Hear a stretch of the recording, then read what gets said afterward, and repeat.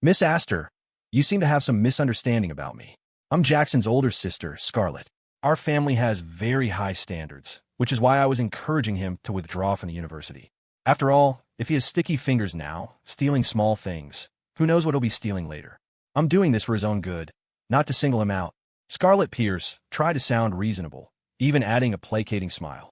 Besides, when you get down to it, we're practically family. I hope you can be understanding. Scarlet had to swallow every ounce of her pride to maintain a respectful posture in front of Lilith Astor. In the normal social hierarchy, she was Lily's senior by age.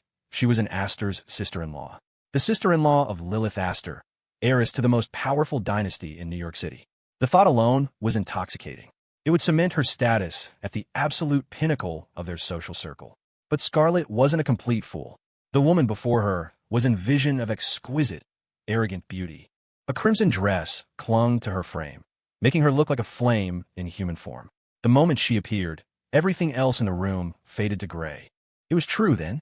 Some people were just born blessed by the gods, perfectly sculpted from head to toe.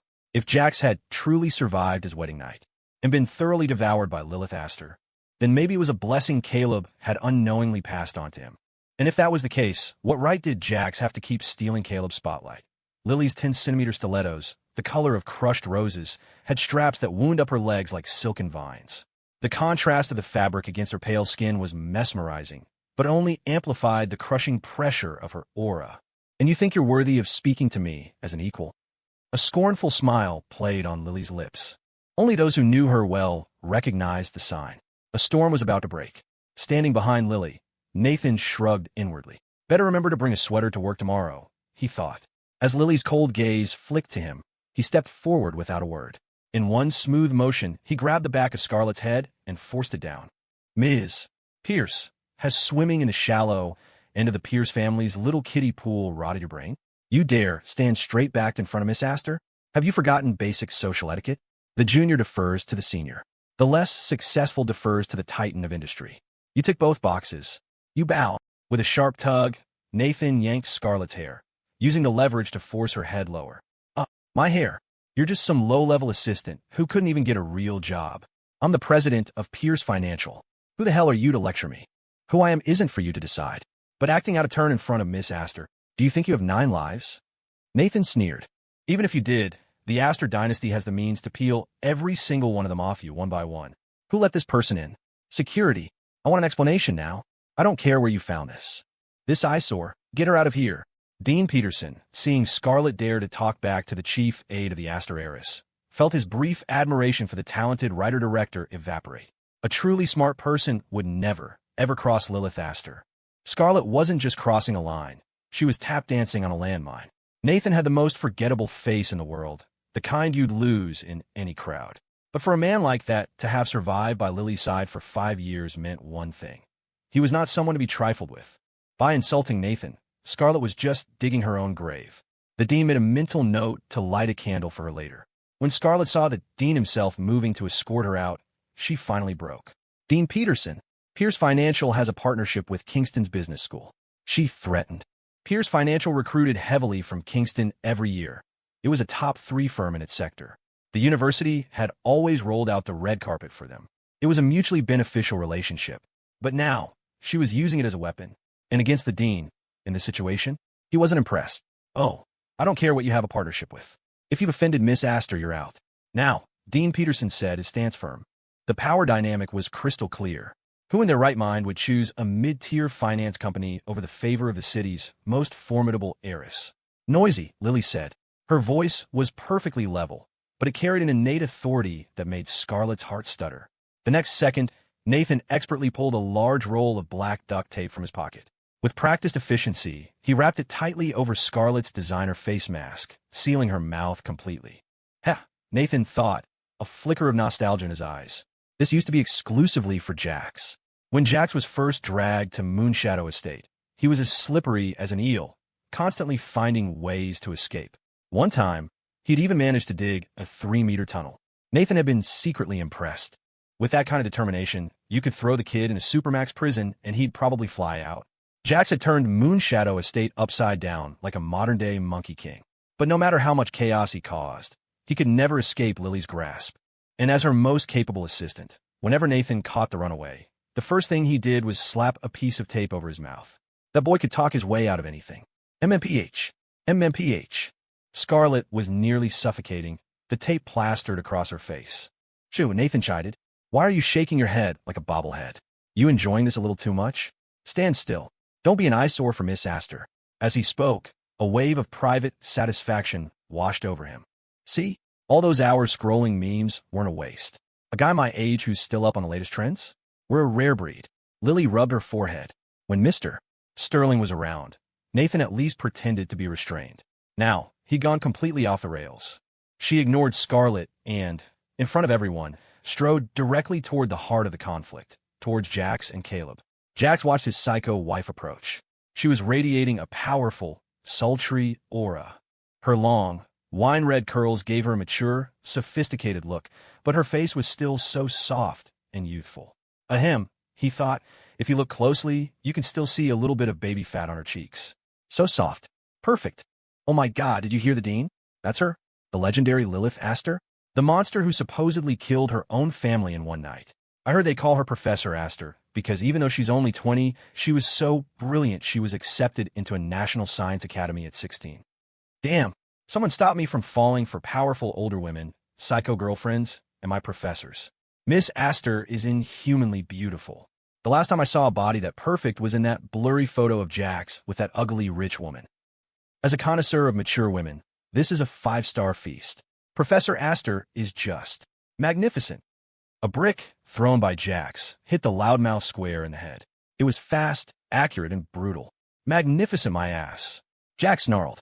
You think you can talk about Professor Astor like that? You perverted creep. Sam Cole ducked his head, fighting to keep a straight face. Jax, my man. He thought. Everyone else is just talking trash. You're the one actually living the fantasy. Jax was still radiating menace when Lily arrived behind him. Student Pierce. Well done. She purred, her voice low. What kind of reward would you like? You can come to my office later to collect it. Jax felt a jolt of electricity shoot through him. He almost let out a primal howl right then and there. Professor, I've only been legal for 2 years. You can't do this to me. Her voice was a deliberate whisper, meant only for his ears. That title, Student Pierce, spoken with such intimacy, was making his mind race. It was so wrong, and so hot. But no matter how much his pulse was hammering, he had to keep a straight face. Until his psycho wife decided to announce their relationship herself, he would let her control the narrative, public or private. His new life motto, wife is always right. Ahem, Jackson, perhaps you could rein in your admirable sense of justice a little, the dean interjected, trying to smooth things over. Seeing the absolute indifference in Miss Astor's eyes, he quickly added, this student spoke out of turn, 20 points off his academic record. Caleb, his face already a bruised mess, felt another wave of despair wash over him. He was slumped over the table, but he forced his head up as Lily and the dean approached. His eyes locked onto the searing red dress, the impossibly alluring silhouette. That's Lilith Astor? The violent, cruel monster of the Astor family wasn't supposed to be like this. She was supposed to be cold and hostile to everyone. But he had just seen it, a clear, sharp look. The way her eyes lingered on Jax was like a spider's silk, intricate and ensnaring. Could it be? Had he really just handed a golden ticket to the top for free to Jax? No. The thought sent a jolt of bitter resentment through Caleb. From the moment Jax had returned to the family 4 years ago, Caleb had systematically taken everything that should have been shared. He had enjoyed it all as his birthright. In his eyes, Jax was nothing but a beggar, a stray they'd taken in. The $300 a month he generously provided for Jax's living expenses was an act of charity. Back when Jax lived in some backwater town or a city slum with his adoptive parents, $100 was probably enough for a month, right? Jax should have been grateful for his magnanimity. He looked up, and his gaze met Lily's. Her eyes swept over him, cool and dismissive. Caleb seized the opportunity. He angled his bruised, colorful face toward her, forcing a weak, pained expression. Lily, we meet again. He began, his voice trembling. I'm so sorry you have to see me like this. But Jax, my brother, he didn't mean any harm. He was just. He trailed off, looking like he was about to shatter. The clear-eyed, naive university students fell for it hook, line, and sinker. Jax must have a violent streak. He stole his own brother's research, made a copy, and thinks he can steal his talent too. Hey, Is it just me? Or does Professor Aster keep staring at Jax? It's like she wants to devour him. It's the look a predator gives a cute little lamb. I'm just saying, it's not an innocent look. Aren't Jax and Caleb supposed to be twins? They look nothing alike. Especially now. Jax just needs a little effort, and he's effortlessly handsome. As for Caleb, ugh, never mind, I don't want to be mean. Whoa, did you hear that? Caleb called her Lily. It sounds like they know each other personally, but he didn't even take her elective anatomy class. With her family background, how would Caleb even get the chance to know her? The rumor mill of university students was a force of nature. Some were already trying to ship different pairings from the drama unfolding before them. Help! Does anyone else think Professor Aster's body and vibe looks a lot like that rich woman who was supposedly Jax's sugar mama? The self-proclaimed pure and wholesome campus boys. No, that's impossible. I can accept Jax winning the lottery, but I can't accept him getting the heavenly job of personally servicing Professor Aster. Sam Cole, who knew the whole truth, was about to suffocate from holding in his laughter. Folks, he thought, is it possible that Jax both won the lottery and gets to be tormented in new and exciting ways by a psycho Heiress every day? Faced with Caleb's manipulative performance, Lily simply raised an eyebrow. Meet again, she said, her voice dripping with contempt. Yes, I see you're being a pathetic little bitch again. Are you a masochist? I was worried that after Jax slapped you, you'd get turned on and start licking his hand. Though she was mocking him, her gaze had already settled on the two nearly identical inventions on the table. They were small plastic boxes, clearly some kind of miniature power supply, with a coiled, semi-invisible cable. They looked remarkably unremarkable. A simple, portable battery. At first glance, it was designed to provide a short burst of power in places without outlets. A decent little invention, sure, but research into battery storage and energy conversion was already well established. Jax's design was standing on the shoulders of giants, and this concept was incredibly basic, a prototype at best. Lily only pondered it for a moment, not wanting to interrupt Jax's rhythm. She was trying to trust him, but for now, that trust would only extend to his talent. Her mocking words, sharp and poisonous, made Caleb's face burn with shame, though with his bruised face, no one could tell. Professor, it's called a power bank, Jax explained earnestly. It's portable for convenience and can also connect to a personal Wi-Fi hotspot. He knew the timeline. In his past life, he died late enough to have seen business trends. In this period, power banks were about to explode like a tornado. It was the perfect time for them to boom. He could practically see the money sprouting from the ground, ready to be harvested. Money was only an asset when it was making you more money. Jax needed to move fast to ride the coming wave. Getting rich wasn't the problem. Caleb, who had already read the proposal, stared at Jax in shock, his expression screaming. You're even stealing my lines? Are you that desperate?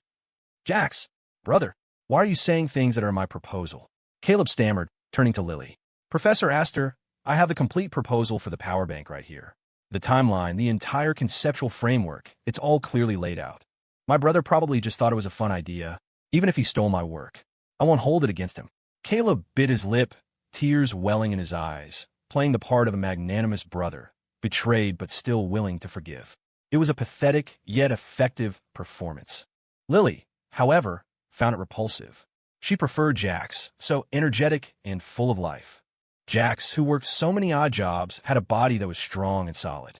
In short, very powerful, very masculine. A total heartthrob for the older ladies. And Caleb, he had all the sex appeal of a wet noodle. Khloe Vance must have been starving to eat that. Wow, thanks a lot, you goddamn saint. Jax shot back. Just because you say it's your idea doesn't make it yours. Why don't you try calling it by name and see if it comes? Jax's face was stone. Don't think that just because you call me brother, I'll let you lick my boots. And don't be discouraged. You're not out of options. You still have the option to drop dead. A wild, manic grin spread across Jax's face. Screw morality. Time to be myself. Nathan and Sam Cole. The doctor never said the psycho gene was sexually transmitted. The entire student body, oh my God, his mental state is absolutely unhinged. I kind of love it. Heart emoji JPG. Caleb's face twisted in humiliation, his pale lips trembling. Jax, brother, the innocent need no defense. Why are you acting crazy to distract everyone from your mistake? I've already forgiven you, even if you did something wrong. As your younger brother, I won't hold it against you. Caleb's words dragged the focus back to the competition. Lily, after glancing at the two nearly identical devices, said nothing and returned to the judge's table that had been prepared for her. The other two professors on the panel were already annoyed with an outsider like Scarlet Pierce trying to throw her weight around at a serious research competition. Naturally, they were also scornful of this Professor Astor, who looked far too young and unreliable to be taken seriously. This year's National Student Research Competition was hosted at Kingston University, so one judging seat was reserved for a Kingston professor. The other three were from different universities, though one had been bought by Scarlet Pierce. The remaining two were career academics, heads-down researchers who weren't familiar with the name Lilith Astor. But even if they didn't know the name, the moment they heard Astor Dynasty, their hearts skipped a beat. Lily sat down and gave a slight nod to the two professors beside her. She always respected true talent in the academic world. The two professors exchanged a look. This young woman seems quite pleasant. The rumors can't be trusted. We will now begin the product presentations. Each contestant has 3 minutes, the host announced. You may explain the purpose and application of your invention. Of course, the final product must be practical and have real-world applications that can benefit and bring convenience to the public. The theme of this year's competition was commercial core competitiveness. In simple terms, your invention had to be sellable. It needed a market, and it had to genuinely make people's lives easier. Convenience for the public was a nice way of saying it needed to address a widespread, universal need. A less charitable interpretation was that it needed a commercial plan to conquer the market, with the potential for national or even global distribution. University students were at the peak of their creativity. Even if their prototypes were flawed, a recognized idea was a potential goldmine. No savvy business leader would pass up the opportunity of a top-tier research competition like this. Usually, the CEOs themselves wouldn't show up, but they would send teams from their project development departments. If they saw a high-potential invention or idea, they would buy the patent on the spot. And a patent from a university student was a hell of a lot cheaper than one from an established firm. Jax had deliberately entered this national competition for one reason. He knew that one of the contestants who would fail to place today would one day become an unrivaled titan in the AI tech world. That was the kind of talent he desperately needed. One by one, contestants presented their projects. In the audience, members of various corporate teams whispered, estimating budgets and preparing bids for the most promising products, hoping to snatch them up before their rivals could. Soon, it was Caleb's turn. He walked onto the stage and began to present the concept of the power bank. Jax watched with cold eyes. In his past life, he had been expelled from Kingston before he could even participate in this competition. He'd already spent 3 months developing the initial plan and had completed the general design. It wasn't perfect, but it was a highly creative concept with a massive potential consumer base. At the time, Caleb had come to him, lamenting that such a good design would go to waste. He then gallantly offered to enter the competition on Jax's behalf, under his own name, Caleb Pierce. Later, trapped in Moonshadow Estate, Jax received a $300 transfer from Caleb 3 days after the competition. Caleb told him that the power bank design was too simple and had been torn apart by the judges when compared to the more complex projects from the science majors. The $300, he said, was a personal gesture to console his brother, a plea for him not to lose hope. At the time, Jax had been deeply moved. Compared to the measly $300 a month he got from the family housekeeper, it felt like a significant sum. It wasn't until he managed to escape to Sam Cole's place that he learned the truth. Because of his idea's simplicity and wide consumer appeal, numerous companies had wanted the patent. Caleb had instigated a bidding war, ultimately selling at $4,300,000. Even then, Jax had been skeptical of Sam's words. He couldn't believe his own brother, for whom he had given so much of his own blood, would deceive and exploit him. Besides, Caleb was always so kind, wasn't he? Now, reborn, Jax re-examined event after event. Understanding Caleb's true nature, Sam's words from years ago finally hit him right between the eyes. And that concludes my presentation. I believe my creative design, the power bank, will become an essential guarantee for convenient travel for all citizens. Thank you. Caleb finished his speech, his face glowing with feigned passion. The executives in the audience were already buzzing about the concept's viability. On the judges' panel, a professor looked thoughtful. From a research perspective, the design is remarkably simple, but the creativity and the vision for public convenience are quite unique. Scarlet, relegated to a corner on the other side of the field, watched the competition through a pair of binoculars. Seeing Caleb's performance, she couldn't help but smile with pride. "Caleb is truly the best," she murmured. "Jax, just copying his brother's work verbatim. Let's see how you survive at Kingston now." Suddenly, A dark figure blocked her view. "Scarlet, what are you doing at Kingston?" It was Morgan Pierce, her face grim. The recent leak of internal corporate intelligence and the destruction of several confidential files had become a constant weight on her mind. After learning that Jax might have the original files on a USB drive, she didn't trust Caleb to retrieve it. She had decided to come herself. For some reason, after running into Jax at the hospital, she couldn't stop thinking about the incident 3 years ago, when he had fallen from a ladder, suffering near-fatal fractures.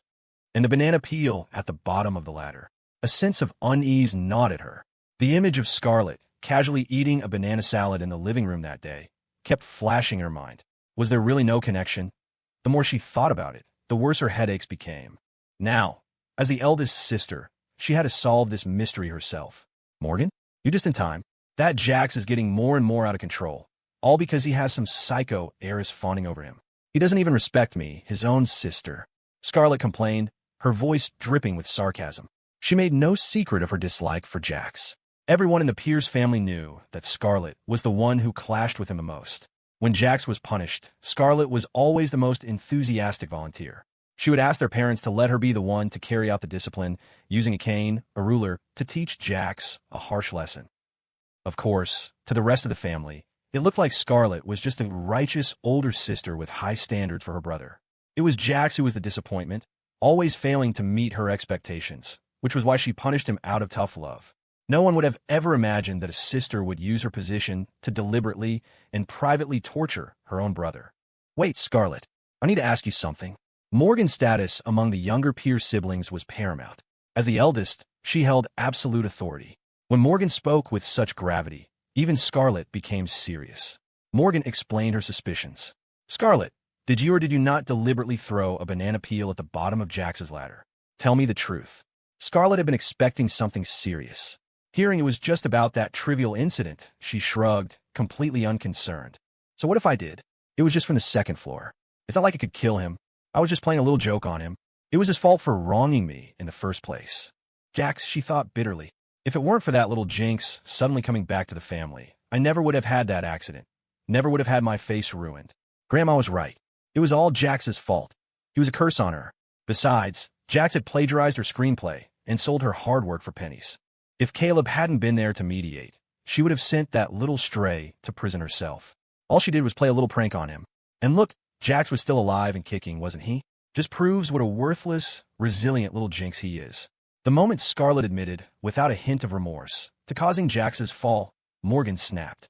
As the eldest sister, she could no longer tolerate it. She swung her hand and slapped Scarlet hard across the face.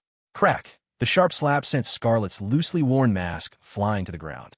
"Scarlet, no matter how much of a screw-up Jax is, he is still our brother." Morgan's voice was shaking with rage. "You can lecture him, you can discipline him, but you cannot have a heart that wishes to harm your own family. You left for your film set, right after he fell. You only knew he was hurt, but do you know what actually happened? He was in the hospital for 2 months.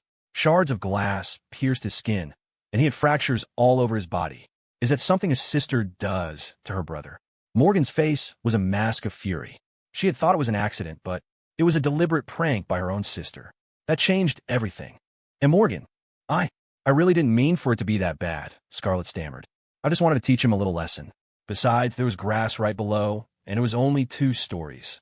He must have been exaggerating how bad it was to get sympathy. It wouldn't be the first time Jax pulled a stunt like that to steal attention from Mom and Dad and the rest of us."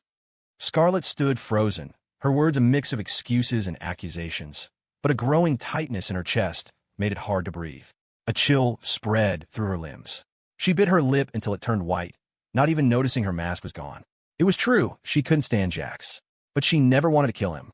And no matter how awful he was still her blood. "I knew you'd be in denial," Morgan said, her voice laced with pain. "Look, I went to the hospital and got his medical records and the billing statements from that time. Jax wasn't lying. That fall nearly killed him. They even issued a critical condition notice, and not a single family member was there to sign for him. Scarlet, you went too far this time. As your older sister, I want you to go and apologize to him personally. He's just hurt and angry with us right now, but we're still family. I believe he wants to come home.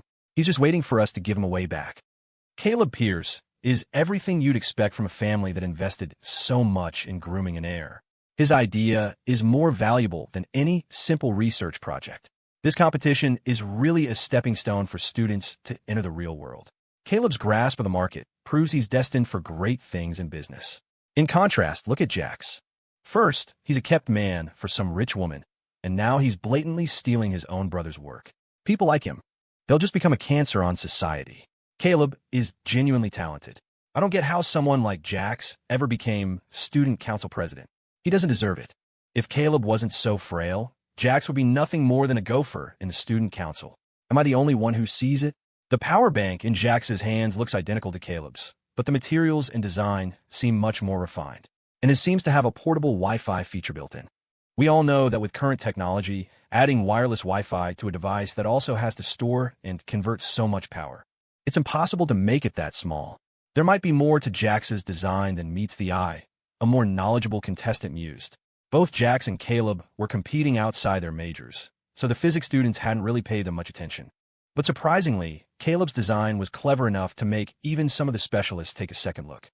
For a business major to even grasp the fundamentals of this kind of research was impressive, and to combine it with market trends and consumer behavior to design a power bank. It wasn't an exaggeration to say he was gifted. Soon, it was the moment everyone was waiting for, to watch Jax crash and burn. The young man had just publicly beaten his sick brother. His character was clearly rotten. They were sure the judges would call him out for plagiarism and send him packing in disgrace. Jax walked onto the stage, cool and confident. He held up his power bank, a defiant, almost cocky look in his eyes. "Sorry to disappoint you all," he said, his voice carrying across the field.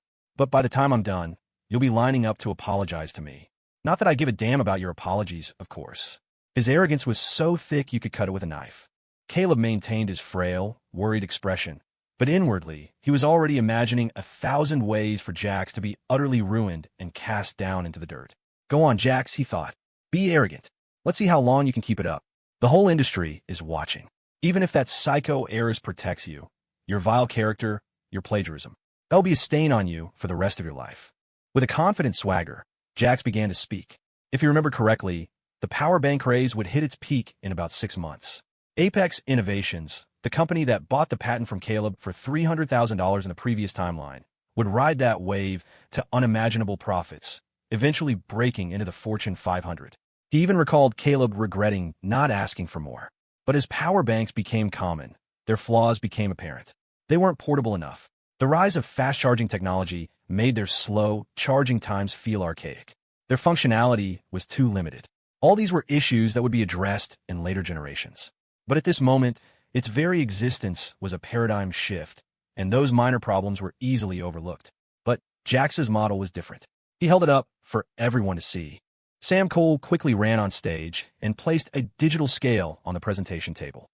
"This power bank weighs 200 grams, Jax announced, his voice clear and steady. "It holds a 20,000 milliamp power charge, perfectly meeting consumer demand for portability.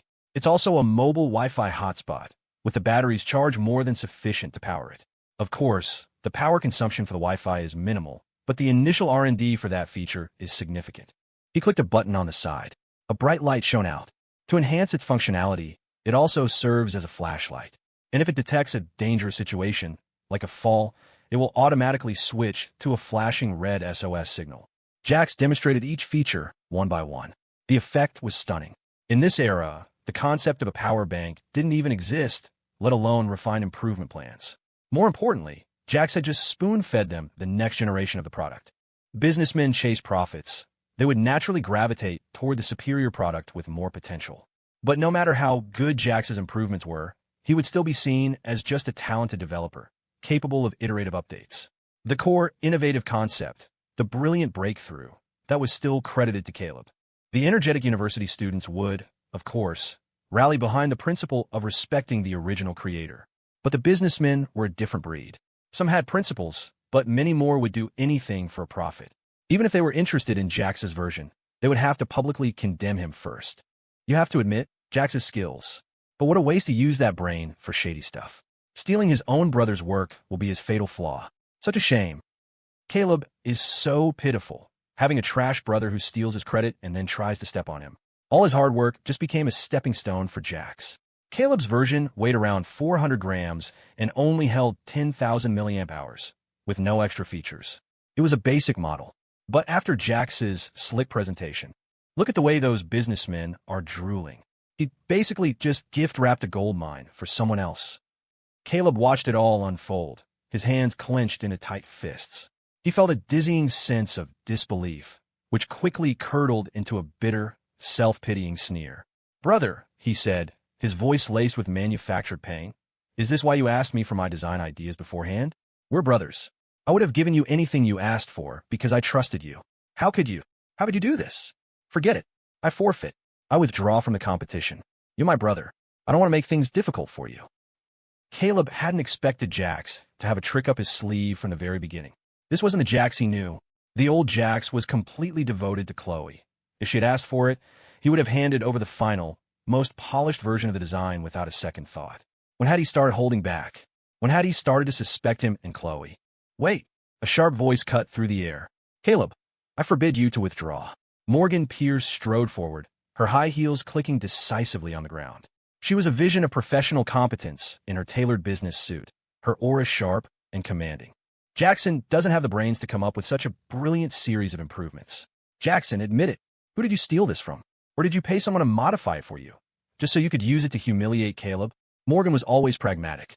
Scarlet had wronged Jax, and, as the eldest, she bore some responsibility for not managing her sister better. But to let Jax publicly humiliate Caleb in front of so many outsiders? That would be a dereliction of her duty as the head of the Pierce siblings. Jax stepped down from the presentation area, his expression radiating a ferocious energy. He looked like he was still spoiling for a fight. The crowd, having just witnessed Caleb's beating, collectively flinched. He wouldn't hit a woman, would he? No way, right? But given his current mental state, they weren't entirely sure. "Morgan, you're really tempting fate, aren't you?" Jax spat, his voice dripping with scorn. "If you love lecturing people so much, why don't you go get a teaching license instead of making a fool of yourself here? Is that head of yours just for decoration? Are you planning on leaving it to someone in your will? I've said it a dozen times. I did not take his design. A brain is a tool for daily use, not an accessory." As he walked toward Morgan, he casually passed by his seat and picked up the bloody brick he'd used earlier, weighing it in his hand. The entire audience, sweating nervously, JPG. Fame and fortune have really changed him. He's becoming a menace. Morgan felt a rare pang of regret, provoking a berserk Jax. She had really stepped in it this time, but as the eldest sister, she had to intervene. She was caught in a difficult position. Scarlet, for her part, was a little more subdued this time. She glanced at Jax with a flicker of hesitation, but seeing his unhinged demeanor, her anger flared up again. "Jax, what are you doing with that brick? You wouldn't dare hit our sister, would you?" She caught herself just in time. She had no doubt Jax had the guts to smash a brick over her head right now. But Morgan had never deliberately mistreated him. He should at least show her some respect. "Jax, Caleb is your brother. This is very difficult for me." Morgan tried to placate him. Jax shot back. "Oh, so you're caught between a rock and a hard place? Morgan, let's make a bet. If Caleb really is the original creator of this design, I'll grant you one request. Anything. But if I'm the creator, you have to post a video of yourself pole dancing in a bikini on all your social media accounts and leave it up for 24 hours. How about it?" Jax knew exactly what Morgan valued most, and his condition was designed to shatter the very foundation of her self-perceived superiority. "Jackson, don't you dare go too far." Morgan's face flushed with anger. She was his older sister. She was elegant, respected, the head of a major financial firm with immense power. How dare he suggest she humiliate herself like that online? He was insane. Scared, Jax taunted, a look of utter boredom on his face. "Looks like you don't have much faith in your precious brother Caleb's integrity after all." He turned and, still holding the brick, started walking toward Caleb, who was just about to step in and protect his sisters.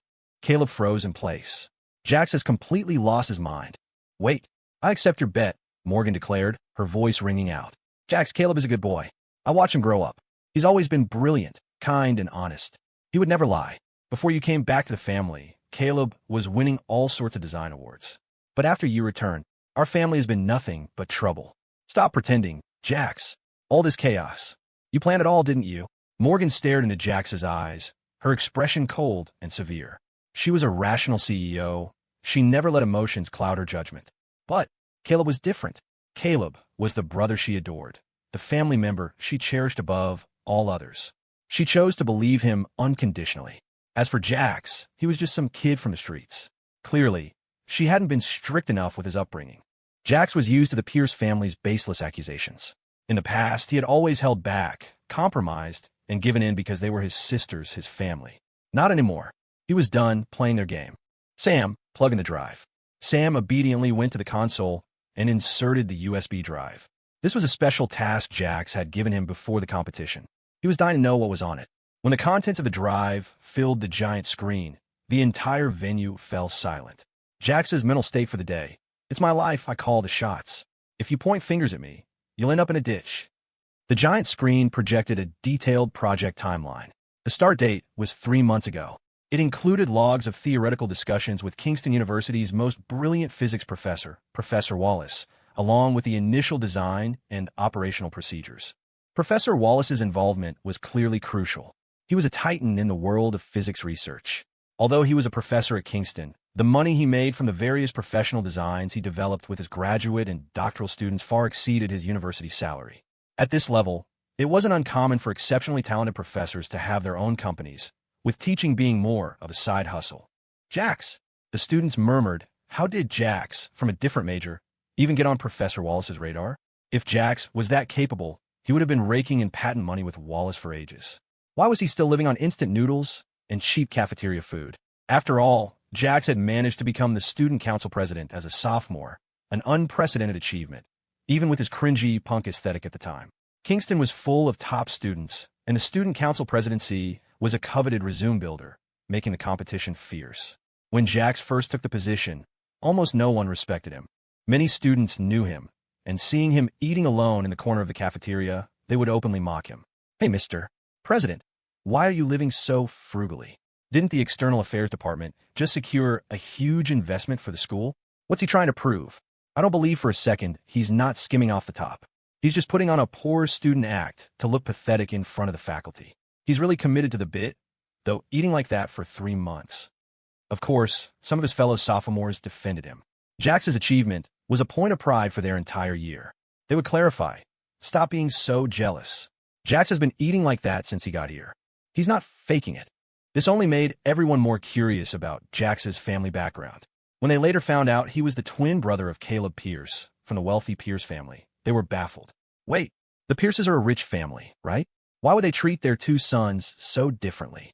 But no one wanted to meddle in family affairs. This is the complete design timeline, Jax announced, his voice resonating through the silent hall. Caleb's timeline is correct, as far as it goes, but it's missing a lot of key events and details. For example, his proposal notes a simulation design process on May 3rd, 2 months ago. But I have concrete evidence of his whereabouts on that day. The screen changed. This is security footage from the Fairmont Hotel in downtown NYC, showing Caleb entering the hotel that afternoon, along with his check-in confirmation. And, coincidentally, half an hour after Caleb entered his room, our campus belle, Khloe Vance, entered the very same room. Jax paused, letting the information sink in. This evidence was obtained through a police request as part of clearing my name from a previous false accusation, so it does not violate anyone's privacy. And this isn't the only discrepancy in his timeline. I have more. If anyone wants to see them, I can play them all one by one. Every word Jax spoke was firm and resonant, but his expression was eerily calm. This was a guy who was supposedly Khloe Vance's #1 simp. As the crowd reeled from the shock, they were also amazed. Wait, why isn't he having an emotional breakdown? Had Khloe hurt him so badly that his heart was dead? Was he just burning everything to the ground now, exposing the secret affair between the pure campus belle and his own brother? No way. I don't believe it. Our Khloe Vance is a good girl. She's so kind and pure, she wouldn't even step on an ant. Her character is flawless. Why would she get a hotel room with a guy? Jax, you're just jealous because you can't have her, so you're slandering her and Caleb.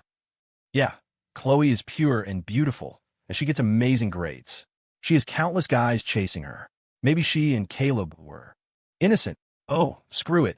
I can't even finish that sentence. Am I the only one who noticed that Jax actually caught Professor Wallace's attention? I heard Wallace is eccentric and incredibly demanding, even with his own grad students. But he took an interest in Jax, a sophomore. No wonder Jax's improved design has such advanced tech behind it. Creating that first prototype alone must have cost a fortune in manpower and resources. Jax doesn't have that kind of money. Oh, holy crap. Is that why he's been eating instant noodles this whole time? That is next-level dedication. I was the top of my class, and even I can't compete with that.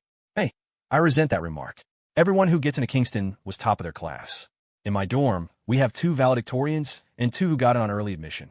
The pool of talent at a top-tier university was immense. You might have been the big fish in your small pond, but here, everyone was the best of the best. They were used to being surrounded by geniuses. But Jax, in this arena of academic gladiators, he had just proven himself to be the king of kings. Many students were starting to feel a grudging respect. Getting back on topic, is it really impossible that our pure campus belle went to a hotel with Caleb to study? Right? Right? A chorus of simps' hearts quietly shattering. Study? You mean study a multi-million-dollar business deal? Or study anatomy? The Campus Belle's fan club was having a full-blown meltdown. Khloe Vance, who had been standing in a corner, felt the world collapse when Jax displayed the security footage. She froze, a chilling coldness creeping from her head to her toes. It felt like her lungs were filled with cotton. Fear was an invisible hand gripping her throat. Her face went deathly pale, and her hands began to tremble. "No, I didn't," she cried out, her voice thin and reedy. "Jax, turn it off. That's slander. You are violating my privacy." Khloe bit her lip, shaking her head, trying to project an image of a victim of a terrible misunderstanding. But the evidence was right there, no matter how she tried to explain it. As long as that video existed, even a denial would be met with endless speculation. The legions of guys who had worshipped her from afar, who thought she was an untouchable goddess, would now see her differently. What pure goddess? She's already sleeping around. Why pretend? If he can have her, then maybe I can too. Khloe looked pleadingly toward Caleb and the Pierce sisters, desperate for help. Unlike them, her family's fortune had dwindled, but she had grown accustomed to the life of a popular, admired socialite. To feed her vanity, she needed a constant stream of men willing to dote on her, to fund her image as a pure and noble campus belle. Now, in an instant, it was all gone. "Jax," she thought, tears streaming down her face. "Is this because of me? Did his love for me turn to hate, and now he's trying to destroy me?" She felt her legs give way, and she would have collapsed if Jessica hadn't been there to catch her. "Khloe, don't be afraid," Jessica whispered in her ear, steadying her. "If you two are dating, getting a room is perfectly normal. Besides, Caleb is the sole heir to the Pierce family fortune. Now is the perfect time to lock him down." A mocking smirk flickered across Jessica's face. "TSK, Jax, I really underestimated you." She found herself growing more and more interested in her best friend's ex-boyfriend. Meanwhile, Caleb and his sisters were in shock. The 2 sisters' faces turned to ice. They felt as if they'd been plunged into a frozen lake. Their first thought wasn't even about Caleb and Khloe in a hotel room. It was, "Caleb lied to us." The timeline on his proposal didn't match his actual whereabouts, which meant Caleb was the liar. He was the one who had stolen Jax's project. They had all misunderstood Jax. They had become the weapons Caleb used to hurt him. Morgan stumbled, her high heel twisting beneath her. "No, that's impossible. Caleb, you lied to us." But what terrified her even more was the bet she had made with Jax. Pole dancing in a bikini? That was no different from being a stripper. She was a refined, powerful CEO. How could she ever show her face in the business world again? Crack! Morgan slapped Caleb hard across the face. She had disciplined Jax many times, slapped him more than once. But this was the first time in her life she had ever struck Caleb. Her heart ached with a sharp, wrenching pain. It was the pain of disappointment, mixed with the terror of the punishment she now faced. "Morgan, don't hit him," Scarlet cried out, rushing to Caleb's side. Caleb must have had a reason. The video only shows them entering the hotel. Maybe they were just studying in the room, doing homework together. The entire crowd of onlookers collectively dropped their jaws. "Are you serious, lady? Your grip on reality is even more tenuous than Jax's." "Caleb, explain yourself. What's going on?" Morgan's voice was strained. "I have always trusted you. But today, you've pushed me to the brink of ruin." She was heartbroken. She had watched Caleb grow up, and while Jax was also her brother, the years of separation made a difference. You can't fake a bond that was never there to begin with. People are emotional, and favoritism is often unconscious. But she had always told herself she was the eldest, that she had to treat all her siblings equally. The force of Morgan's slap made Caleb's ears ring, and a trickle of blood ran from the corner of his mouth. He quickly covered his lips, trying to swallow the bitterness and humiliation. "Morgan, Khloe and I," he began to explain, his mind racing. How did Jax switch the files on the USB drive he had given to Khloe? He He was certain that, given Jax's devotion, the drive would have contained the final, most advanced version of the power bank design, the one Jax had just presented. He was always meticulous. He would have checked the USB drive before his presentation. But people often skim over less important details. The core of the proposal was the design, structure, and feasibility. And yet, somehow, Jax had used this tiny, insignificant detail to set a trap for him. Now he was cornered. Suddenly, Jax wasn't stupid anymore. "I'm so sorry, Morgan," Khloe interjected, her voice trembling. "Caleb and I have actually been together for a while. It's just that my parents are very strict about my studies and relationships. That's why we kept it a secret. We're still young, and we wanted to focus on our education and careers. We didn't do anything in the hotel room. We just wanted a quiet place to study for our grad school entrance exams. You know how crowded the Kingston Library gets." But Jackson misunderstood. He thought we were involved in some kind of sordid affair. "I'm actually a very traditional girl. I want to save my first time for my wedding night. So please don't hit Caleb." He was only silent because he didn't want me to be misunderstood. Khloe's speech was a masterclass in portraying herself as a pure, noble victim. It might have worked on children, but she was speaking to university students. They weren't idiots. They didn't buy it for a second. Yet, Khloe's brainwashing skills were top-notch. Soon, some of her simps began to waver, their envy for Caleb renewed. Of course, a pure campus belle would want a pure love. Just having the title of Khloe's boyfriend was enough to make them weep with envy. Jax watched this performance with a flicker of contempt in his eyes. Khloe traditional? That was the most ridiculous joke he'd heard all year. "I don't care what your relationship is," Jax cut in, his voice sharp. "One of you takes the USB drive with the backups of my design, and the other blatantly claims it as their own, then turns around and frames me as the thief. Nice teamwork. You two must have been practicing that for years to get that kind of synergy." His words drew snickers from the crowd. Khloe Vance was looking less and less like a goddess. First, the incontinence incident, now getting caught in a hotel with a man. Was there any other campus belle with such a string of embarrassing scandals? Soon, posts began appearing on the Kingston University forums, demanding that Khloe be stripped of her title. A poll was created. The jilted simps, their hearts broken, became the main force calling for her downfall. The very people who had passionately campaigned to put her on that pedestal were now the ones tearing her down. But that was a story for later. Caleb's design timeline didn't add up. That was now a fact, set in stone. The ugly truth of him stealing Jax's work had been exposed. A tidal wave of condemnation crashed down on him. At the same time, thanks to some funding from Jax, Sam Cole had already started buying up social media influencers to spread the video of Morgan losing the bet. Sometimes, the best way to destroy someone isn't to kill them. It's to shatter their spirit, to strip them of everything they pride themselves on. For someone as arrogant as Morgan, the taste of public humiliation and falling from grace would be a fate worse than death. Jax would not forgive anyone who had pushed him into hell in his past life. Lily had been sitting on the judge's panel the entire time, still as a mountain. The hem of her fiery red dress spread out around her like a blazing fire. Her dark red curls fell against her cheeks, a stark contrast to her snow-white skin and crimson lips. It was a decadent, unrestrained beauty, like that of a fallen angel. She sat there quietly, radiating an aura of absolute dominance that inspired both awe and fear.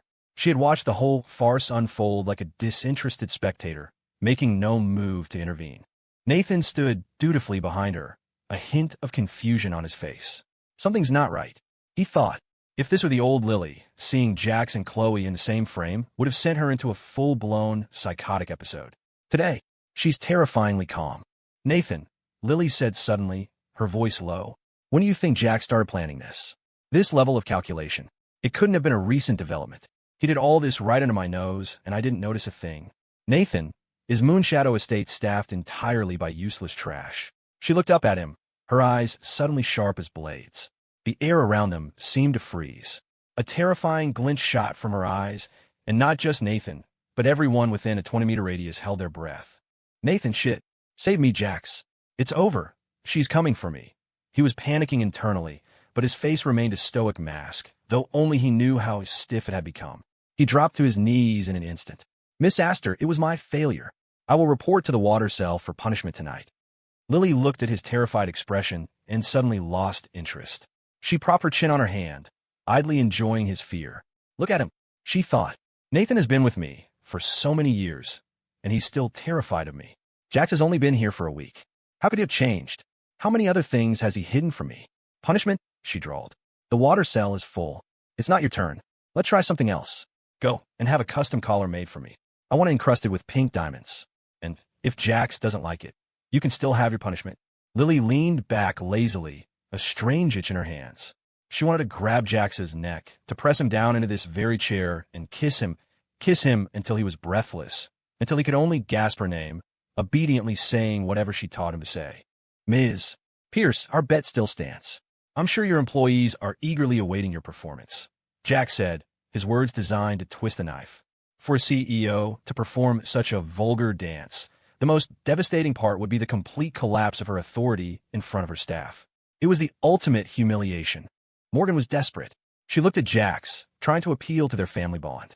Jax, I know there have been many misunderstandings between us, including Scarlet causing your accident. I only just found out about that, and I'll bring her here to apologize to you personally.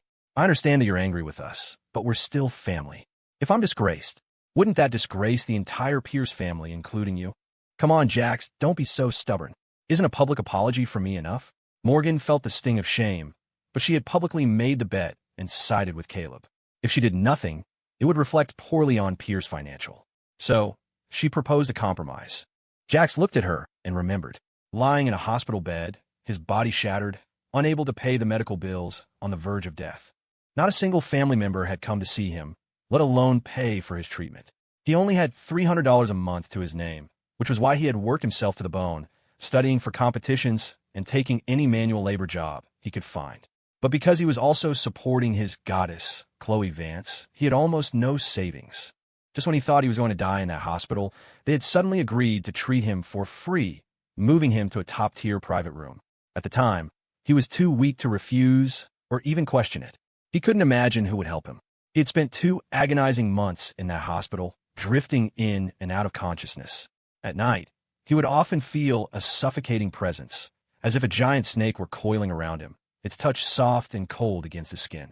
It moved over every inch of his body, a disturbing sensation that made his mind scream even though he couldn't open his heavy eyelids. He had just turned 18, having only recently returned to the Pierce family. He had never experienced anything like that suffocating, paralyzing feeling. He fought to open his eyes, his knuckles white with effort, but the snake wouldn't let him go. His hospital gown was lifted, and an icy, soft touch traced over his chest, his abs. The snake seemed intelligent, avoiding his healing wounds, but the feeling of being completely helpless, of being toyed with, was infuriating. Jax was numb. It felt like the beginning of a long nightmare. After 2 months of this haze, he was able to walk again, though not fully healed. He fled the hospital as fast as he could, convinced that his room was haunted by some kind of succubus that fed on men's life force. No wonder the hospital had treated him for free. They were probably using him as a sacrifice. And now, Morgan was bringing up that accident, saying Scarlet was responsible? He thought. Of course. He had checked the ladder stability before he climbed it. It couldn't have slipped by accident. It had been Scarlet. So, Jax said, not bothering to refuse her offer just yet. How exactly do you plan on apologizing, Miss Pierce? He wanted to see how far she would go to avoid her punishment. I'm sorry, Jax, Morgan said, stepping forward. Her posture was still proud and cold.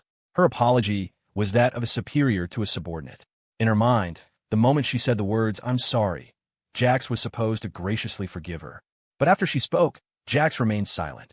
Jax, you're supposed to say, it's okay. Morgan's face stiffened. She couldn't believe he was leaving her hanging like this in front of everyone, making her look like a fool. Scarlet couldn't take it anymore. Jax, Morgan has personally apologized to you. Don't be so shameless. She then turned to Caleb, her expression softening as she saw his miserable, wounded face. A pang of pain shot through her, and she gently patted his back. Caleb, don't be sad. I know you only did this because Jax's return to the family made you feel insecure, right? I'm sorry. We failed as sisters to give you the security you needed, and that's why you did this foolish thing. Don't worry. No matter how Kingston University handles this, I will protect you. The stark difference in how Scarlet treated her 2 brothers was breathtaking. Even with a mask on, her ugliness was impossible to hide. Caleb looked up, his eyes shimmering. A single, perfect tear rolled down his cheek. He looked so pitiful, so wronged. Scarlet's heart felt like it was breaking. Caleb is so kind, she thought. He was forced to do this terrible thing because of Jax. He must be filled with guilt and torment. Isn't that punishment enough? Jax has made countless mistakes. Caleb only made one. It's obvious who I should protect and who I should blame. TSK, Scarlet, you only have one face. You should try to use it more sparingly, Jax sneered. Who says I have to accept her apology just because she gave one? Maybe I just like the sound of her talking. If you don't like what you see, gouge out your eyes. If you can't hold your tongue, so your mouth shut. There are always more problems than solutions, and idiots are always full of complaints. He turned his glare on Caleb. And you, stop hiding behind a woman. If you're going to cry, cry louder. I can lend you a megaphone. Who are you mourning for? Did your dad die? Or your mom? The verbal assault left Scarlet and Caleb speechless. Hearing Jax curse their parents, his parents, made a vein throb in Scarlet's temple. Jax, our parents are your parents too. How can you say something like that? Do you have any concept of filial piety? Caleb is already crying with regret, and Morgan has apologized. What more do you want? For us to get on our knees and kowtow to you? Jax, let me give you a piece of advice. In life, you should know when to take a step back. Don't push people too far. Her words were a cocktail of moral blackmail and veiled threats. In their world, children were supposed to respect their parents. What Jax had said was utterly disrespectful. Someone who disregarded even the bonds of family was cold-blooded, no different from an animal. Jax grinned. Take a step back and find a whole new world? You go ahead and take a step back. I'm not moving. Oh, and I'm so scared of pushing you too far. Why don't you go jump off a building right now? Scarlet felt another wave of rage. Only a corner dog jumps over a wall. He was calling her a dog. Mr. Dean, Jax said, turning to Dean Peterson with a casual, mocking tone. Now that it's clear who stole from whom, am I still the rat turd you mentioned? He was forcing the Dean to act, to punish Caleb right here and now. Ahem, of course not, Student Pierce. The Dean stammered. I was angry and spoke out of turn. I apologize. Jax just gave him a cold, dismissive look. The Dean sighed. This kid is forcing me to offend the entire Pierce family. But the Pierces, as difficult as they were a lot easier to deal with in the Astor dynasty. Caleb Pierce, the Dean announced, his voice firm. You have stolen a fellow student's design, fraudulently claimed credit for it, and then slandered the original creator.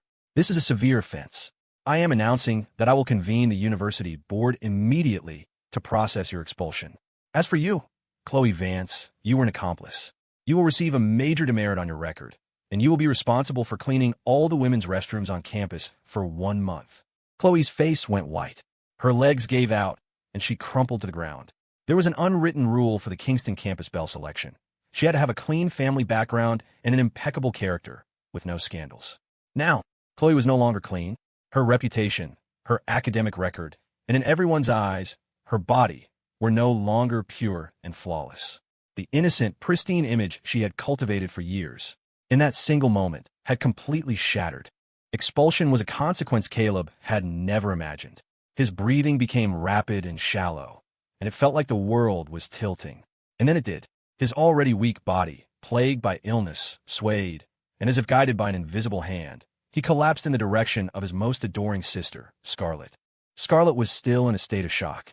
Her first instinct was to catch him, but her mind froze. The memory of Caleb's confident assurances that the design was his own flashed through her mind. While she had chosen to accept his necessary misdeeds, the moral compass inside her wavered. It was only a moment's hesitation, but it was enough. She didn't catch him. Caleb hit the ground hard. The back of his head slammed against the concrete, and he winced in pain as he felt a warm, wet sensation. He tried to open his eyes, but his vision blurred, and then everything went black. For a moment, Morgan and Scarlet panicked. Years of coddling him had conditioned them to prioritize his health above all else. All thoughts of his crime vanished. Morgan was the first to rush forward, dropping to her knees on the ground without a second thought for her image.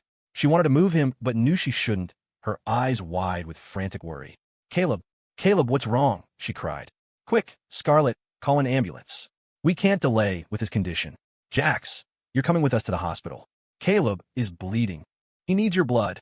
Morgan said it so naturally, as if Jax's contribution was an absolute, unquestionable duty. Jax watched the scene unfold, his expression as cold as ever. Caleb had faked illnesses so many times that he couldn't be bothered to play along. But if this time was real, well, he'd have to break out the champagne and celebrate. The manipulative bastard finally had a taste of his own medicine. It was beautiful. Oh, he needs it? And what the hell does that have to do with me? Jax said, raising an eyebrow. You look like you're auditioning for sainthood. If he needs blood, go find it at a blood bank. You're asking me? Are you hoping for another one of my special transfusions? His voice was laced with a chilling reference to the pig's blood incident. I still have the video from last time. If everyone's curious, I don't mind sharing it. His threat hung in the air, sharp and clear. In his past life, he had been trapped by moral and familial obligations. This life, he had no morals. No one could trap him again. Jax, he's your brother. Scarlet began, her voice hesitant. She knew she should apologize for the latter incident, which Morgan had now exposed. But every time she looked at Jax, at his defiant, I'll take on the world attitude, the words stuck in her throat. The old Jax was so timid. He would have forgiven her without her even having to ask. He never held a grudge. Don't. Jax cut her off. I have completely severed ties with the Pierce family. If you don't understand, or if anyone here doesn't understand, you can see the severance agreement for yourselves. Coincidentally, I also put a copy on this USB drive. Let's project it for everyone to see. On the big screen, the severance agreement appeared, with Jax having highlighted the date in red. It was from just a few days ago, right when he was at the center of the media storm, nearly expelled from Kingston because of Caleb's machinations. At that time, when he was the one being slandered and robbed of his accomplishments, not a single family member had trusted him. They had thrown him out. And now, what right did they have to demand he give blood to the very person who had orchestrated his downfall? The Kingston students were not stupid. A wave of outrage swept through the crowd, and they began to shout down the Pierce family for their shamelessness. Morgan and Scarlet, who had never faced such public condemnation, turned pale. When the ambulance arrived, they scurried away with Caleb, their tails between their legs. Khloe, left alone, had already taken the opportunity to flee in tears. Jax didn't dwell on his victim status. The matter was settled. It was time to lay the groundwork for his career. The CEO, who had recognized the potential of the power bank in his past life, approached him, his face radiating sincerity. He offered him $300,000 for the patent. The same number as last time. Jax knew it was coming, but a collective gasp rippled through the crowd. Wow, his design is incredible, and the market potential is huge. But for a university student to sell a patent for $300,000? Do you know what that means? Jax is going to be rich. Forget supercars. He'll be flying private jets soon. The top prize for this competition is $20,000. Jax just made 15 times that with one deal. When did he get so smart? Did that rich woman bring him good luck? Sam Cole practically drooled with envy. His boy Jax had finally made it. $300,000 was a massive amount of startup capital for a university student.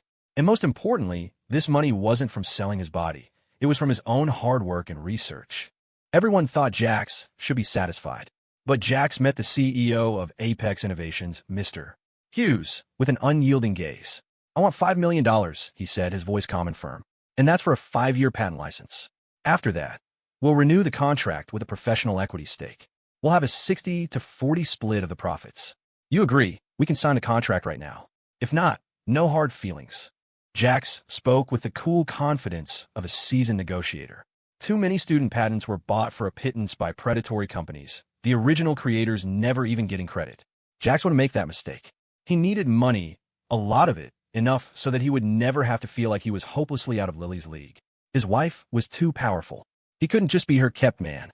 He wanted people to see him as her equal, a man who deserved to stand by her side. The contestants looked at him like he was insane. $5 million for a 5-year license, and then a 60% stake in the profits? He might as well just rob a bank. Mr. Pierce, Mr. Hughes said, a condescending smile on his face. I can't deny your talent. But remember, you're just a sophomore. My offer of $300,000 is a sign of my appreciation and recognition, not an invitation for you to get delusions of grandeur. Besides, an 80-20 split is considered generous in this industry. What makes you think you're worth 40% of my profits? Mr. Hughes was a shrewd businessman with a keen eye for opportunity. This was just a negotiating tactic, a way to test Jax's mettle. Jax stood straight, his expression unwavering. You misunderstand, Mr. Hughes, he said. I don't want 40%. I want 60%. 60 for me, 40 for you. The entire hall erupted in stunned silence. This kid has some serious balls. Mr. Hughes was taken aback. He never expected to be strong-armed by a wet-behind-the-ears sophomore. He truly believed in the product's potential. But without the backing of a major corporation, the technology would be worthless in Jax's hands alone. He had been prepared to go up to $5 million if Jax had just asked for a full buyout. After all, Jax had revealed that the project had the backing of the renowned Professor Wallace. A regular student, he could dismiss. A student personally mentored by Professor Wallace? That was a different story. Mr. Hughes' frown caught in a dilemma. Jax, your terms are outrageous, he said, trying a different tack. I doubt anyone else here is prepared to make you a serious offer. Look, I'm not trying to take advantage of you. $5 million for the full, final rights to your patent. How about that? You should be satisfied with that, Jax. No one here will offer you a higher price. Apex Innovations was a mid-sized company, but the mass-market success of the power bank was what would propel Mr. Hughes to tech mogul status in the future. Right now, there was nothing else like it on the market. From his future perspective, Jax was looking at a wide-open blue ocean. His terms weren't an attempt to fleece Apex Innovations. They were a generous offer to share a piece of the future fortune. In that case, we have nothing more to discuss, Jax said, his tone final. Mr. Hughes, the door is over there. He didn't waste any more time on him. Even as the other students stared, mouths agape, certain that Jax had just thrown away the opportunity of a lifetime. Jax didn't care. If Apex Innovations wanted to pass up this golden opportunity, he would happily take it for himself. Or he could give it to his dear wife to expand her business empire. I'll offer $10 million. The voice cut through the stunned silence, clear and imperious. It was Lily. I'm very fond of Mr. Pierce's design, she continued, a faint, dangerous smile playing on her lips. The Astor Group already has a division in the electronics sector with a fully developed production line. But more importantly, I have a great appreciation for student Pierce himself. As for the patent split after 5 years, Mr. Pierce will take 80%. The Astor Group will take a modest 20% commission. I wonder, Mr. Pierce, would that be acceptable to you? Lily's epic intervention stunned the room. Her business acumen was legendary within the industry. In just 2 years, she had pushed the Astor dynasty to even greater heights. For a young upstart to outmaneuver a room full of old guard executives was a feat that commanded respect and fear. Mr. Hughes, who had been planning to deliberately lowball Jax to get the patent on the cheap, felt his world tilt. Miss Astor is interested in the power bank's potential too? Or is she just interested in Jax? He was reeling. His mid-tier company was nothing compared to the Astor dynasty. But to be so publicly outmaneuvered by Lilith Astor, he was in his 50s. He had connections. He had even done business with Lily's father back in the day. He remembered seeing her as a child, a perfect little doll in a gothic Lolita dress, surrounded by servants. She was a beautiful, but lifeless, showcase for the family's prestige.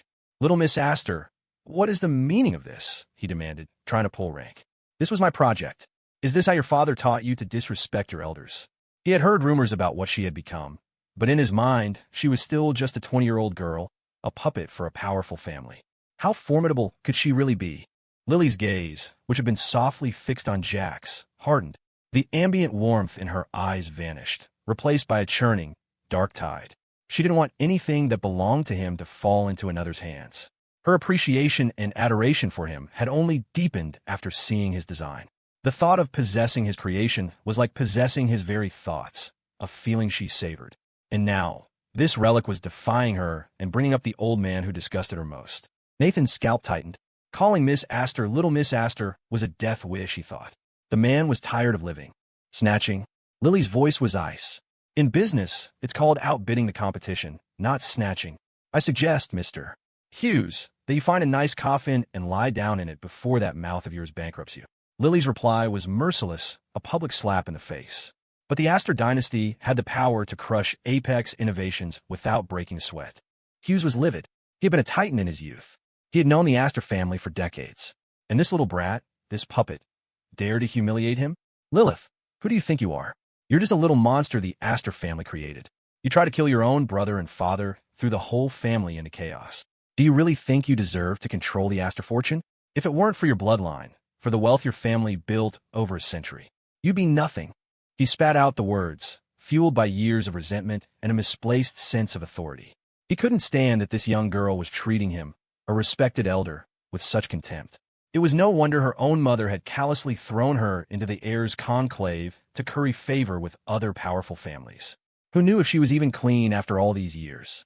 She was probably passed around and humiliated by all those future global leaders. She was only 12 at the time, wasn't she? Lily's eyes turned to ice. The moment he mentioned her past, he was a dead man. In the next instant, a crimson scythe flew through the air. Before anyone could react, the sound of hundreds of disciplined footsteps echoed through the hall as black-clad bodyguards swarmed in. surrounding the entire venue. The side sliced off Mr. Hughes's ear before returning to Lily's hand. The woman in the red dress stood up, her high heels seeming to tread on a pool of blood. She tilted her head, her expression blank, but an immense pressure crushed down on everyone present. "Monster," she said, her voice dangerously soft. Mr. Hughes seems very nostalgic for his friendship with Ronan Astor. He's been catatonic in a hospital bed for 2 years now. If you'd like to join him, you only had to ask.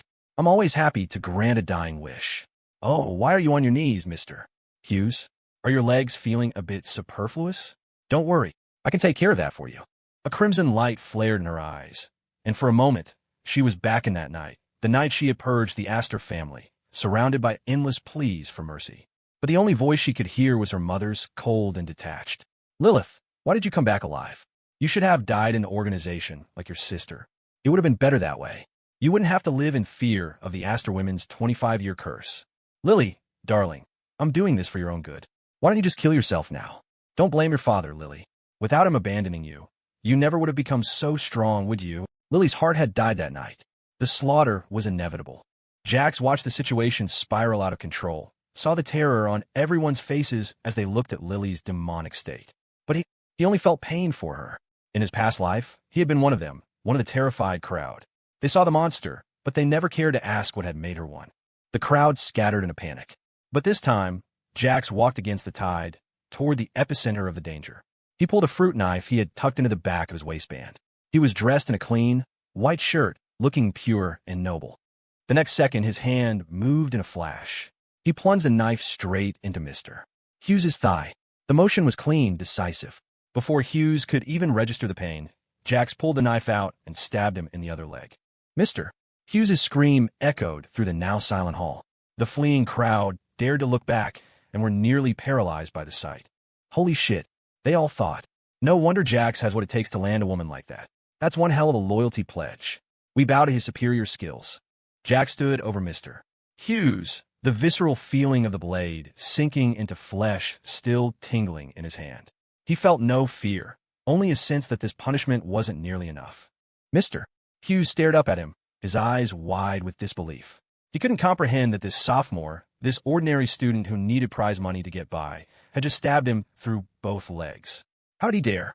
I will not allow anyone to say a single bad word about Lily, Jax said, his voice low and intense.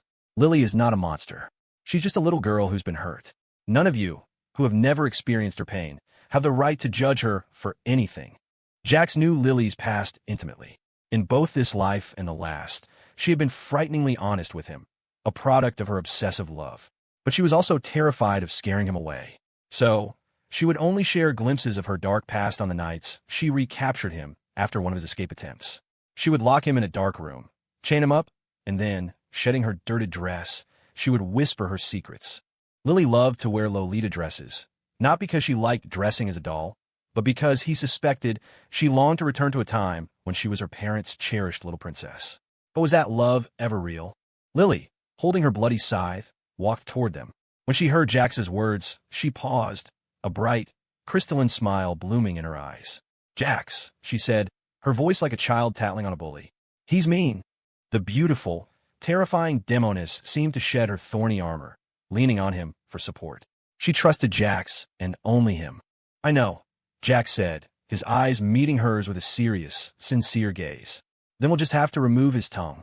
Then he won't be able to say things that upset you anymore. He felt his own sanity start to fray at the edges, a consequence of spending so much time with the psycho heiress. But to his surprise, he liked it. This life, the only lives that mattered were his and Lily's. Emma Mitchum, you're so good to me, Jax, she murmured. He's bad. He called me a monster. Lily, holding the hem of her blood-stained dress, drew closer, her body like a magnet pulling her to him, desperate to merge with him completely. Jax instinctively wrapped an arm around her slender waist. Being comforted by a psycho heiress was surprisingly exhilarating. She was usually the one in control, but now she was clinging to him as if handing him the reins. Besides, no matter how mature or unhinged she was still just a 20-year-old girl. Her complaining voice was soft and sweet, a stark contrast to her stunning, powerful appearance. Okay, then we'll just have to get rid of him, Jax said, a manic glint in his eyes. Chop him into little pieces, bury him in the garden. He was comforting his psycho girlfriend, and he was glowing with pride. Lily was very pleased with his performance. She crooked a finger at him. Jax, bend down. He obeyed without hesitation. Moi, I love you. A sweet, simple kiss landed on his cheek. It wasn't a deep, soul-searing French kiss. It was a light touch, but Jax felt his bones melt. Oh God, Lily's sweetness is going to drive me crazy. Mr. Hughes, bleeding out on the floor. You too. Jax, are you insane? I was the one who saw your talent, who made you an offer. I was your benefactor, and you repay me like this? You're not afraid of retribution, just like her. She's a monster. She's destined to be unloved by her parents. She's a heartless, cold-blooded lunatic. You think you want her favor now, that a little money and power is a gift? Believe me, a psycho like her will turn on you and kill you eventually. You'll end up just like me.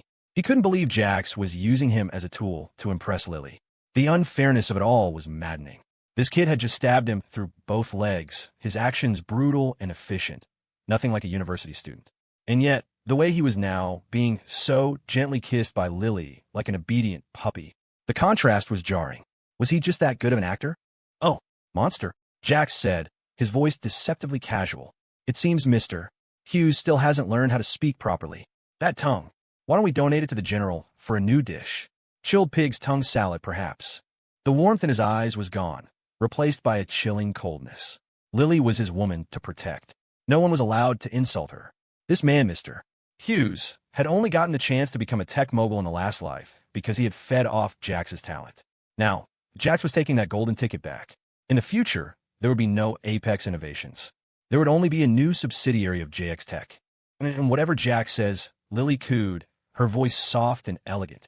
Jax is the man of the house. The manic energy that had been roiling inside her had completely dissipated the moment Jax had come to her side. Since it's food for the general, have him dragged away. Her smile was like that of a contented calico cat, her eyes sparkling. She felt like she could never be close enough to Jax. But as she took his hand, she felt how cold his fingers were, and a dark shadow passed through her eyes.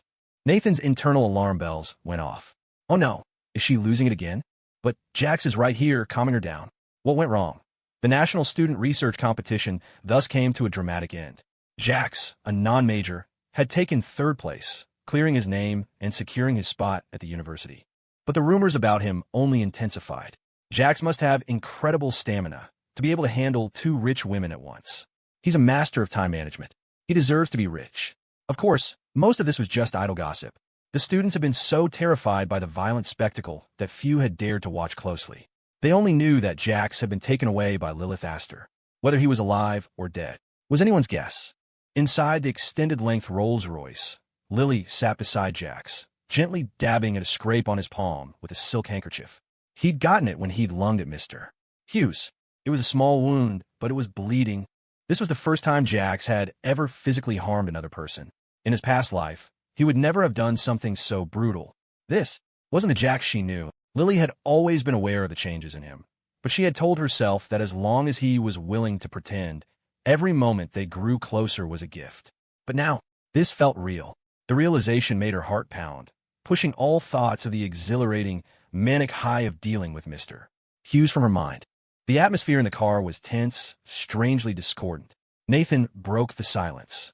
Miss Astor, the invitation from the old master has been confirmed. He requests your presence, along with the young master, at the old estate for his birthday. In 2 days, he said he wants you to bring the young master home for him to have a look.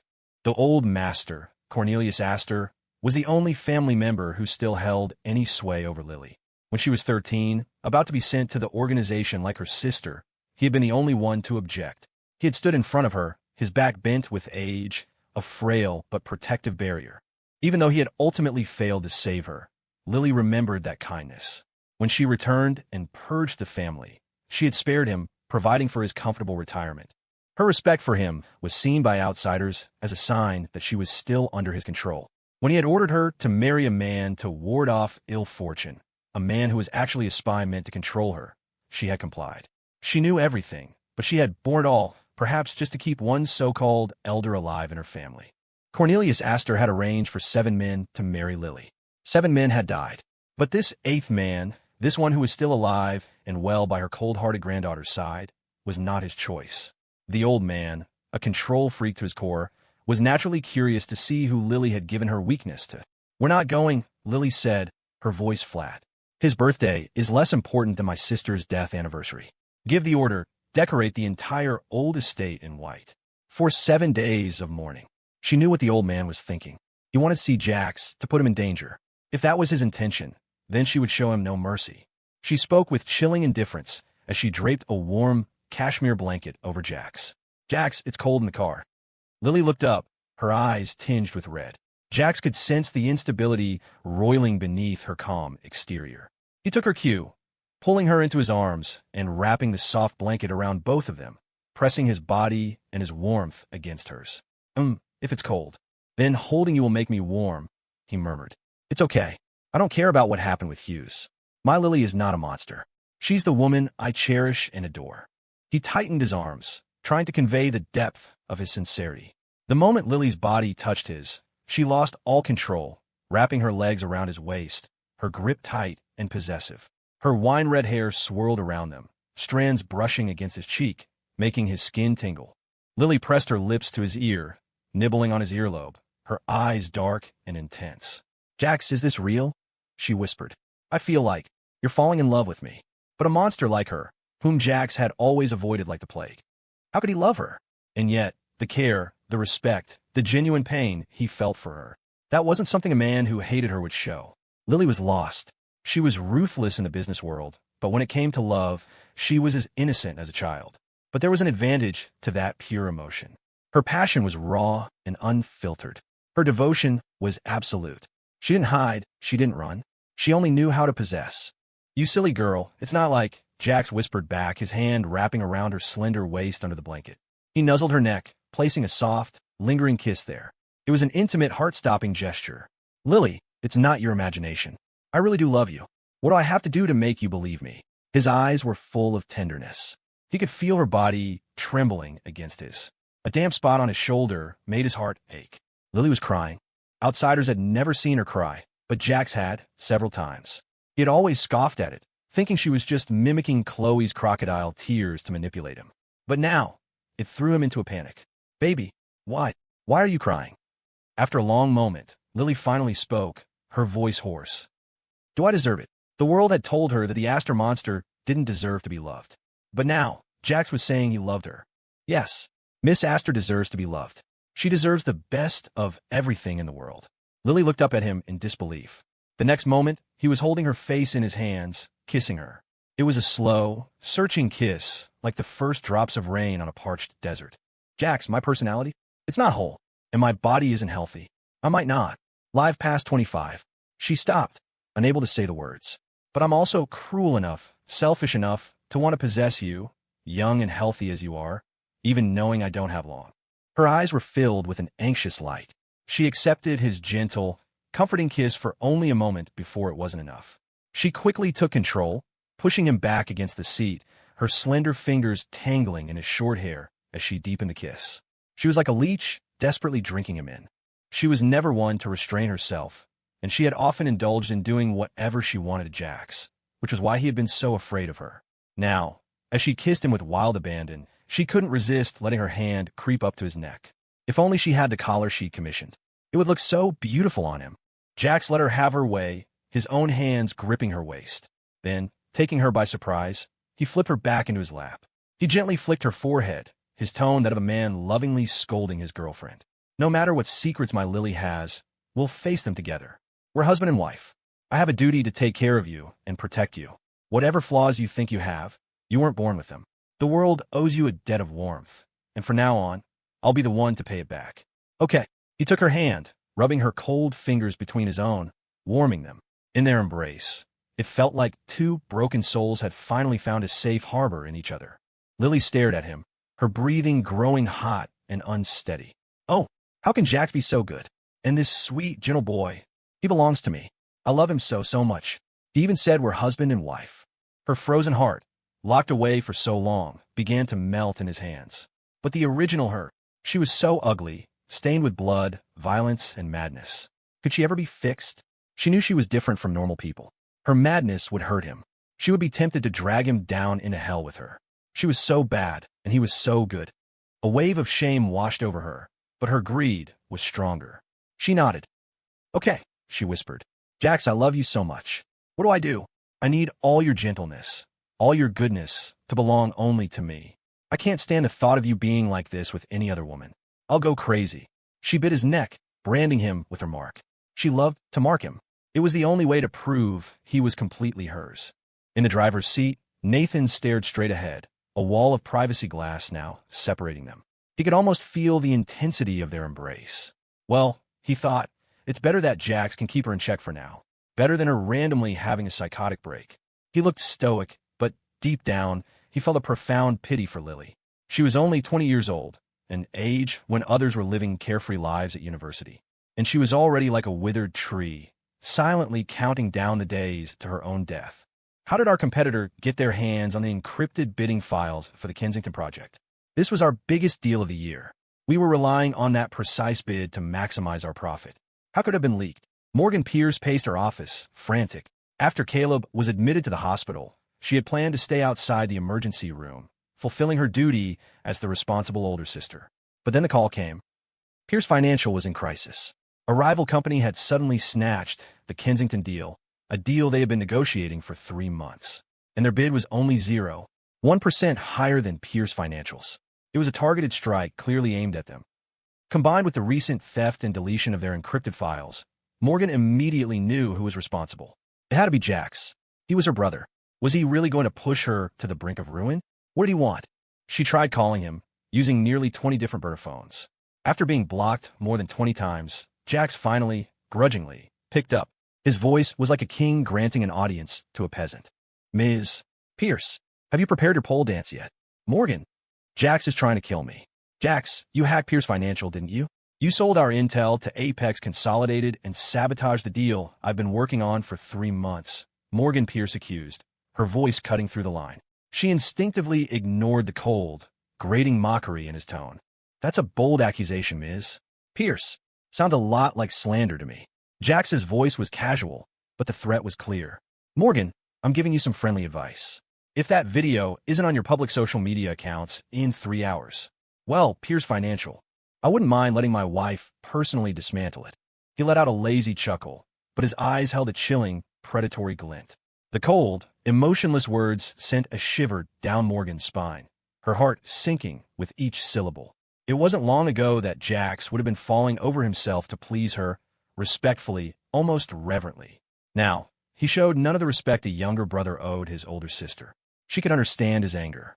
She knew he saw her doting on the sickly Caleb as favoritism, a deep betrayal. But family fights were supposed to happen behind closed doors. Forcing her to pole dance on a public platform, that wasn't just a fight. It was a profound humiliation, a violation of her status as the eldest. Does he even realize the sacrifice he's asking for? She thought desperately. Isn't he afraid of becoming a pariah in his own family? "Jax, are you threatening me with the Astor dynasty?" Morgan finally snapped. That monstrous heiress was on her deathbed. Was he really pinning all his hopes on her? And yet, even though everyone knew Lilith Astor didn't have long, as long as she was breathing, no one dared to challenge the power of the Astor name.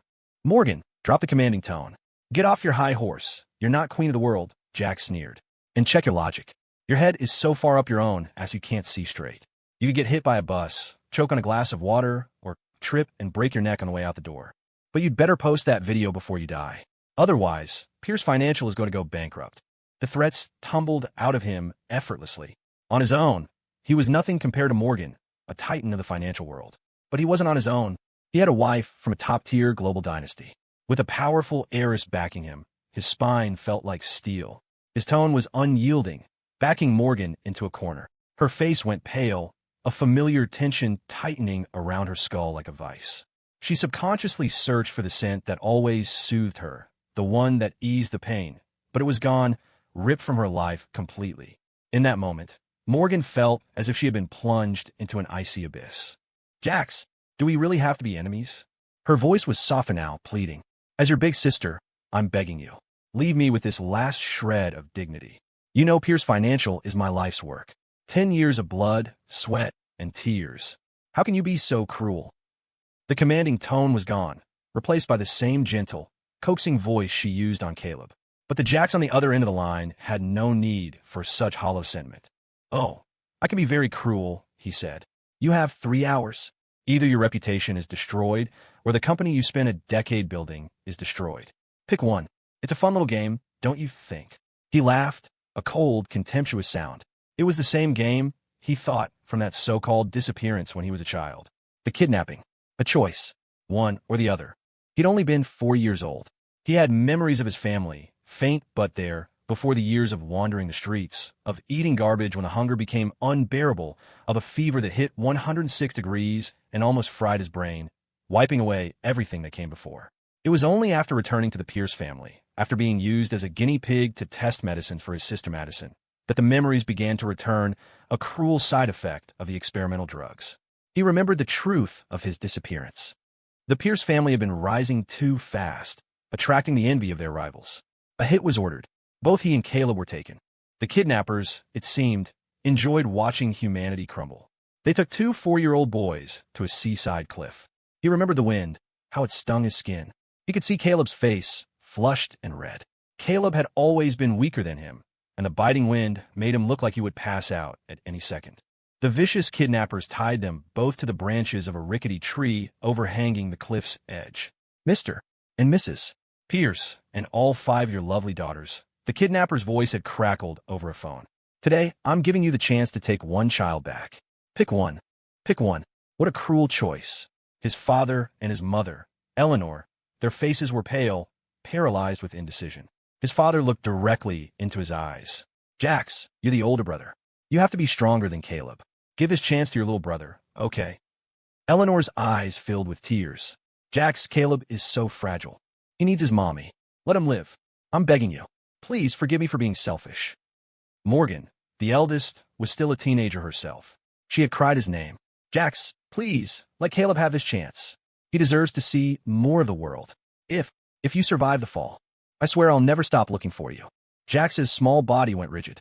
He was only 4, but it felt like the blood had frozen in his veins. He saw his grandmother rush forward, leaning heavily on her cane, held back by his parents. My precious Caleb can't be hurt, she had shrieked. Get my Caleb back right now. He's our family's golden child. Without him, we'll never make it into New York's high society. That Jax, he's a curse. Was it you? Did you jinx your brother? Drag him into this mess? You deserve to die. Jump into the sea right now and trade yourself for your brother, or I swear I'll skin you alive myself. The family's choice was unanimous. In the end, he was tossed into the freezing, merciless ocean like a broken doll. As he fell, he kept his eyes wide open, staring desperately up at the cliff.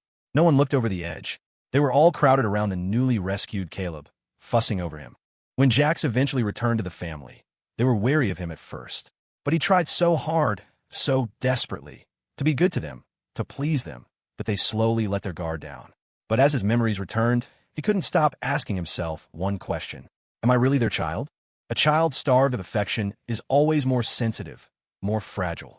When Eleanor developed a rash and calmly asked him for a skin cream, he'd ventured deep into the mountains, risking danger to find the rare ingredients, painstakingly recreating a formula from an ancient text. All he had ever wanted from them was an ounce of the love they showered on Caleb, just to be treated like family. Now, he felt nothing for them but a void, so he would burn it all to the ground. Hearing Jax repeat that phrase, pick one, was like a switch flipping in Morgan's mind. The fragile nerves in her head stretched to their breaking point, and then, with a deafening roar, they snapped. She was horrified, wanting to explain, to argue, but when she opened her mouth, no sound came out. The dial tone buzzed in her ear, a stark reminder that Jax had hung up, a reminder that she had only 3 hours to choose. Morgan felt her world collapse. Jax, I'm sorry. Big sister was wrong. I was so wrong to you. I was so biased, and I let you suffer so much. But she knew, with chilling certainty, that Jax would never give her a chance to atone. She sat in her office, hollowed out, for a long, long time, the minutes and hours slipping through her fingers like sand. Finally, like a puppet whose strings had been cut, she stood up. She began to unbutton her suit jacket. The formal professional attire was shed, tossed onto the floor. The buttons of her silk blouse followed, one by one. Along with them went her pride, her reputation, her dignity, everything she had built, everything she was, all thrown into the mud, trampled by her own hand. But she had forgotten. Jax's dignity, his personhood, his very life. She had once trampled those herself. The gears of revenge had only just begun to turn. Jax hung up, his expression cold. He stood before the floor-to-ceiling window of the master bedroom, the storm of emotions in his eyes taking a long time to settle. It wasn't that he felt any lingering affection for the Pierce family. It was that in this moment, he wished with all his heart that he shared no blood with them. He would have been happier if his family had been a poor couple from the mountains, farmers who would have at least loved him as their own son, who would have given him the affection he'd spent a lifetime craving. He felt a profound regret. All those years, he'd been a beggar in the Pierce household, kneeling and pleading for scraps of love, only to receive a body full of insults and scars. It wasn't worth it. Of course, that same worthlessness was now the fuel driving him to push the entire Pierce family into the abyss. Some people are born human, but are unworthy of being parents. Shaking himself from his thoughts, Jax went to the study, compiled his design proposals into a single file, and sent it directly to Lilith, who was in the middle of work. Lilith had personally decreed that Jax had free access to any part of Moonshadow Estate. Hearing the door open, she looked up, her half-lidded eyes instantly softening with a warm glow. On the other side of the video conference, the executives on screen collectively held their breath. Wait a minute. Is it the smell of a year-end bonus increase in the air? Lily, are you tired? Jax asked, walking in. I had the kitchen prepare a medicinal broth for you. It's my own recipe. It's good for your skin, balances your system. It'll do you a lot of good. It might be a little bitter, so I brought you some candied fruit. Ever since he'd confessed his feelings to her, he felt like the way she looked at him had changed. It was like she was staring at a prime cut of steak, every glance screaming that she wanted to devour him whole. He'd quickly used work as an excuse to usher her into the study. The two of them, working quietly in a space where they could see each other, was a harmonious piece that Jax found himself enjoying. But her health was a constant worry. He was afraid she'd refuse to drink a purely medicinal tonic because of the bitterness, so he'd opted for a more palatable broth. Lilith saw it all. In truth, she could handle any bitterness. The hardships she had endured were far more torturous than anything her taste buds could register. But watching Jax fuss over her, seeing how carefully he'd selected the ingredients, she suddenly had the feeling that he was trying to raise her all over again, from scratch. Only little girls were afraid of bitterness. Was Jax spoiling her like a little girl? The feeling, she decided, was sweet. She reveled in it. You have to feed me. Lilith reached out, swiveling her webcam away with a flick of her wrist. She propped her chin on one hand, her exquisite, pale face tilting up to meet his gaze, her eyes hot and direct. She was absolutely crazy about him. The bowl in Jax's hand froze for a second. His gaze fell on her laptop screen, which was still live. On it, the entire board of executives sat ramrod straight, like a collection of statues. Not a single one moved. The video feed must have frozen. The senior management of the Astor International Group. Wait, what did we just hear? Our boss, the woman who terrorizes heaven, earth, and her subordinates with the ruthless efficiency of a butcher, cooing at her husband with a soft, gentle voice. And judging by the consort's attitude, his status in this household seems quite high. The sky is falling. Ms. Astor is actually listening to a man? No, impossible. We must be hallucinating from the insane workload she puts us through. The next moment, however, Jax had taken a seat in the leather chair that was always waiting for him next to her. He carefully blew on a spoonful of the broth, then tasted it himself to test the temperature. Oof, it is a little bitter, he admitted. Lily, maybe you should have a piece of candied fruit. Before he could finish the word, Lilith had thrown her arms around his neck, pressing her soft lips to his. Smack! She kissed him right on the mouth, where a trace of the broth still lingered. Not bitter at all, she purred, her profile breathtakingly beautiful. The broth my Jax makes is perfectly sweet. I want to drink it all up. Her motion was gentle, but held an undeniable strength. On the road to seducing Jax, she had always expertly held the upper hand. But this time, there was a tenderness to it that made his heart flutter. He felt like his soul was about to be stolen away. He tried to hide his loss of control, but the crimson tips of his ears betrayed the boyish heart that pounded only for her. After the kiss, Lilith took the bowl and obediently drank every last drop of the broth. Then she licked her lips, as if savoring the aftertaste. Husband, was that enough? She asked, her voice a low murmur. Should we go for another round? I can drink a lot more. As she spoke, her fingertips traced a path behind him, poking him gently in the waist. Her eyes, clear and bewitching, were locked on his lips, as if ready to pounce for another fierce kiss at any moment. This was getting a little too intense for a serious business meeting. Jax felt his toes curl inside his shoes. He quickly reached up and stroked her hair, his touch gentle and placating. All right now, too much of this broth isn't good for you either. We have to nourish you gradually. Getting your health back isn't something that can be rushed. He spoke with such seriousness that for a moment, it seemed like he was the master of Moonshadow Estate, the one in control of their relationship. After all, when his volatile wife was this obedient, she was intoxicatingly sweet. Jax is so good to me, she murmured. You deserve a reward. Come here, kiss me. Lilith made no effort to hide it. She wasn't normally one to share these intimate moments. She was intensely private, possessive. She wanted every reaction from Jax, every kiss, every loving pat on the head, every time he let her devour him, to be for her eyes only. But she had just noticed that with the video conference still on, Jax was so reserved, so endearingly shy, and it ignited her desire to break him. I think I've discovered something wonderful. The executives, we are just soulless corporate drones. But, Ms.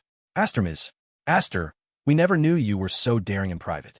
After all, their 20-year-old heiress and CEO was famously frigid. In the business world, men who coveted her beauty had certainly tried their luck at first, but they all ended up dead, insane, or missing. Eventually, no one dared to try again. They all said she was as beautiful as she was deadly, a man-eating flower. But this new consort, he was clearly different. Just for having the guts to serve Ms. Aster, they bowed to him in utter admiration. Smack Lilith's reward came fast and hard. She kissed him again, and this time, Jax found himself pushed down onto the leather sofa. Jax, call me. Click. The video conference disconnected. The executives. And %times #pound greater than or equal to. The cursing was impressively foul. Call her what? Call her what? Damn it. They were going to have to invest in a new webcam system, one that the boss couldn't just shut off at the most critical moment. In the study, Jax's hands were pinned by Lilith's, their fingers intertwined, the contact hot and fierce, mixing with the frantic beat of his heart. For a moment, Jax felt like he was about to become a plaything in the palm of her hand. The familiar, beautiful scent of her perfume swirled around him, and in the next second, she whispered a thrillingly taboo name in his ear. Jax, this. Wait, could he really call her that? It was beyond mortifying, but he didn't dare defy a command from Lilith Aster. He obediently wrapped his arms around her waist, letting her settle onto his lap. Auntie, he managed, his throat tight, his gaze darkening. If someone finds out, this isn't good, Ms. Aster, you were playing with fire, then it hit him. Putting aside the fact that he'd just obediently called her, that while pretending to object, was she really blameless in this? What was she so excited about?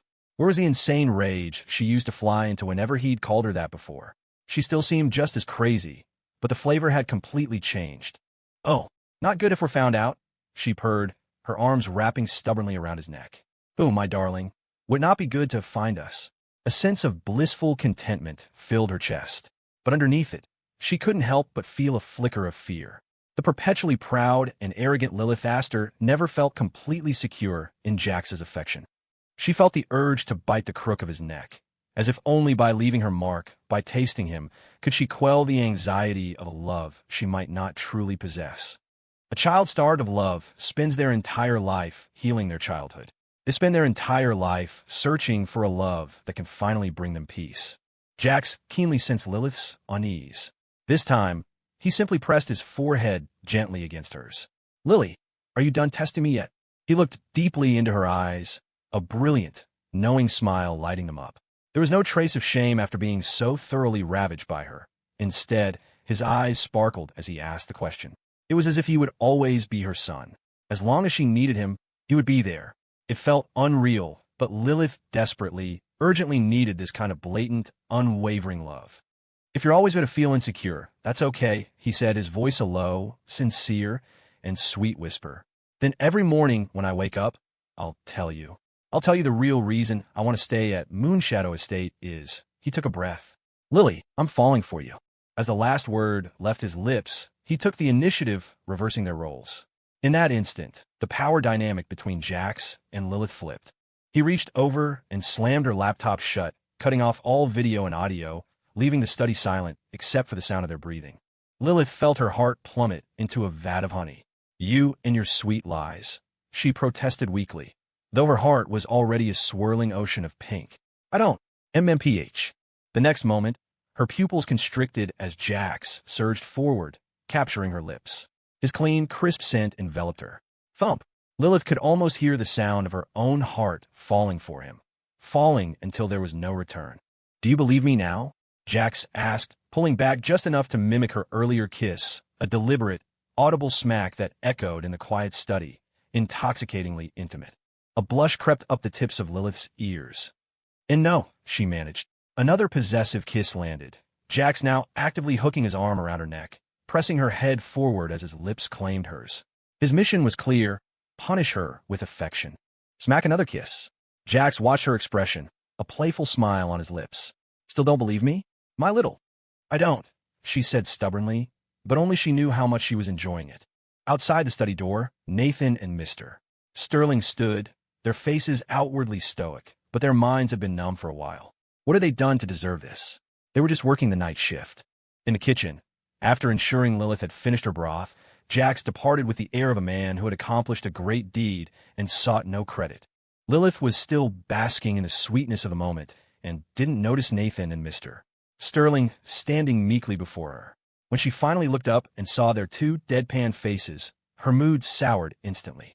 The temperature in the study dropped 10 degrees. "What is it?" Lilith asked, annoyed. Seeing their serious expressions, she knew that old man at the family estate was up to something again. "Ms. Asked her Mr. Cornelius is ill," Nathan said, his face a cold mask, though internally he was cursing a blue streak. "You may have to go to the estate tomorrow. Julian returned tonight. He personally went to the psychiatric hospital and brought your mother home. He's also planning an early birthday celebration for your grandfather. On the same day, you plan to hold a memorial for Luna. The family elders have also been summoned.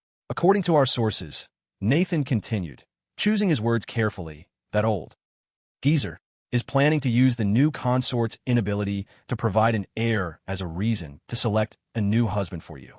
Having been with Lilith for years, Nathan knew better than anyone how disgusting the internal politics of the Astor dynasty were. Cannibalism was just another word for family. It made him feel for the isolated Lilith.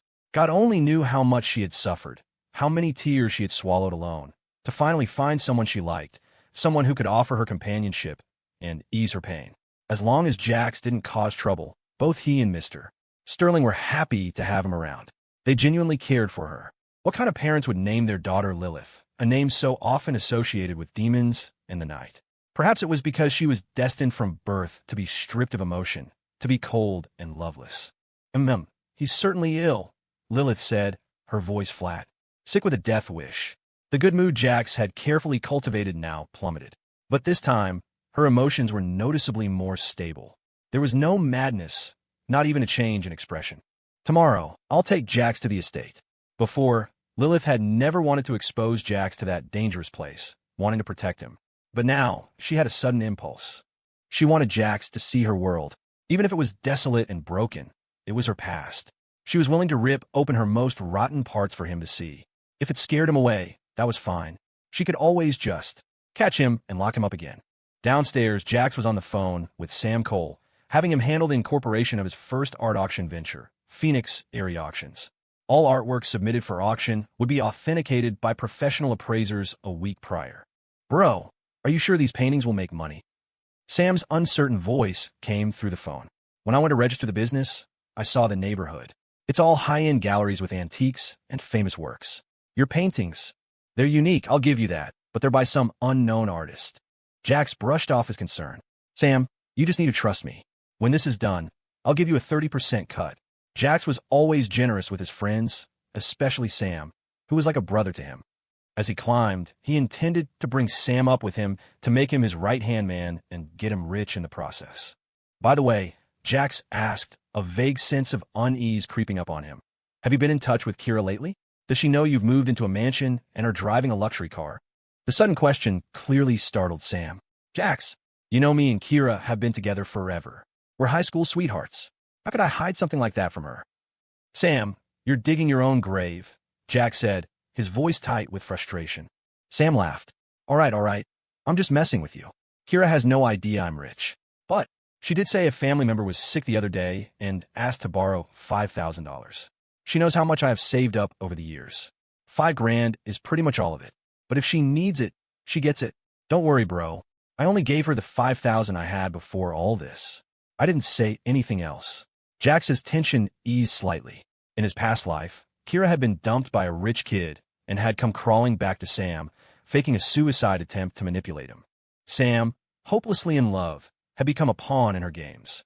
This time, Jax had Mako keeping an eye on her. The rich kid, Wyatt, had been into her for a while. During that time, while Sam was with Jax, Kira had been telling Sam she was busy studying for grad school exams, but was actually running around with Wyatt. Recently, Wyatt had grown tired of her. He'd stopped showering her with designer bags, watches, and expensive clothes. But Kira had developed a taste for luxury that she couldn't satisfy. Her desires had grown insatiable. So now, she was lying to Sam, trying to squeeze his life savings out of him just to buy a new designer bag to feed her vanity. The situation reminded Jax of Khloe Vance. He, too, had once emptied his pockets to buy her the designer thing she wanted. A simp to the end, he'd lost everything, including his life. It was so stupid. He wouldn't make the same mistake this time, and he wouldn't let Sam make it either. Sam, your entire budget for a year of frugal living is maybe $4,000. She asked for 5,000, your entire savings. Do you think she gave a single thought to you? Which family member is sick? What's the illness? You didn't even ask? Jax fired off the questions one by one. Sam frowned. He hadn't cared about those details. He and Kira had been together for years. She was proud, cool-headed, rational, beautiful. She would never lose herself. She must have been desperate to ask him for money. And as her boyfriend, he was supposed to take care of her, to be her rock without reservation. So no, he hadn't felt the need to ask any of those questions. If Kira wanted to tell him, she would. His simple, trusting love for his high school sweetheart wasn't wrong. Jax knew that. The problem was, Kira had changed, and Sam was still giving her his blind trust. Jax, I trust her, Sam insisted. Everyone has secrets. I'm even hiding things from her, pretending I'm still broke. I feel guilty about it. Now that things are good, I should be sharing it with her. Moving her in, Sam sensed the low pressure on the other end of the line and didn't dare argue further. Even if he didn't understand what Jax was doing, he trusted him unconditionally, just like he trusted Kira. Fine. Fine, Jax sighed. You're one of those guys who has to hit the wall before you see it. Tomorrow, go to the cafe across from the Chanel store at the Crystal Spire Mall. Wait there. You'll get a surprise. Jax had already discovered that Kira had pre-ordered a new bag from Chanel, one with a $12,000 price tag. Wyatt used to buy her bags without blinking, and she'd gotten used to the lifestyle. To show off to her friends, she'd ordered the latest model. But Wyatt had cut her off. She'd sold a few of her less valuable bags, but couldn't bear to part with the rest. After scraping together what she could, she was still short. So she turned to her poor, pathetic boyfriend. His entire savings from part-time jobs since starting college was just about what she needed, wasn't it? And just as she'd expected, Sam was easy. All she had to do was ask, and he handed over everything he had, without even asking where the money was going. Jax, do you know something? Sam wasn't an idiot. He had a pretty good idea what Jax was implying, but he didn't want to believe it. He and Kira were in love. They were the top students from their small town, a perfect match in brains and looks. They had come together so naturally, walking side by side into one of the country's top universities. They were a match made in heaven. Kira would never betray him. Sam's emotions began to spiral, but Jax gave him no chance to vent. He left him with one final sentence and hung up. Go and see for yourself. After the call, Jax went back upstairs. As he approached the study, he could feel the oppressive atmosphere. And why were Nathan and Mr. Sterling standing there in the middle of the night? Like they were being punished? Lily, what's wrong? Jax asked, walking straight to the leather chair and wrapping his arms around the woman sitting there. He ignored her mood and planted a kiss right on her lips. Instantly, Lilith's grim expression melted away, replaced by a radiant glow. Nathan and Mr. Sterling. Kissing can trigger a face-swapping skill? Jax, Lilith murmured. Hold me. Lilith raised her arms, taking advantage of Jax's posture as he leaned over her, and wrapped them forcefully around his waist. Her petite frame wriggled into his embrace, her face nuzzling against his chest like a calico cat begging for affection. The soft touch, the sweetness of having his wife in his arms. It was almost enough to shatter the iron will of a man like Jax. Ahem.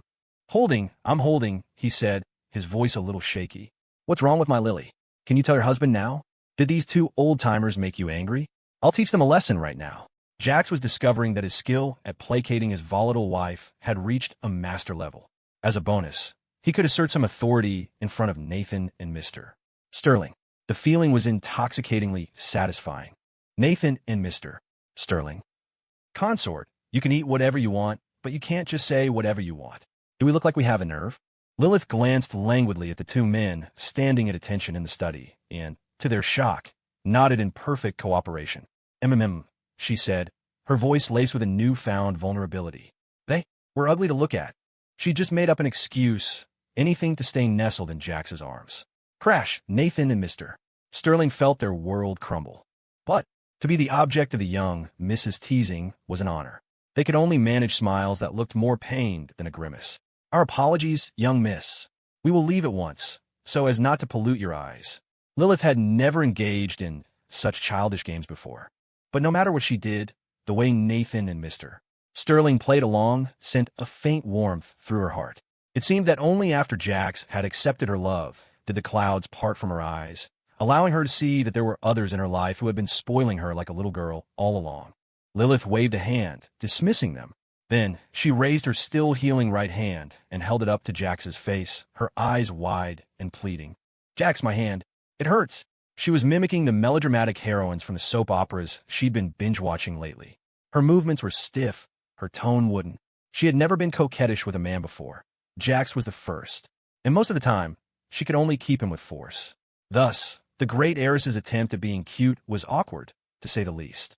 Her technique was about 100,000 miles behind her skills in the bedroom. Jax looked at the arrogant, volatile woman in his arms, pretending to be weak. It was so transparently fake. Yet in that moment, he found her unbelievably cute. It was true what they said.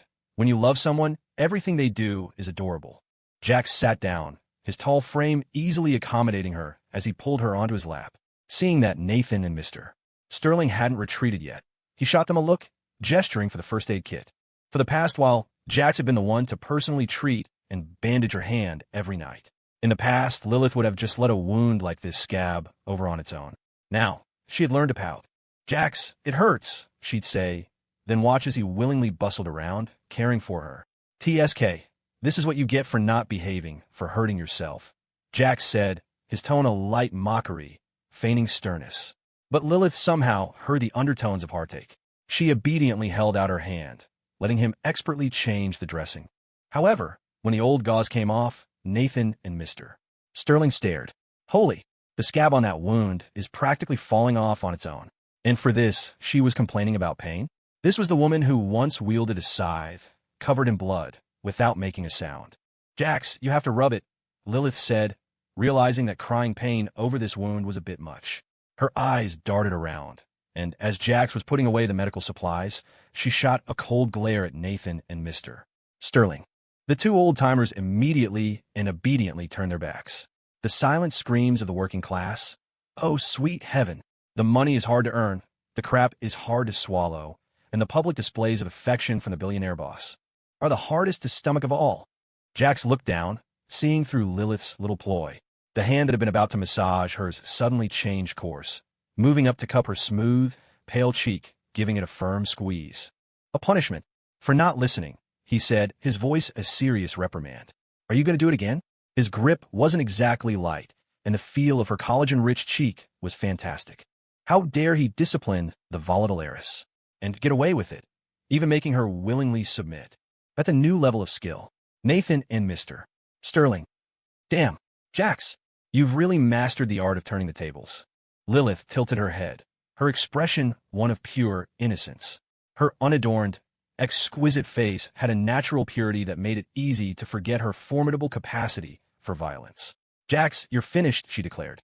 As punishment, you have to sleep naked tonight, while I hold you. Lilith's counterattack was fatal. The newfound confidence Jax had been building in managing his volatile wife shattered into a million pieces. His heart hammered in his chest. Holy, that's a punishment. I like it. Nathan and Mr. Sterling. Is this something our pay grade is clear to hear? In the end, the two workers were unceremoniously kicked out. Lilith pulled Jax over to the desk, her slender legs rubbing against his trousers. The volatile CEO's voice was a low, gentle whisper in his ear, while her fingers were deftly captured by his, which began to gently massage them. Jax, tomorrow I'm taking you back to the Astor estate, she said. You only need to remember one thing. You are my husband. I am your greatest strength and your ultimate trump card. If anyone dares to give you trouble, you don't need to be polite. As she spoke, a wicked glint filled her eyes, practically overflowing. It wasn't the first time Jax had been to the estate with her. He had gone in his past life. He remembered that Cornelius Astor, Lilith's own grandfather, seemed to detest her and, by extension, saw him as a thorn in his side. Because of his rebirth, the timeline for visiting the estate had moved up, but he would never forget. The first time he entered the estate, Lilith had been called away by her older brother, Julian, on some pretext. Worried, she had left Nathan to watch over him. But at the time, Jax had loathed anyone associated with Lilith and had deliberately slipped away from Nathan's protection, only to fall into Cornelius's trap. He had been pushed into a freezing cold lake. The New York winter had come early that year. The lake at the estate was fed by snowmelt from the high mountain peaks behind it. Even before winter truly set in, the water was bone-chillingly cold. In his past life, he couldn't swim. He'd avoided swimming classes in college. He was terrified of the water. The deeper reason was the psychological trauma from being thrown into the sea as a child. He'd been afraid of water ever since. That day, after being pushed into the icy lake, he had struggled desperately, trying to climb out. But he saw Julian and Leo standing by the shore, watching him coldly. Leo had even jumped up and down, taunting him. "This piece of trash, Jax, is he worthy of my sister's favor? Let him drown. Then Lily can find a new man to keep her company. Jax, do you really think my sister likes you? She's just lonely and needs a toy to play with. You're that toy. My sister is sentimental. She'll only get a new toy when the old one is broken." Leo's words had made Jax's vision go red. He never wanted to be Lilith's toy. He had been forced to stay by her side, and now he had to suffer this humiliation, this pain, because of her. He was about to lose his life. In that moment, Jax's hatred for Lilith reached its peak again. Julian sat in his wheelchair, his gaze falling dispassionately on Jax's struggling form.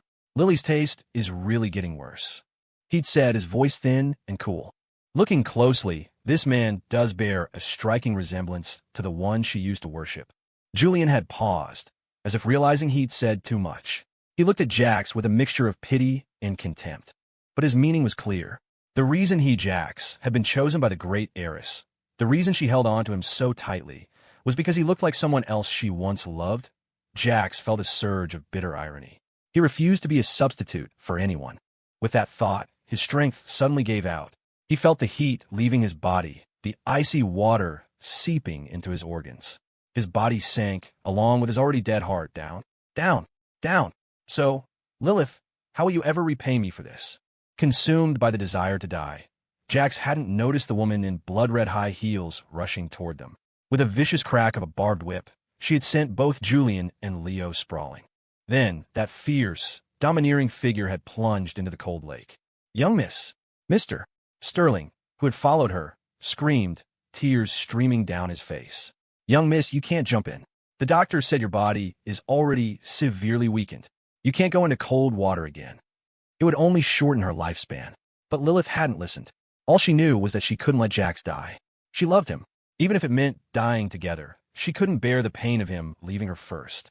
No one noticed the triumphant smile that flashed across Julian's face as he lay on the ground in the pavilion, watching Lilith dive in without hesitation. "TSK. Lilith, I've finally found your weakness." Jax had been unconscious for 7 days and 7 nights. Every night, he felt his body alternate between burning hot and freezing cold, as if enveloped by a ball of fire. Much later, he learned from Nathan that it had been Lilith, burning with a high fever, hovering on the brink of death herself, who had refused to let go of his hand. Even when she passed out, the doctors couldn't pry her fingers open. They could only treat them both together. But the first thing Jax did when he woke up was slap her across the face. "Slap! Why didn't you let me die?" he had screamed, his voice raw with hatred. "You monster, you disgusting freak. What will it take for you to finally let me go?" He hadn't noticed, in his rage, the single tear that had escaped and rolled down her cheek. But the great Heiress was too proud. She had quickly wiped it away with an upward motion, as if defying gravity itself. "Jax, I'm sorry," she had whispered, "but I will never let you go, even if we have to die together." Jax had despaired. In looking at him, Lilith's heart had fallen into its own endless despair. Lilith's words unexpectedly triggered the memories of his past life. But he had changed completely. He was no longer the same person. He now knew with absolute clarity the depth of Lilith's love for him. It was obvious that the words from Julian and Leo at the estate had been deliberately designed to provoke him. And they weren't even the real target. Julian's true goal had been Lilith all along. The poor Lilith of his past life had been attacked from all sides, with no one to love her, surrounded by family who wanted her dead. But this life would be different. He would not let her suffer the same fate. This time, he would protect her. He would grow stronger, faster, and never again allow himself to be a weakness anyone could use to trample her. Lilith sensed a shift in Jax's mood and nestled quietly in his arms. It was as if by holding each other close, they could truly enter each other's hearts, like an ordinary, intimate couple. After a while, something else occurred to Jax. He opened his laptop. "Lily, come and watch this show with me," he said, his voice dripping with self-preservation. 3 hours had passed. It was time for Morgan to make her choice. But a trashy video of a woman in a bikini pole dancing. He wouldn't dare watch that in front of his volatile wife. After all, he couldn't handle her methods of punishment. "Pull up Morgan Pierce's Twitter," he said. "Let's see if she's a good sport." Jax's words instantly jogged Lilith's memory. She had been there when the bet was made. She was secretly puzzled. In the past, Jax had been fiercely protective of the Pierces, even willing to sacrifice himself to her bed to prevent her from touching any of them. But now he was taking them down with his own hands. Lilith remained impassive, but deep down, she was immensely satisfied. Anyone who bullied her Jax deserved to die. Of course, rather than killing them outright, making them suffer as they lost everything they cared about piece by piece. That cat-and-mouse game was far more interesting. Lilith's gaze on Jax gradually filled with admiration. As expected of the man I chose. His methods are just my style. She opened Twitter and went straight to the trending topics. Sure enough, the top headline had exploded. She clicked the video. The screen filled with a steamy scene. Morgan Pierce stood in what looked like her own office, dressed in her power suit. She stood before a steel pole, her head bowed in humiliation, her fingers trembling as she undid the buttons. The suit jacket was thrown to the floor. The buttons of her blouse were undone one by one, and the white shirt joined the jacket on the ground. Next came the skirt, the heels, the stockings. Then Morgan began to dance around the pole, her movements clumsy and stiff. But her figure was too good. Every motion seemed to draw the eye to shockingly intimate places. The video was less than a minute long, with only about 20 seconds of actual dancing, but it delivered on the terms of the bet. Morgan Pierce had made good on her promise, or rather, she had been forced to. The #1 trending topic was, without a doubt, the 6 words, Morgan Pierce stripper dance. The CEO of Pierce Financial, a woman who belonged on the business pages, had been rocketed to the top of the entertainment charts by a frenzy of clicks. The internet exploded. Morgan herself had gone into hiding. No one, not even her own family or subordinates, could find her. Damn, the CEO of Pierce Financial actually did it. You gotta respect that commitment. Save for scientific purposes. Pierce Financial is getting a lot of exposure from its CEO's pole dancing skills. If their profits go up, they'll have to thank that Kingston U genius, Jax Pierce, right? OMG, that body is wasted on CEO. She should be doing porn. I heard this finance queen is known for her pride and elegance. Making her post a video like this must be worse than killing her. Whoever made that bet is a genius. That's a psychological kill shot. Jax peeked at the screen, a fleeting glimpse of the sultry image causing a dark glint to cross his eyes. TSK Morgan. This is just the beginning. The next second, a chill ran down his spine. Lilith glanced at him. "Jax, were you peeking?" Cough. Ahem. Jax coughed, trying to cover his tracks, his eyes darting away as if he wanted to gouge them out. In the past, his eyeballs would have been plucked out, washed clean, and shoved back in their sockets for such an offense. Fortunately, the current Jax had become adept at managing his volatile heiress wife. "Sorry, Lily. My eyes were just bothering me. I glanced over by accident, didn't even see anything clearly," he lied smoothly. "Besides, I'm not interested in that kind of thing. More like, I don't dare to be interested." Lilith studied his expression. He didn't seem to be lying. More importantly, her trust in him had grown substantially. Besides, what was there to see in Morgan's figure? Jax had tasted far better. Naturally, he wouldn't be tempted by average fare. On this point, Lilith was quite confident. "It's not that you can't be interested," she purred, her beautiful eyes lifting lazily.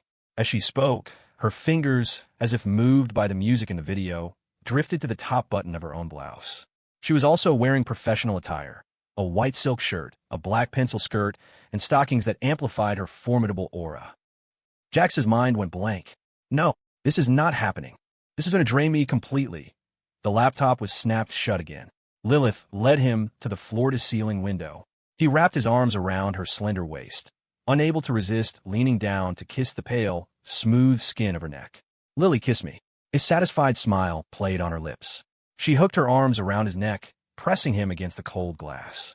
Her fingertips traced idle circles on his abdomen, as if marking him with a symbol that belonged only to her. She had an intense, obsessive need to make him completely and utterly hers. Jax broke out in a sweat, his eyes widening in alarm as he saw the handcuffs she had suddenly produced. His expression froze.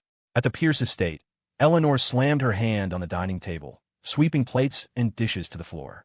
Not satisfied, she overturned the entire table. Insolence. Utter insolence. Do we have any shame left?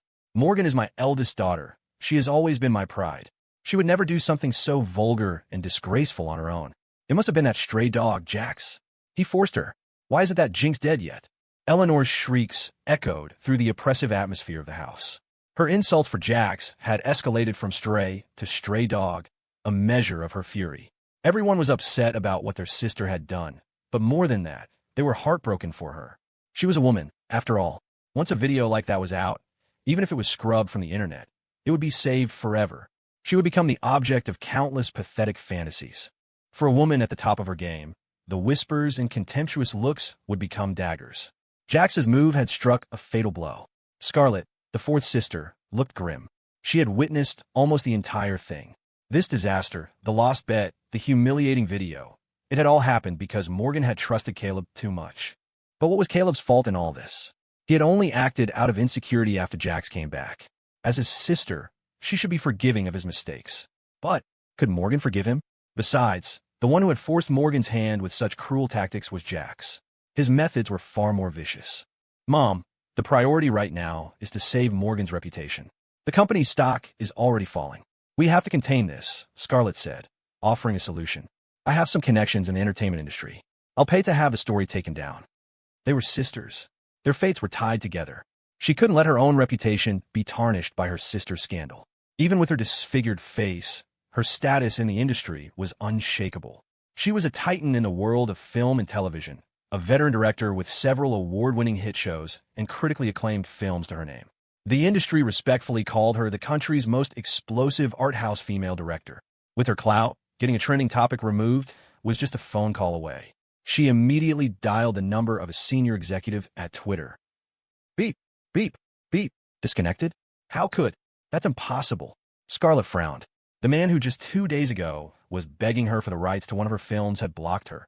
In disbelief, she tried several other numbers, well-known producers and media executives. The results were the same.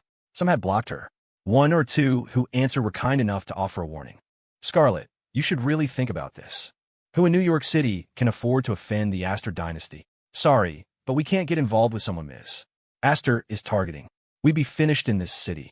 Director Pierce, let me give you a piece of advice. Whatever you did to piss off the Astors, you should go to Moonshadow Estate right now and beg for that she-devil's forgiveness. Otherwise, she'll torture you until you wish you were dead. Scarlet hung up, seething. Go to Moonshadow Estate and kneel. Kneeling would be an admission of guilt to that stray dog, that Jinx Jax. She would never forgive him. Right now, Lilith Astor was still alive, and her power was immense. But as soon as she died, who in the Astor family would care about a pretty boy consort, a walking sperm bank? Then it would be her turn to trample on Jax. That brother of hers was sorely in need of a lesson.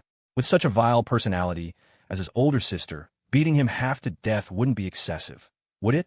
Scarlet gritted her teeth, a vicious glint in her eyes. Their father was also at his wit's end. His company, Pierce Technologies, was closely tied to Pierce Financial. Morgan's scandal was having a ripple effect on his own business. He had been calling in favors everywhere to get the story suppressed, but in this storm, no one dared to cross the Astors. The name Lilith Astor alone was enough to make executives across the city tremble. Jax is just too vicious. He knew his sister valued her reputation more than her life, and he deliberately made her post that video. His intentions are purely evil. Their father raged, but he was powerless. He couldn't just storm Moonshadow Estate and drag Jax out. That would be a death sentence. The feeling of hating him, but being unable to do anything about it was suffocating. Sierra, the fifth sister, had been ordered to kneel for 3 days, but had collapsed from weakness on the first. The doctor diagnosed it as a psychosomatic illness, brought on by severe stress and depression. To Eleanor, this was just Sierra being overly dramatic. She told her to rest and paid her no further mind. Her priority, as always, was Caleb. His physical frailty was far more serious than the mental torment of her other children. She knew which was more important. Just then, Sierra, who had been lying in bed for days, appeared at the top of the stairs. She wore only a thin nightgown, and she looked as if she had lost a tremendous amount of weight, the bones of her spine clearly visible. When Eleanor saw her, she frowned deeply. How did Sierra get like this? It was just a minor psychological issue.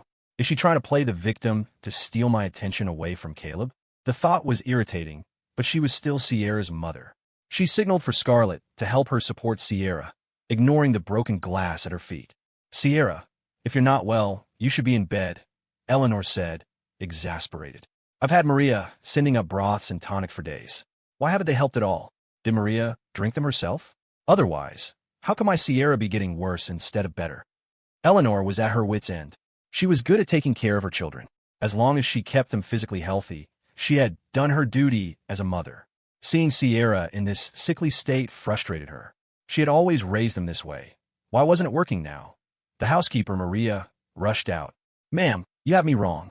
I didn't drink Miss Sierra's medicine. It's Miss Sierra who refuses to drink it. The shouting in the living room gave Sierra a headache. She clutched her head and let out a sharp cry for them to be quiet. Then, she turned a cold, sneering gaze on the one person everyone had been deliberately ignoring and protecting. Caleb.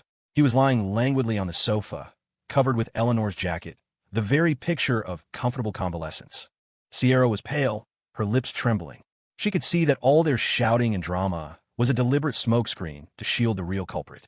But why? Because Caleb was weak? Because he was the youngest? Did that give him a free pass to lie, steal, and hurt people without consequence? That's right, I won't drink your phony tonics, and I won't stay in this hypocritical prison. She spat. You're all blind, deliberately protecting that little monster, Caleb. Every lie he's told, every crime he's committed, you're all accomplices. Without another word, Sierra, looking small and fragile, summoned a surge of fury, picked up a heavy vase, and hurled it directly at Caleb. She finally saw the truth. In this family, Caleb was the real jinx, the real menace. Jax had done nothing wrong. He had given everything for this family, and all he got in return was pain. Now that she was in his position, she finally understood what it meant to be utterly alone. But in the instant the vase left her hand, Scarlet, who was closest to Caleb, threw herself in front of him. Caleb, watch out! The vase shattered against Scarlet's back, a sickening crunch followed by the sight of blood blooming through her clothes. Sierra froze, her youth and inexperience betrayed by her sudden panic. The next moment, her father strode forward and slapped her across the face. Crack! The sound echoed through the silent living room. Sierra's ears rang, her head spinning. But the deeper wound was to her heart. Her father had always doted on her. Now he looked at his own hand in disbelief, then at the blood trickling from the corner of her mouth where he had struck her. His towering figure seemed to shrink, almost unsteady on his feet. Why had their happy family become so broken? It was, after Jax came back, it was all Jax's fault. That jinx had brought nothing but chaos to their home. Their father straightened, his face hardening back into the mask of paternal authority. Caleb is your brother. He is kind-hearted by nature. He is this family's lucky charm. He would never do anything wrong. If anyone is to blame, it's Jax for being so malicious, and your sister for being stupid enough to fall for his tricks. Sierra, you deserve that slap. Maybe it will teach you a lesson. Now, go and kneel and apologize to your sister, or you can get out of this house too. Sierra bit her lip, the suppressed emotions inside her with no outlet. She felt like she would suffocate if she stayed in this house a moment longer. She looked down and let out a cold, bitter laugh. Fine, I'll get out, she screamed. I don't want to be in this family anymore. But where could she go? She knew she was wrong now. She had misunderstood Jax so terribly. If she could just beg for his forgiveness. He had always been so good to her, so tolerant. He would take her in, wouldn't he? Morning at Moonshadow Estate.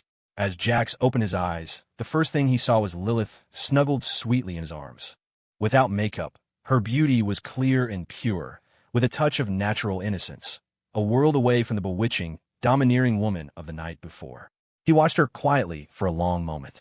Knowing they had important business today, he was about to get up when a soft hand moved under the covers and rested on his thigh. Hiss! Jax felt a flicker of panic. He had certainly been diligent last night, but he couldn't guarantee he had fully satisfied the volatile heiress's appetite. He looked down at the woman in his arms, who seemed harmless but was, in fact, exquisitely dangerous. Their eyes met. "Lily, you're awake already?" he asked softly. "I was going to get up first and let you sleep in." He expertly began to stroke her hair, the comforting gesture a well-practiced skill for soothing his wife. I thought you were going to run away again," Lilith murmured, her body coiling around him under the sheets like a python, her skin smooth and warm, enveloping him completely. "Baby, trying to escape will earn you a punishment, you know." Her dark red hair fanned out, a stark contrast to her beautiful face, making her look breathtakingly stunning. The innocent look in her eyes was now tinged with a wicked flavor, and he had to admit, a naughty Lilith was even more intoxicating. Jax swallowed hard. Though Lilith had certainly expanded his horizons last night, all of his experience in that department had been dedicated to one person, his volatile, beautiful wife. He was still very much a novice. But now a sense of urgency hit him. As a man, he realized he needed to do some research. It wasn't enough to capture her stomach with his cooking. He needed to capture her heart and body in the bedroom. Not that he really had to do much hooking. If he just lay there, she'd pounce and devour him anyway. But more knowledge couldn't hurt. Ahem. "Whatever punishment Lily has in mind for me, I'll accept it," he said, his voice a little hoarse. "But, baby, let's not overdo it. It's not good for your health." The advice was sincere. He felt utterly drained, but he was constantly worried about her fragile health. Nourishing her body back to strength wasn't an overnight task. They needed to be careful. Before he could finish the thought, Lilith hooked her arm around his neck and pulled him back down into the soft bed. The face before him was radiant, her skin flawless, and her lips an inviting red. She was practically glowing with vitality. Wait, was this a better tonic than any medicinal soup? Jax was stunned. Still think it's bad for my health, Jax?" she whispered, her hot breath tickling his ear. "Baby, you are my medicine. All I need is you. To have you completely." Her lips brushed his earlobe, a possessive, gentle kiss. And then another round of cultivation began. Jax was spent. Lilith, however, rose from the bed looking refreshed and invigorated. She sat at the vanity, pinning up her long hair, her aura once again cool, regal, and formidable. Jax curled up under the covers, calling out weakly, "Lily, my love. I want some soup." He needed to recuperate. A lot. Lilith had anticipated this. Soon, a maid brought in the tonics, 10 large bowls of a potent, restorative broth. Jax felt his ears burn. Did this mean the entire staff of Moonshadow Estate now knew what the lady of the house had done to him all night? It was mortifying. But Lilith was completely unfazed. She brought a bowl over, personally helping the boneless Jax wash up before feeding him spoonful by spoonful. Her service was impeccable. Ugh, that's enough, that's enough. After the 5th bowl, Jax felt like he was over-caffeinated on soup. He was full.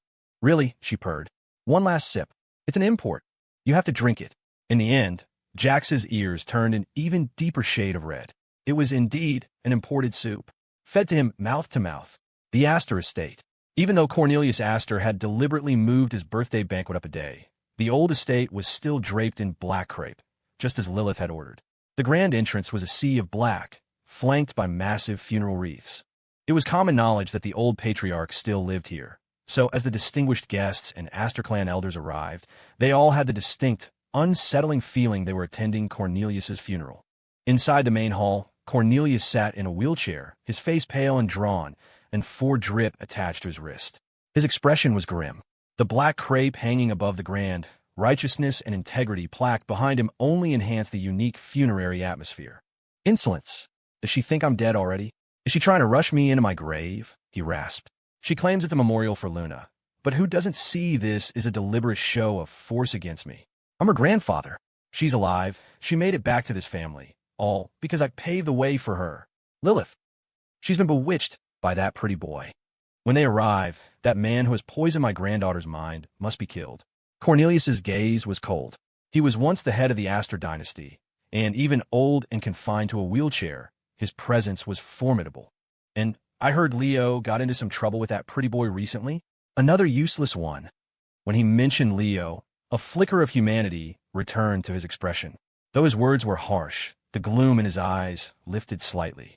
"Master Astor, Leo is still young, only 17.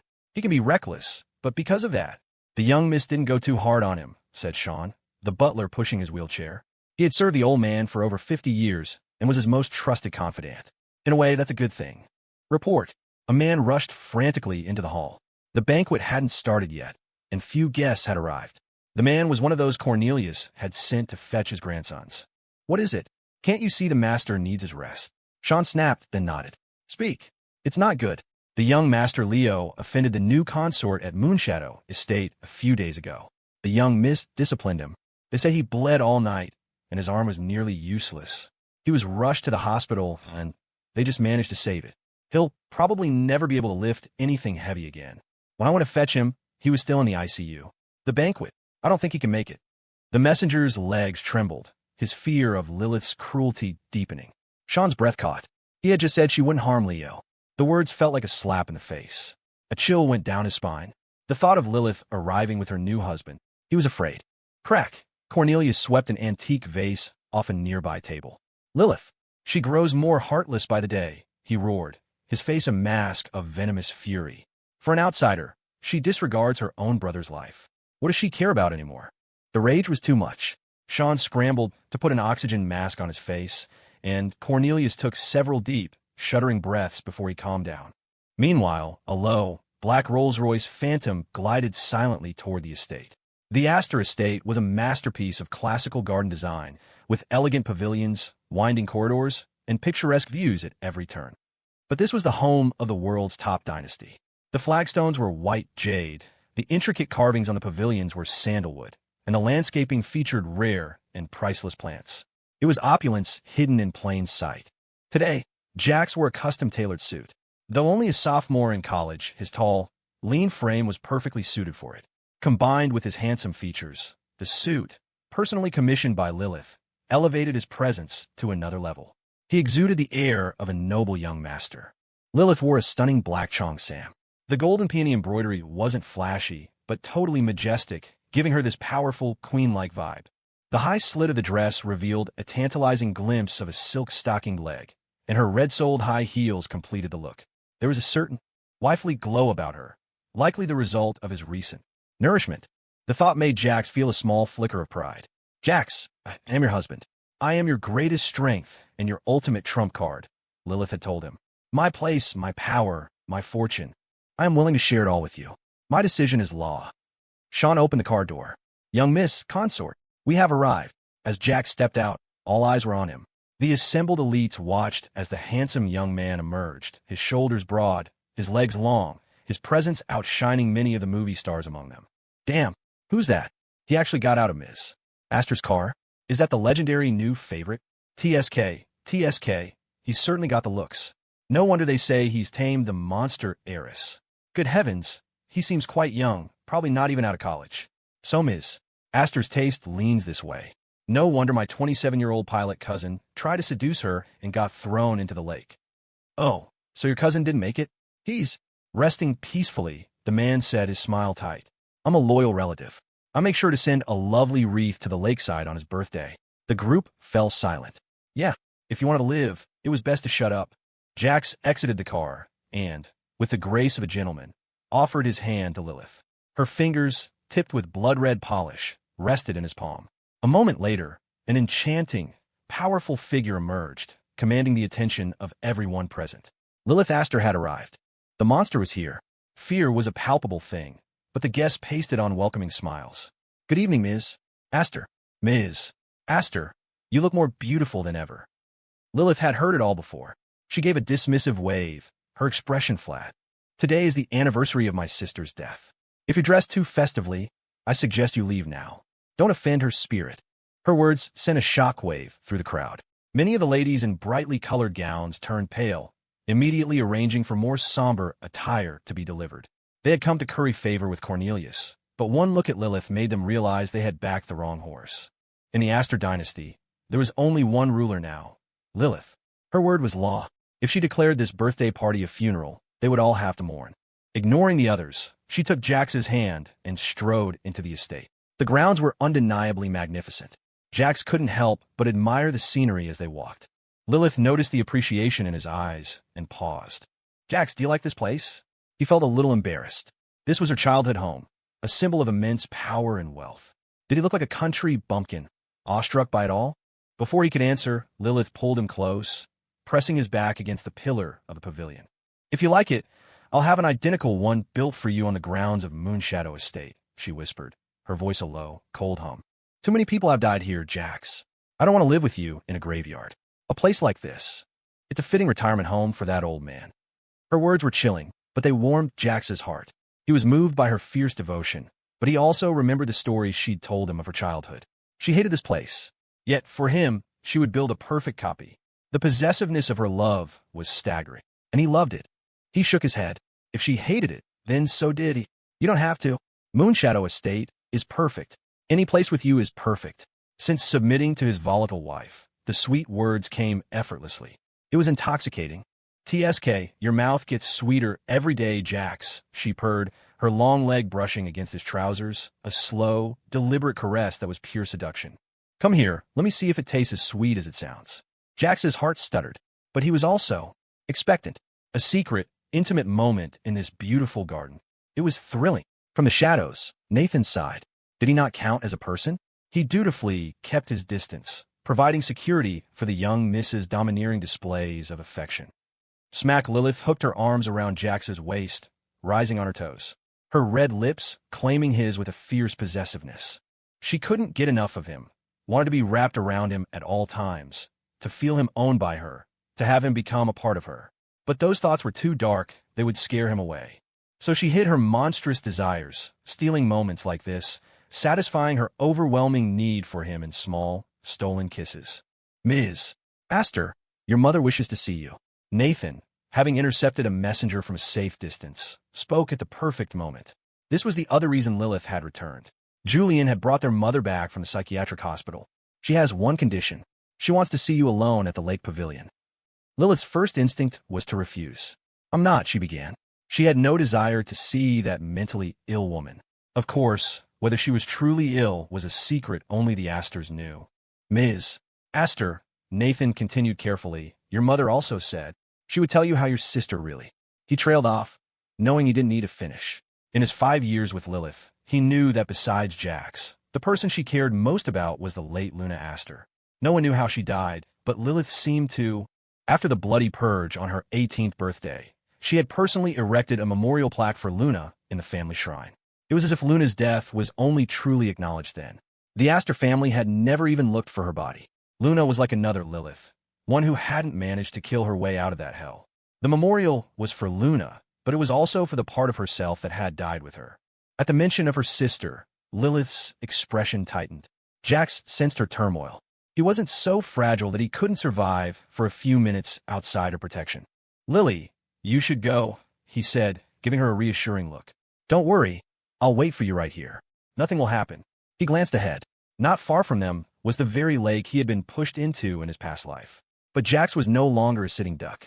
Lilith finally nodded, but she still left Nathan with him. Nathan, protect the consort. If he loses a single hair on his head, I'll shave yours. Nathan thought, what if I'm just going bald naturally? My life is so hard. As soon as Lilith was out of sight, the atmosphere shifted. Jax could feel eyes on him. He feigned ignorance, following Nathan toward a designated rest area. Halfway there, just as he expected, they were intercepted. A portly, older man blocked their path, flanked by half a dozen bodyguards. He was clearly looking for trouble. Jax remained impassive. Nathan's eyes went cold. The man, Lilith's second uncle, Victor Astor, looked Jax up and down with a slimy, appraising gaze. Well, when did the Astor family acquire such a top-shelf pretty boy? My niece seems quite fond of this one. Even has you guarding him like a precious treasure. A fine specimen. Excellent physique. His eyes were filled with a vulgar, lecherous light. Jax felt a wave of disgust. He remembered this man from his past life. Victor had lost much of his power within the dynasty after Lilith's ruthless consolidation, and he was bitter. He was her uncle. Why should he be pushed aside? He had been waiting for a chance to strike at her weakness. And now here it was. If he could possess, and thus humiliate, what belonged to Lilith, he could challenge her authority. After all, the 7 previous husbands had died without a whisper. What was one more? Victor, watch your mouth, Nathan said, his voice low and dangerous. The consort is the young Mrs. Husband. He's a master of this house. If you continue with this disrespect, don't blame me for being impolite. Victor's face darkened. You, a servant, dare to speak to me this way? Seize him, and bind that boy. Consort, be careful. Nathan shoved 2 dark objects into Jax's hands and launched himself at Victor's bodyguards. He was skilled, but they were Aster-level security. He could handle them, but would take time. Jax looked down at the handgun and grenade in his hands. It was just like his past life. Then, he had been a terrified college student. He had thrown the weapons away and run, straight into the trap set for him at the lake by Julian and Leo. This time, he pocketed the gifts from Nathan, put on a mask of pure terror, and sprinted towards the lake. He's getting away, Victor wheezed, chasing after him with his entourage. The path to the lake had several blind spots created by dense landscaping. Jax used one to his advantage. As Victor lumbered past, he felt the cold, hard press of a gun barrel against the back of his head. Jax, Victor stammered. You pretty boy. What my niece can give you, I can give you more. Consider my OMPH. Before he could finish his vile offer, Jax had stuffed a rag torn from his own suit into Victor's mouth. In one smooth motion, he spun the larger man around, lifted a sharp-edged rock, and brought it down with brutal, precise force on his groin. A muffled, agonized scream was all Victor could manage before the pain stole his voice. Tiske, your breath is fouler than a sewer. Jax sneered, his voice laced with contempt. I'm not interested, so take your disgusting offers and shove them. This was the retribution he had been denied in his past life. Victor's eyes widened in horror as Jax pulled a small, folding knife from his pocket, the blade glinting in the dim light. You know, Jax said with a strange, tilted smile, you can't make an omelet without breaking a couple of eggs. Victor's muffled pleas were useless. A moment after he fell, Jax had already injected him with a fast-acting tranquilizer. He had come to this place prepared. Now, with Victor helpless, Jax slowly pulled on a pair of rubber gloves he had brought.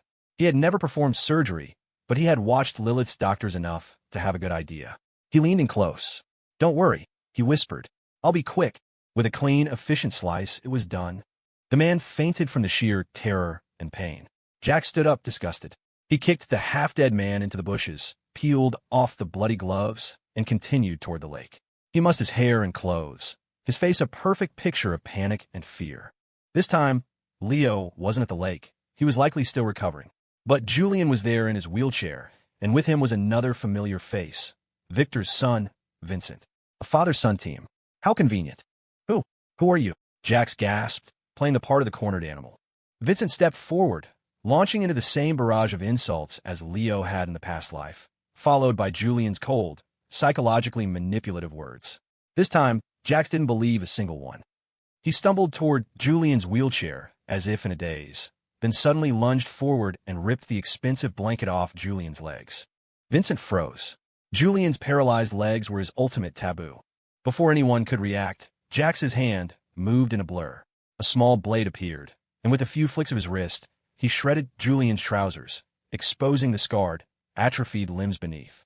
Wow, that's ugly, Jax said, his voice dripping with mock sympathy. You're Julian, right? Lily's big brother? I hear you'll never walk again. Hey, look on the bright side. At least you get a wheelchair. Your dad is stuck in bed. See? You're the lucky one. The blatant insult turned Julian's face to stone. He realized, too late, that he had been played. How'd Jax know? You dare to humiliate me? Julian hissed. You're nothing but Lily's toy. Vincent, push him. Jax, just jump. Julian tried, shifting tactics. I can help you. I can get you out of Moonshadow Estate, give you your freedom. All you have to do is jump. Jax just smiled, pulling out the handgun. He fumbled with it theatrically, then aimed at Vincent, who was advancing on him. Bang! Vincent crumpled to the ground, clutching his leg. Oops, Jax said brightly. Slippery trigger. Then he walked around behind Julian, grabbed the handles of the wheelchair, and with a powerful shove, sent it sailing off the edge of the pavilion and into the freezing water. Bye-bye, he called out cheerfully. A stunned Nathan finally caught up, his eyes wide as he stared at the scene. Vincent shot, and the great Julian Aster sinking into the lake in his wheelchair. Consort, Nathan gasped. Are you? All right, your mental state, I mean. Jax turned, his face calm, almost serene. Looks like he needed to cool off. Nathan was a little stunned. It seemed his boss's cool exterior was cracking. He was so flustered he was misreading everything. When Julian Aster hit the ice-cold water, the splash was enormous, threatening to spray onto Jax's face. The young man took a timely step back, sweeping an innocent gaze over the onlookers. Well now, the eldest son of the great Aster dynasty certainly has character. Even with a crippled leg, his passion for fitness is unstoppable. Swimming, working out. He never misses a beat. Truly an inspiration to us all. Jax's voice was dripping with sarcasm, loud enough for Julian to hear, clearly from the water. But Julian had no time to spare for Jax's mockery. The instant he plunged into the icy lake, a piercing cold shot through him. He felt his heavy, lifeless legs, numb for years, twitch from the shock. For a split second, he felt a jolt of terror mixed with a flash of elation. His legs. He hadn't felt the slightest sensation in them for years. He had been the perfect heir. Brilliant, tall, his posture as straight and unyielding as a pine tree. His methods were ruthless, his ambition ironclad. He was the first in line to inherit the Astor Empire. His past was one of pride and privilege. Like Morgan Pierce, he was the eldest, the one who carried all the family's hopes. For a man like that, the most devastating blow was to have everything he prided himself on shattered before his eyes. And for Julian Astor, a man in his prime, losing his legs and being condemned to a life of disability was the cruelest punishment imaginable. The true torture, Lily's masterstroke, was allowing him to handle minor family affairs, just enough to remind him of the center of power he could never again touch. The shame was a poison that would torment him for the rest of his miserable life. Lily's reputation as a vicious little monster was, at times, well-earned. What are you talking about, inspiration? Jax, don't you dare lie. I saw you. You pushed my cousin. Vincent Astor, of course, sided with Julian. Seeing that the deed was done, he knew he had to capitalize on it. Julian's your brother-in-law, for God's sake. You'll pay for this, you venomous snake. He quickly ordered the bodyguards to jump in and rescue Julian, then immediately pulled out his phone, aiming the camera at Jax. I'm recording this, he shouted. The security cameras in the area had been disabled beforehand, part of Julian's own plot. Vincent knew he couldn't leave without a shred of evidence. This could be the first step in toppling Jax Pierce. Besides, Cornelius Astor himself had invited the family elders today. Even if Lily had the family in a chokehold, she couldn't completely ignore the elders in front of everyone. He was convinced that if they could get leverage on Jax, they would have a grip on Lily's one weakness. Their power was limited, but even cutting off one of Lily's fingers would be a victory worth celebrating. Jax looked at the phone recording him and, with a cheerful grin, gave the camera a universally friendly gesture. He flipped him off with both hands. Vincent was speechless. Nathan was also speechless. In the next moment, while Vincent was still frozen in shock, Jax shot out a leg and kicked him squarely into the frigid lake. Don't tell me. You didn't think you were getting out of a little swim, did you? Jax said, calmly retracting his leg with a faint, elegant smile. Splash! Vincent hit the water with a shriek. The bodyguards, who had been focused on Julian, now looked like dumplings being tossed into a pot, frantically trying to rescue two drowning men instead of one. The ice lake was suddenly a scene of chaotic activity. Help! Somebody help me. Vincent, it turned out, couldn't swim. The moment he hit the water, he began flailing in a blind panic, his soul practically leaving his body. The phone he'd been clutching was now sinking to the bottom of the lake. Julian, though a competent swimmer in his prime, was now struggling to stay afloat with his deadweight legs. He hadn't had any real physical training in years and was tiring quickly. He thought rescue was imminent, but then another body joined him in the water. Vincent was a loud, thrashing mess, his screams grating on Julian's frayed nerves. Seeing a bodyguard approach, Julian didn't spare a thought for his cousin. Get me first, he commanded. Jax, observing from ashore, suddenly raised his voice. Vincent, you can't swim, can you? It looks like you're about to go under. Your cousin there seems to know what he's doing, so why is he telling the guards to save himself first? He clicked his tongue. Tisk TSK. And just a moment ago, I thought your loyalty was so unshakable. Turns out, when it comes to life and death, he'll leave you to die without a second thought. Jax's voice was so loud, he might as well have been using a megaphone. Everyone in the water heard him. Julian's eyes turned cold. He was already struggling, the freezing water sucking the warmth from his body. Jax's commentary was like gasoline on a fire. Jax, you say one more word, and I'll have your tongue cut out. Julian sputtered, flailing as his strength waned. He saw the bodyguards closing in and finally felt a flicker of hope. But just as the nearest guard was about to reach him, a gunshot cracked through the air. A bullet zipped past the bodyguard's face, grazing his ear. A flower of blood instantly bloomed on the lake's surface, a strangely beautiful sight. Jax, feeling much more practiced than the first time, lowered the pistol. Whoops, he said with a theatrical shrug. My hand slipped. Gun just went off. He smiled sweetly. What were you saying, big brother? I didn't quite catch that. You know, you really should be more careful. Even if you want to swim, now's not the time. The funeral, the birthday party, is about to start. You shouldn't delay. Just swim toward the shore. Kick your legs really hard, like a toad. He paused, tapping his temple. Oh, that's right. My mistake. You don't have any legs, do you? Jax's words were a relentless barrage, each one a dagger to the heart. The gun in his hand never wavered. The other bodyguards froze, not daring to approach. Jax, you bastard. Julian seethed. Get me out of here right now. If I miss the party, I'll... Jax tilted his head, his expression a mask of pure innocence. You'll what? You gonna bite me? I've had a terrible fear of dogs since I was a child. He sighed dramatically. But what can I do? I was born with the heart of a saint. Nathan, go find some long poles. I'll personally rescue our dear brother and bring him ashore. Nathan thought to himself, how did I never realize the boss has such a talent for playing the victim? But despite his internal monologue, Nathan obediently had someone fetch the poles. The Aster staff was efficient. Long wooden poles appeared in moments. Boss, you are far too benevolent, Nathan said, handing a pole to Jax with a look of solemn admiration. Aw, Nate, my boy, Jax said, patting his shoulder gravely. You get me. He took the pole and started prodding at the water. He easily extended the long pole toward Julian. Grab on, brother. Your brother-in-law is here to save you. His words were magnanimous, leaving Julian no room to deny their new familial bond. Julian's face was as cold as the water he was submerged in. He knew this was Jax forcing him to accept a favor he had no choice but to take. It was extortion, plain and simple. Julian gritted his teeth and reached for the pole. The icy water was brutal. The initial tingling in his legs had long since vanished into numbness, a sensation that filled him with dread. He had to get out. Survival was paramount. Just as his fingers were about to close around the pole, it suddenly jabbed him in the chest, pushing him further away. Julian watched, helpless, as Jax's heroic rescue sent him drifting farther from the shore. Veins popped on Julian's forehead. He couldn't take it anymore. Jax, you. Before he could finish, Jax started yelling, waving the pole erratically.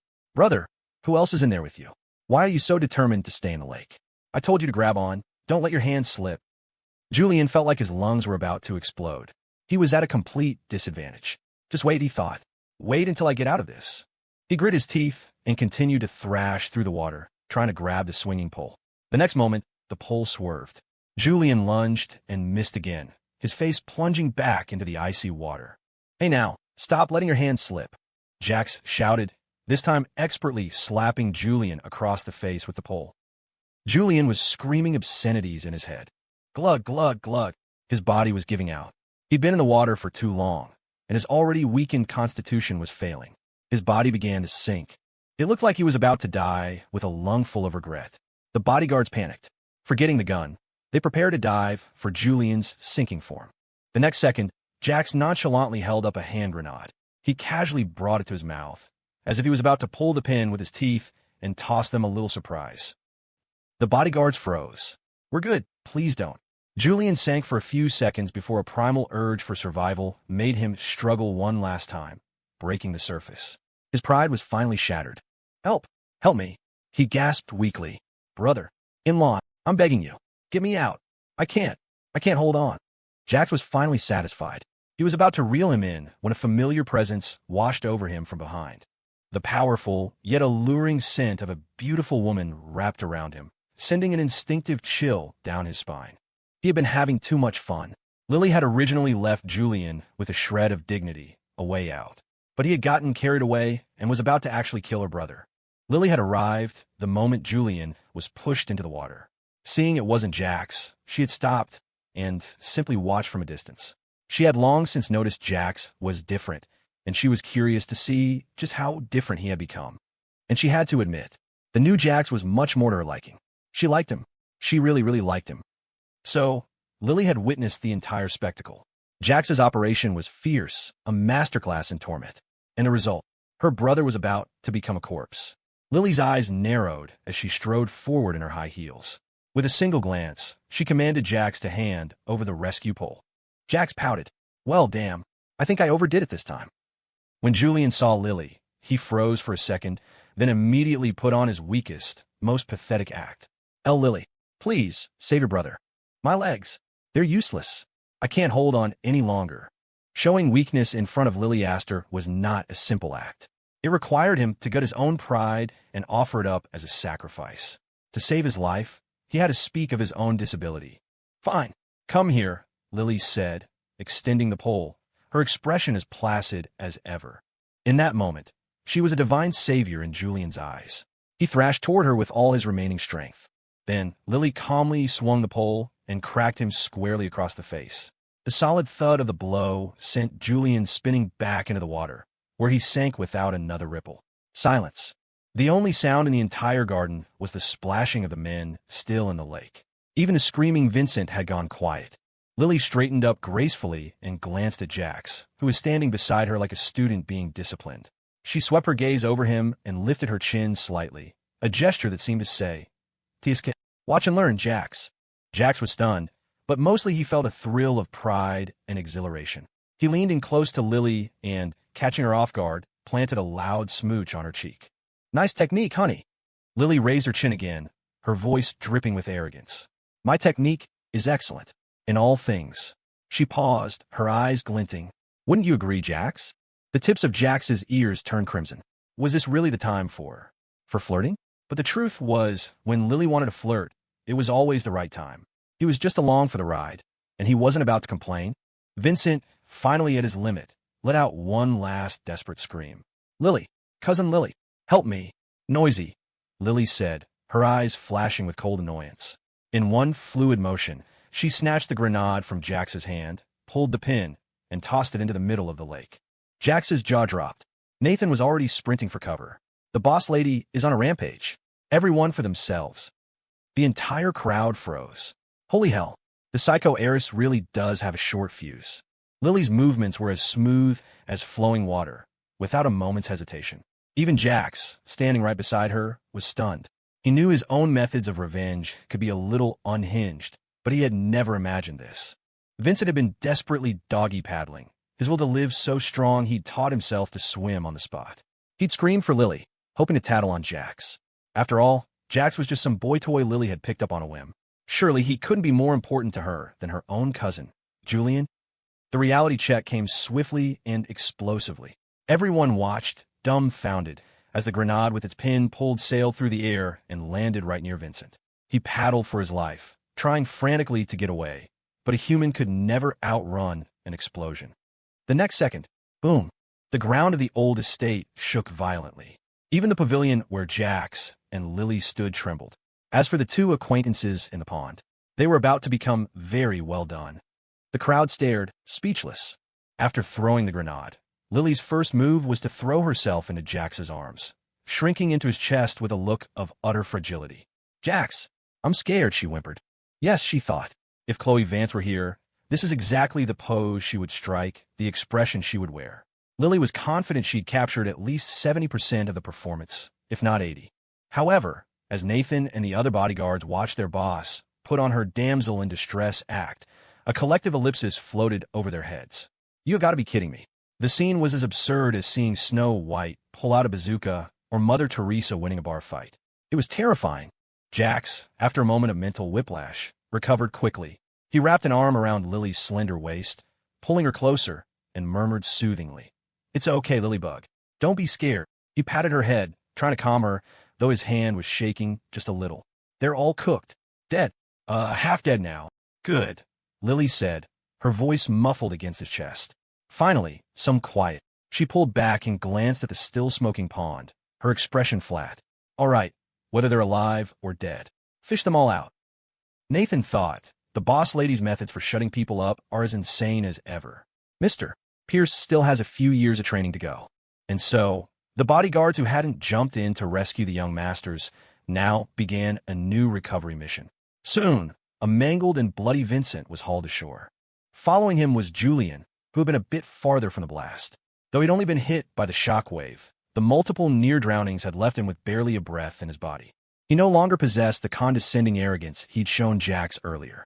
The tables had turned completely. Jax was still impeccably dressed in his suit, a beautiful woman in his arms. Julian, however, was a crippled, pathetic wreck, looking like a drowned dog. Seeing the stark contrast, Jax felt a surge of pure, unadulterated satisfaction.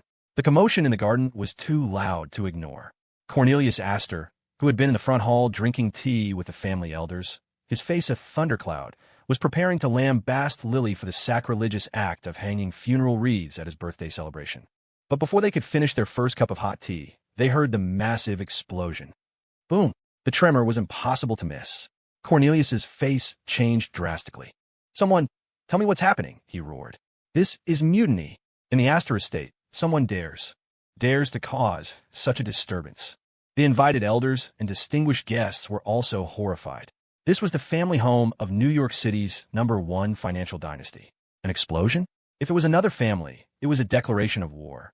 But if the Astors were fighting among themselves, well, looking at the entire family, there was only one person audacious enough to pull a stunt like this. The fearless, monstrous Heiress. Soon, a messenger rushed back. "Mr. Astor, sir, please don't worry. It was just the young miss setting off a celebratory firework by the ice lake in the front garden." The servant stammered. "She said it was a surprise for your birthday?" It seems the young master and Mr. Vincent were just a little too eager to present their own gifts and got too close to the firework. They got singed. The servant's story grew more absurd with every word, until he could barely continue. Cornelius understood immediately. It was Lily, stirring up trouble again. In the entire Astor clan, only she was brazen enough to create such chaos. But this was the family estate. The Astor ancestors were sleeping here. The ancestral hall was just a stone's throw from the ice lake. Her actions were a blatant disrespect to their heritage. Cornelius couldn't sit still any longer. He was, after all, the highest-ranking member of the family. Lily's actions were a direct challenge to his authority. If he didn't punish her, he might as well get measured for his coffin. Outrageous. Absolutely outrageous, he seethed. Does she really think that story will fool this old man?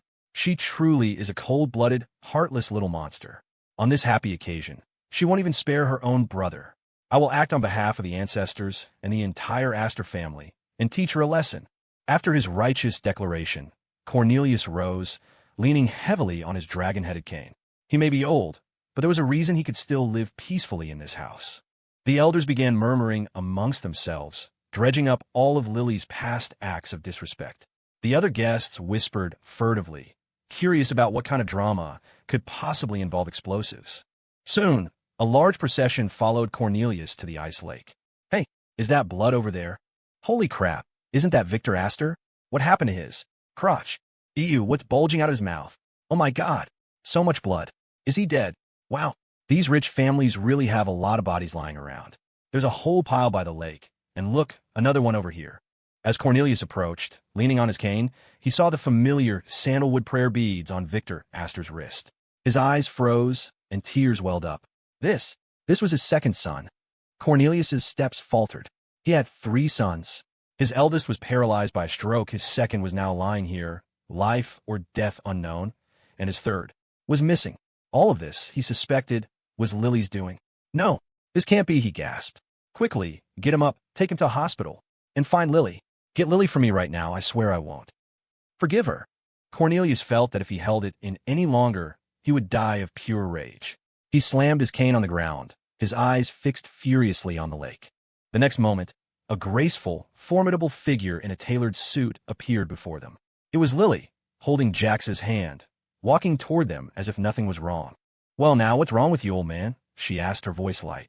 Then her eyes fell on the body. "And what happened to Uncle Victor?"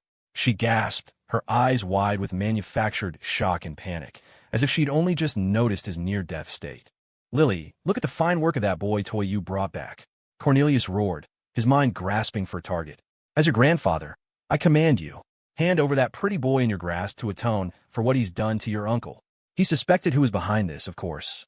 He assumed it was Lily's people.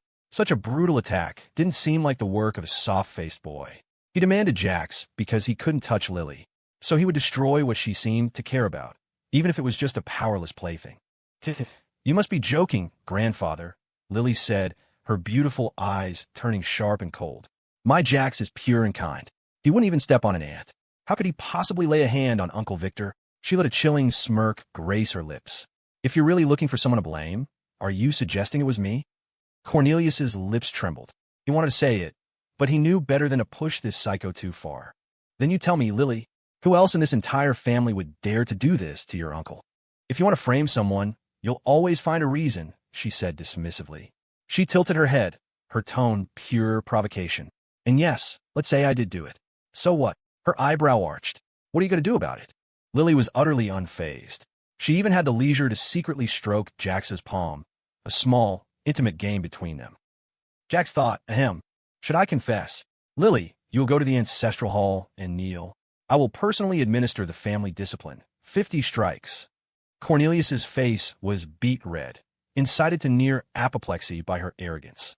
Excellent, Lily replied brightly. Nathan, move Victor to the ancestral hall. Grandfather has awarded him 50 strikes. Let's all go, shall we? We can witness whether the old man still has the strength to swing that cane 50 times. Her voice dropped, becoming deadly serious. Old man, 50 strikes. Not one less. The oppressive weight of her authority descended on the crowd.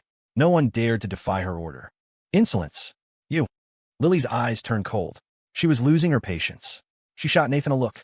Nathan wordlessly knelt down, scooped up a handful of dirt from a flower bed, walked over to Cornelius, and shoved it into the old man's mouth. Mr.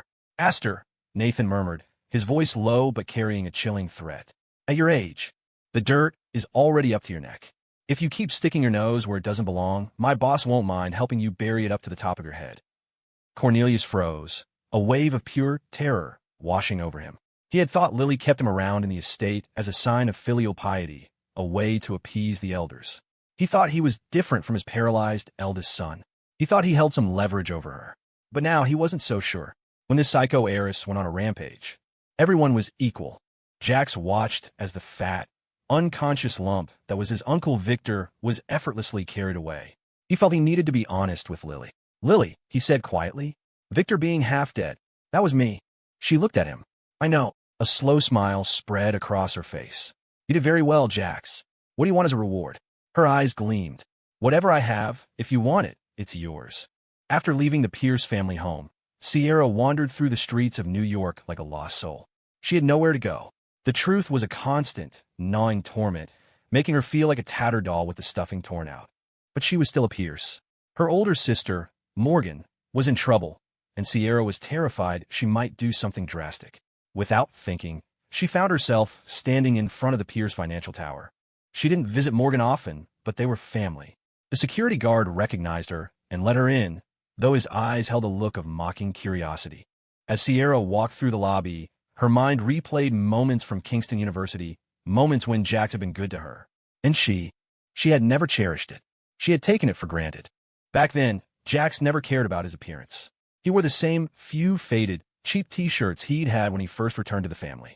She had been embarrassed by him, ordering him to avoid her on campus, to not even speak to her. She had thought, we get the same $30,000 a month allowance. How can he still be wearing clothes that look like they're from a thrift store bin? She assumed he was gambling it all away. She believed he dressed poorly on purpose to make her feel sorry for him, to get more money from her to feed his addiction. So, every time she saw him in his shabby clothes, she treated him with contempt. She told him to get lost, or she made him take the fall for her own petty misdeeds on campus. Jax's reputation was already in the gutter. What was one more black mark? But he had been so good to her. When she skipped class, he would write out the notes for her, page after page of neat, comprehensive summaries. When she went out to clubs, he would follow her like a shadow, worried about her walking home alone at night. He would wait until she was safely inside her dorm before turning to leave, his thin frame swallowed by the darkness.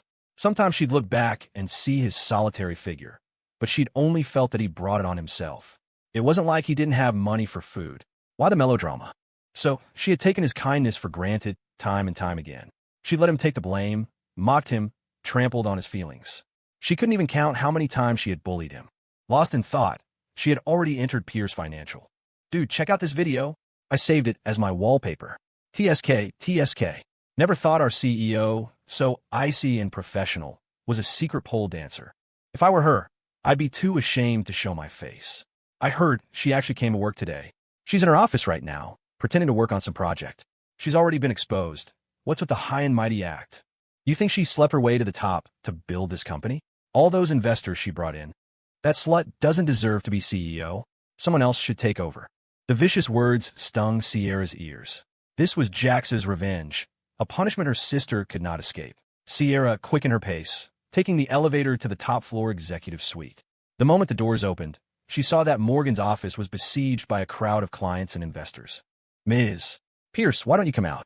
We'd like to personally discuss a new partnership. Come on, Morgan, stop hiding. Everyone's already seen everything. What's there to be shy about? Ms. Pierce, your brother really knows you, doesn't he? It's a shame to hide a body like that. Get out here, you bitch. Stop pretending you're some kind of saint and entertain your guests. Sierra stood frozen, horrified. These people were vicious, their words dripping with venom. Was this Jax's doing? Did he arrange this? Morgan was huddled under her desk, wrapped in a thick overcoat, layers upon layers of clothing cocooning her. Her eyes were bloodshot as she stared at the time on her phone, calculating when she could have the video deleted. But she knew. In her heart, she knew it was too late. The video had surely gone viral across the entire internet. Deleting it now would be pointless. Seeing this, Sierra's heart ached for her sister. She grabbed a nearby mop and charged into the crowd. Get out of here, you bastards! Get out, she screamed. Don't you dare bully my sister. If you don't leave right now, I'm calling the police. She swung the mop wildly. Get out. This is Pierce Financial. Even if there's a problem, it's not your place to interfere. Any employee who continues this will be fired on the spot. As for our partners, Pierce Financial will blacklist you permanently. Sierra had noticed that most of the troublemakers were from smaller firms. The heads of major corporations wouldn't waste their time on this kind of public humiliation. It was more likely they had sent these low-level proxies to curry favor with the Astor dynasty. Her words had some effect. Their mission was to humiliate Morgan, and that had been accomplished. There was no need to linger. The crowd dispersed like startled birds. Sierra quickly found the spare key and let herself into the office. Morgan, are you okay? She saw her sister huddled on the floor. Why are you wrapped up like this? It's not even that cold. You'll make yourself sick. As the youngest of the sisters after Caleb, Sierra had always been the most pampered, used to getting her own way. But now, seeing her once strong older sister so broken, she felt a surge of empathy and pain. And all of it was because of Jax. Sierra shook her head, her eyes filled with a tangled mess of regret and confusion. She gently pulled the clothes off Morgan. Morgan, I think Jax hates us, she whispered. In all the years he was back with the family, what did we do to him? Do you even remember? Take me, for example. When Jax and I started at Kingston, I was always out partying. Clubs were just the beginning. I loved street racing on my motorcycle. As Sierra spoke, Morgan's vacant eyes finally showed a flicker of life. She looked at her younger sister, seeming to listen. Sierra continued, her voice soft. It was the second semester of freshman year. I was about to sneak out to go racing again, and, just like always, Jack stopped me. Sierra, he said, please don't sneak out to race tonight. If the school finds out, you'll get a disciplinary mark. At the time, Sierra was a thrill-seeker, wild and rebellious. Seeing Jax blocking her path filled her with annoyance. She shoved him away. What are you so afraid of, Jax? So what if I get a mark? You're on the student council, aren't you? I'm your sister. You could just cover for me. Now, get out of my way. Don't block me from my dreams. Young and reckless, Sierra had casually dismissed his concerns, expecting him to clean up her messes. Jax frowned. When his gentle pleading didn't work, he pulled out a strawberry cake he had carefully made himself. Sierra, if you promise not to go out tonight, I'll give you your favorite strawberry cake. Jax was practically destitute at school. He lived on instant ramen and cheap bread. But the cake in his hands was exquisite. It had rich, delicate cream, and the strawberries decorating it were large, plump, and a vibrant, glossy red. They looked expensive. He was frugal with himself, but for his sisters, his family, and Khloe, he always gave his absolute best. He thought the cake he prepared with such care would be enough to make her stay. But his naive, pathetic gesture only made Sierra more disgusted. She glanced disdainfully at the cake he held out to her, like a precious treasure. Who wants your stupid strawberry cake? She sneered. It looks just like you, drenched in the stench of poverty. Jax's knuckles went white. The hand holding the cake trembled. He had scrimped and saved for a week, spent 3 months working part-time at a bakery just to learn how to make this cake. And in his sister's eyes, it was worthless. He looked down, his eyes full of disappointment. His hand loosened, and the cake was about to fall.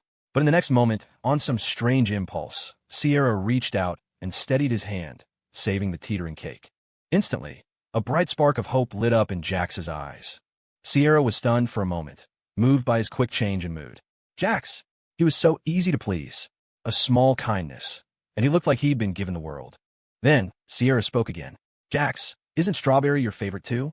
If you eat this entire cake right now, I won't go racing tonight. Jax stood frozen. My favorite? No, the one who loved strawberries, the one who shared her taste, was Caleb. But Sierra only ever remembered Caleb's favorites. just like everyone else in the family. Jax paused, wanting to say something, but he saw the impatience in her eyes as she prepared to leave. In the end, he obediently ate the entire strawberry cake right in front of her, swallowing the words he wanted to say. As long as she didn't go to that dangerous racing spot, it was worth it. As Sierra recounted the story, a burning pain spread through her chest. Regret and self-loathing bloomed like a poison ivy. A choked sigh escaped her trembling lips. What happened then? Morgan asked, her voice raspy. The next day, the guys I was supposed to race with, they all died in a landslide. At the exact spot I was supposed to go. Sierra's voice cracked. Jack saved my life, and I suspected him. I forced him to take the blame for so many things. For 4 years, he was still good to me, even with a sister like me. I deserve to be punished for this, Morgan. She looked at her sister. Jax is retaliating because none of us are innocent. I'm glad to see you're okay, but I have to go see him now. A person has to pay for their mistakes. I failed him so many times before. Now, whether he accepts it or not, I'm going to try and make it up to him. After comforting Morgan, Sierra left. She went to a bakery. She, who had never done a day of manual labor in her life, who had always believed her hands were destined for extreme sports, began a chaotic, clumsy effort in the bakery kitchen. She gave the owner all the money she had on her. She failed a dozen times before she managed to create a cake that was even remotely presentable. Sierra was sore and exhausted. She looked at her creation and finally managed a weak, satisfied smile. Jax, I'm so sorry, she whispered. Back then, you must have worked so hard to learn how to make such a perfect cake, and I called it pathetic. Now that I've tried it myself, I finally understand how much effort and sweat you put into it. This time, can I be the one to win you back? A small smile touched her lips. Even though she looked like a mess, filthy, her hair a disaster, her smile was genuine. Her happiness made her forget the burns on her hands and the cuts on her fingers. She didn't even bother to bandage them. She just wanted to see Jax, to give him the surprise strawberry cake, and to beg for his forgiveness. With a heart full of trepidation, she arrived at the gates of Moonshadow Estate. But she was told that Jax and Lily weren't home. They had gone to the Astor family estate. That place was a living hell, and Jax's status would never be accepted by the Astor elders. Wouldn't he be in terrible danger there? Sierra's heart clenched with anxiety. She grabbed the cake and rushed to her new destination. She had to go to the Astor estate herself. Even if her status was nothing but an ant in their eyes, she couldn't let Jax feel like he had no family to back him up. Jax, she thought this time, what if I'm the one to protect you? Can you forgive me? Will you accept me? The Astor family estate. The ancestral hall. Before Lily took over, the Astor dynasty was built on rigid tradition. The ancestral hall was a sacred space. Family law was absolute, and clan rules were the chains that bound every member. But now, they had a heretical, autocratic ruler sitting in the family head and clan chief seat.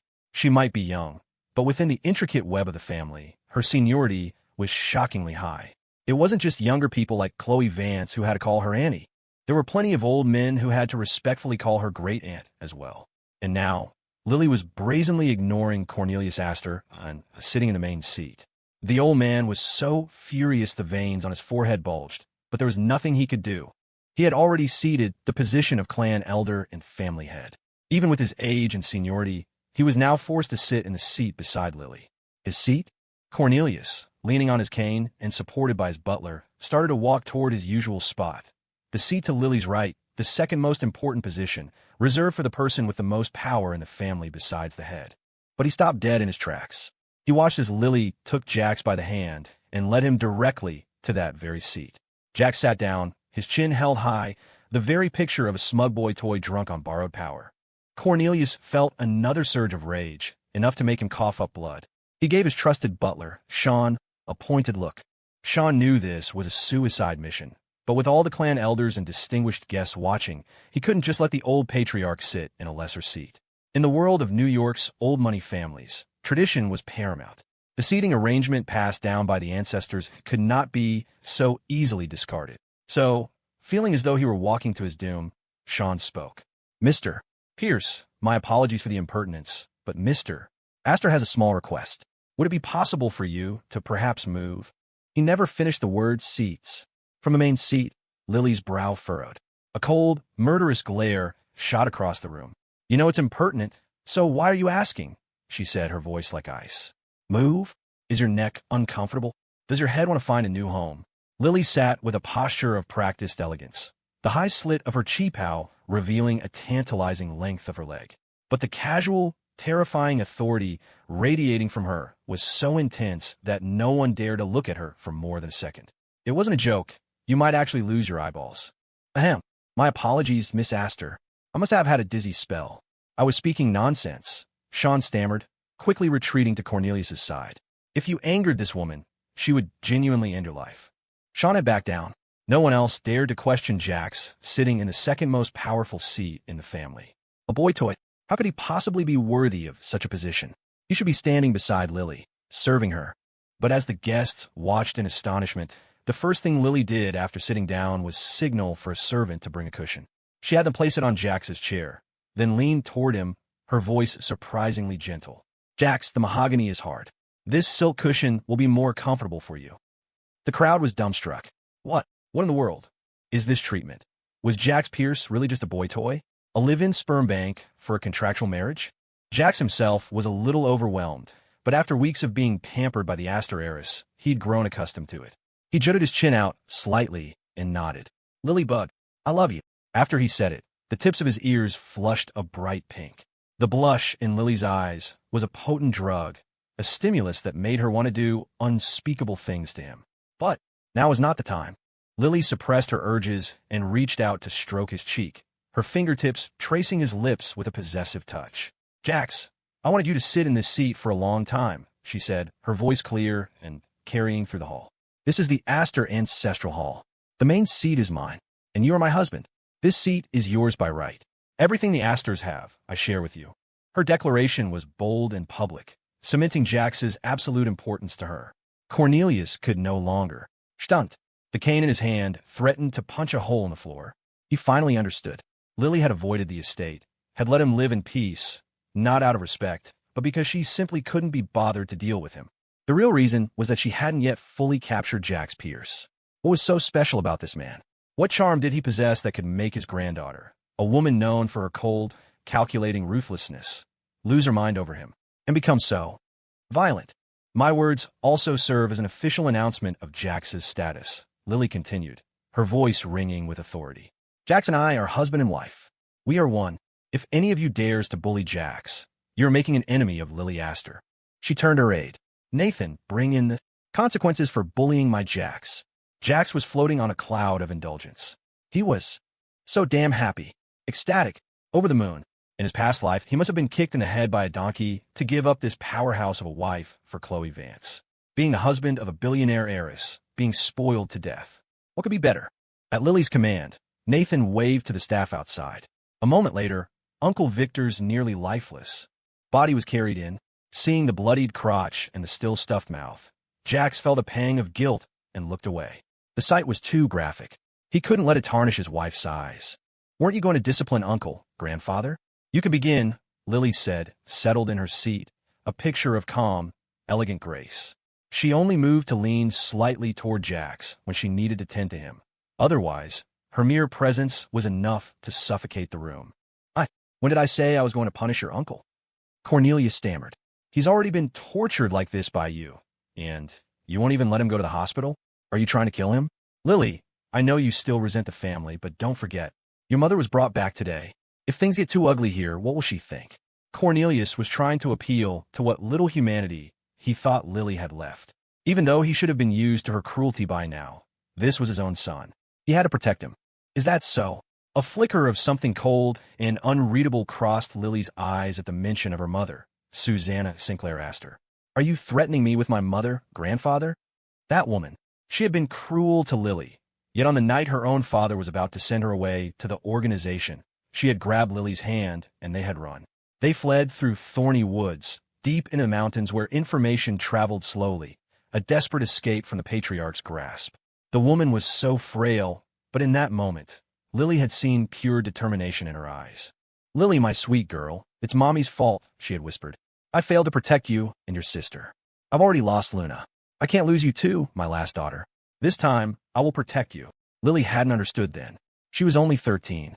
She hadn't seen her older sister, Luna, since she was 6.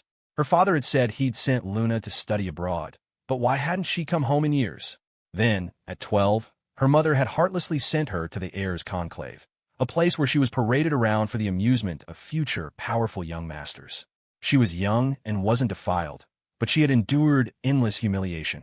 She didn't understand why her brothers got to enjoy all the resources of the Astor dynasty, while she, a daughter, was indoctrinated with the belief that Astor women never lived past 25 and had to fight for survival at the conclave.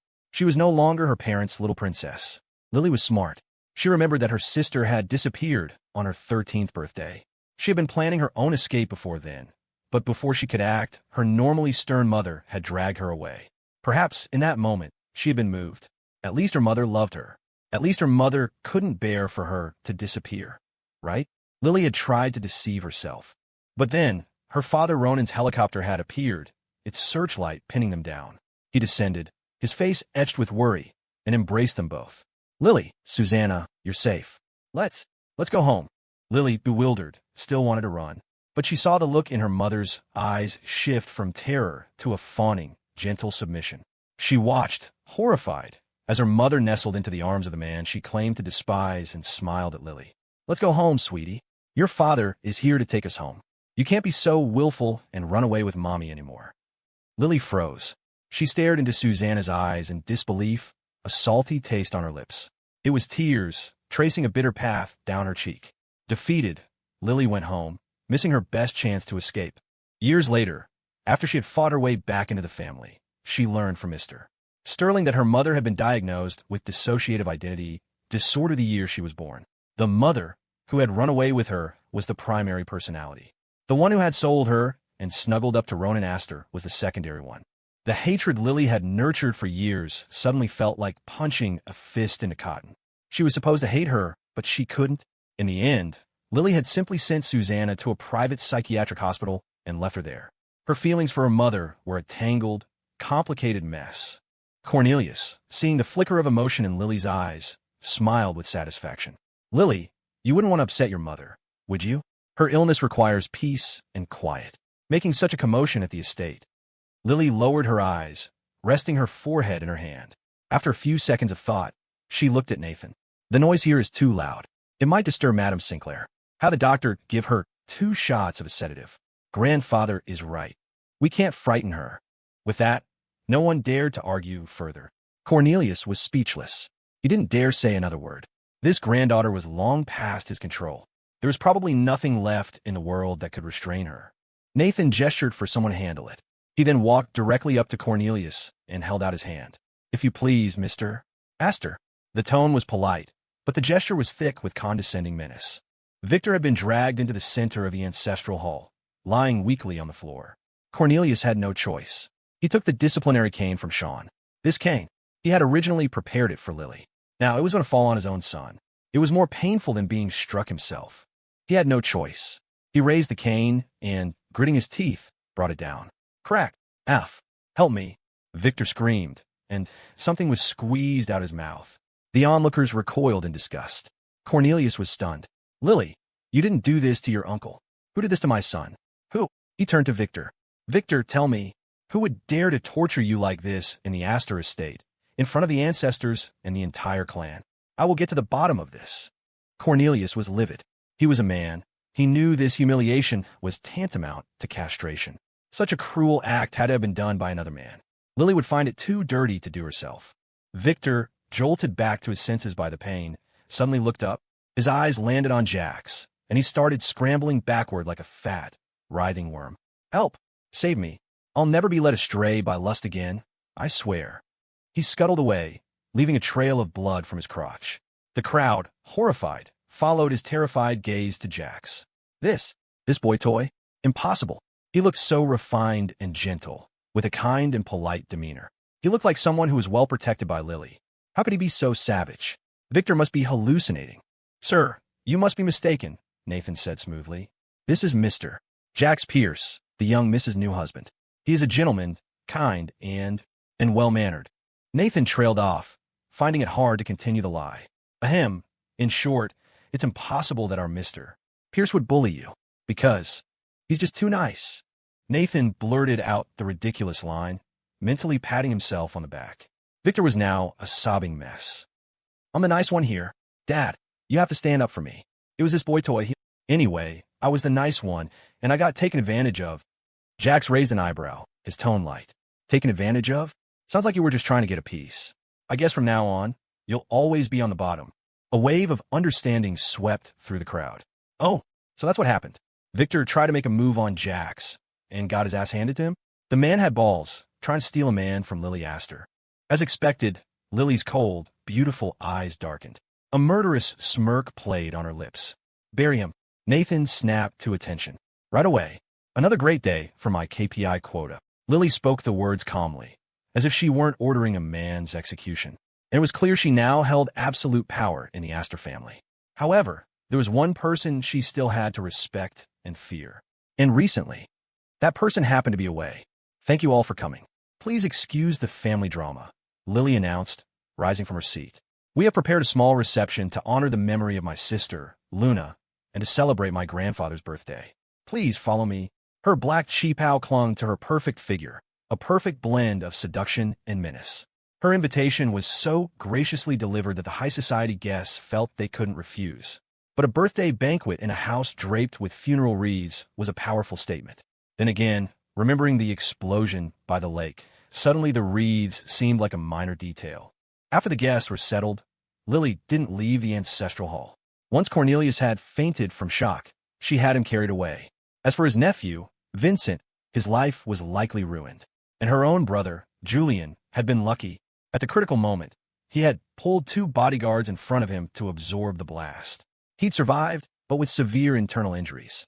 As Nathan reported all this, Lily was already leading Jax into the most secret part of the hall, a chamber so private that even Nathan didn't dare follow. Jax was curious, but he understood this was a gesture of absolute trust. Lily saw him as family, as her partner, and was bringing him into the heart of her world.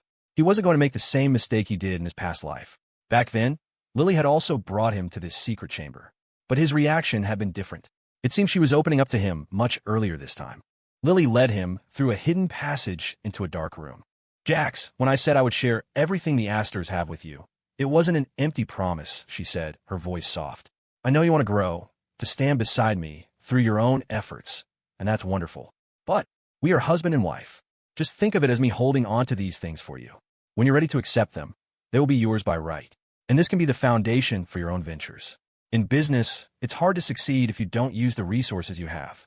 And I will be the one to support you, always. Lily lowered her gaze and stepped closer to Jax. In that moment, her sharp edges seemed to melt away. She was like any young woman in love, laying out all her treasures before him. Jax felt a strange sensation in his stomach. He'd get used to this. Besides, was accepting things from your wife really being a freeloader? He wasn't about to repeat the mistakes of his youth, wasting his youth on hardship when he could have been enjoying the good life. He wasn't going down that road again. It was time to cling tightly to his billionaire wife's silk stocking-clad legs. In his past life, Lily had said much the same thing, offering to support him. But back then, he had dismissed her one-sided affection, shoved her away, and fled. He hated the Astor estate, where everyone seemed to be against him, and he naturally rejected this so-called secret chamber. Jax, what's wrong? Lily noticed his distraction, worried he was still unwilling to accept her help. But what she decided to give, she would give. She opened her hand. In her palm lay a blood jade pendant, exquisitely carved with a lion sigil. It was clearly an ancient, valuable piece. He hadn't seen this pendant in his past life. It's nothing, I'm just a little hungry, Jax said, using a lame excuse. We can eat later. You brought me here for a reason, don't worry about me. Lily, however, took him seriously. You're hungry? I have something here, you can have a snack. She produced a small, gold foil-wrapped chocolate ball. Jax took it, holding it in his palm, his attention fixed on Lily. He could see how serious she was, and he lost his appetite. Lily, what is this pendant? I don't know much about jade, but I can tell this is a priceless antique. Is this for me? Jax felt a little lightheaded. He was prepared to be a kept man, but the casual gifts Lily gave him were enough to knock him out. He wasn't even that greedy. Of course, he wasn't just okay with jade. He was an expert, and he could tell this blood jade pendant was extraordinarily rare and valuable. Yes, and more, Lily said, placing the pendant in his hand. True high-quality jade was warm to the touch, and its smooth texture made Jax not want to let go. Jax, I know that after you disappeared from the Pierce family, your father acquired a fine piece of blood jade, she began, recounting a past he already knew. He had it made into pendants, one for each of his children. There was one for you, of course. But since you were gone, they gave your share to Caleb.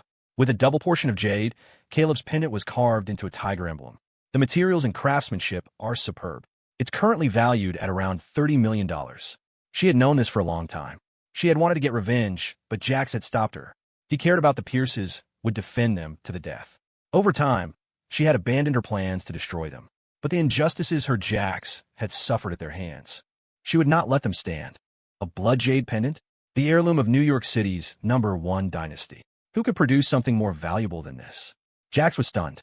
He had long since accepted this fact. His heart had long grown cold to it. But here was Lily, laying it all out as if it were a precious memory she had carefully preserved. Was she compensating him? But Lily's own childhood had been filled with pain. Yet she chose to heal his wounds first. It was as if she intended to raise him all over again, to give him everything his own family had denied him. The Heiress's love was hidden in the details, yet it surged through every corner of his world. Jax, they didn't treasure you because they are blind, Lily said, stepping closer. She saw a stray lock of hair on his forehead and gently tucked it back, her movements tender, yet intensely possessive. What you lost in the past, I'll give back to you. And in that moment, Jax understood. This wasn't just about compensating him for his past. It was about her possessiveness. She wanted her mark to cover his entire history. She wanted to own him completely and utterly. And right now, Jax was more than willing to be owned. Lily, you're so good to me. How can I ever repay you? He murmured, leaning in and planting a kiss on her cheek. Fortunately, we're husband and wife. I can repay you. Anytime. His words were laced with a suggestive ambiguity that sent a jolt of desire through Lily. Oh, and how does my darling plan to repay me? She whispered, her eyes lighting up with a sudden, excited gleam, like a little girl who had just been given candy. Will you pay me back with billions of dollars, or will you be a good boy, chained up in the little black room, letting me do whatever I want? Ahem. Steady now. Let's not get ahead of ourselves, Jax said, cutting her off with another quick peck on her other cheek. Inventory is a little low at the moment. I'm afraid you'll have to wait a bit. He expertly stroked her hair, his soothing gesture a practice start. Lily, teased and hungry, couldn't resist. She stood on her toes and planted a firm, possessive bite on his neck, leaving a vivid red mark. Her very own rose metal. Back to business, she said, her voice husky. The pendant's value isn't just in the jade itself. Its true uniqueness lies in the fact that it can open all the secret vaults of the Astor clan. For example, she took Jax's hand and placed the pendant into a hidden indentation on the wall. An eerie, abstract painting on the wall flipped over, revealing a high-security, precision-engineered door. Lily stepped forward and opened it.